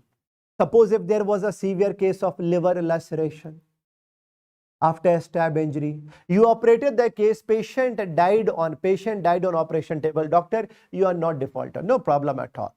But during surgery, no. See here, no. Like in that case, main murderer will found to be guilty, main murderer.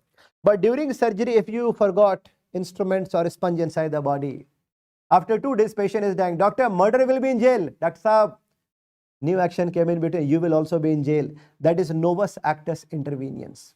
Okay, fine. Now remember here, vicarious liability means what? Vicarious liability means what? Vicarious liability, where senior has to answer for the mistake of junior. Okay. Yeah, but only in the civil cases. Vicarious liability. Okay. Vicarious liability. All these points are clear to everyone? Right.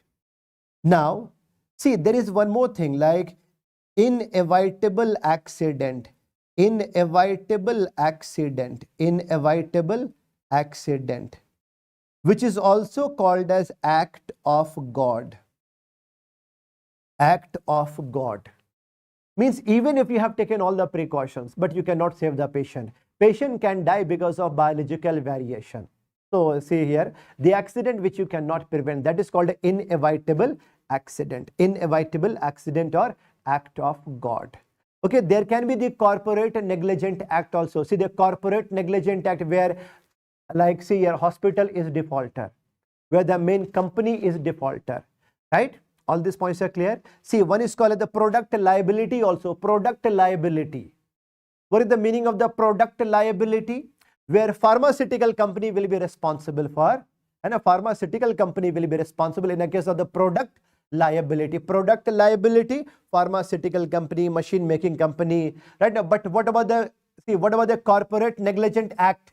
Hospital, main company, right? Okay. Now, whenever you are going to see a patient, no, you have to maintain the professional secrecy. You have to maintain professional secrecy. You have to keep everything confidential. But in some special cases, you can speak about the patient. you can speak about the patient, where you have the privilege, that yes, you can speak about the patient, like in the case of the court, or if there will be a risk of infection to other people. Suppose if there was a 25-year-old patient of yours, after 1 month he was about to get married. Now recently he is found to be HIV positive. You have to inform his fiance. Yes, you have to inform. Suppose if there is a bus driver who came for physical examination, medical examination, he was found to be color blind. He could not differentiate red and green color. Please inform the authority, he is a color blind.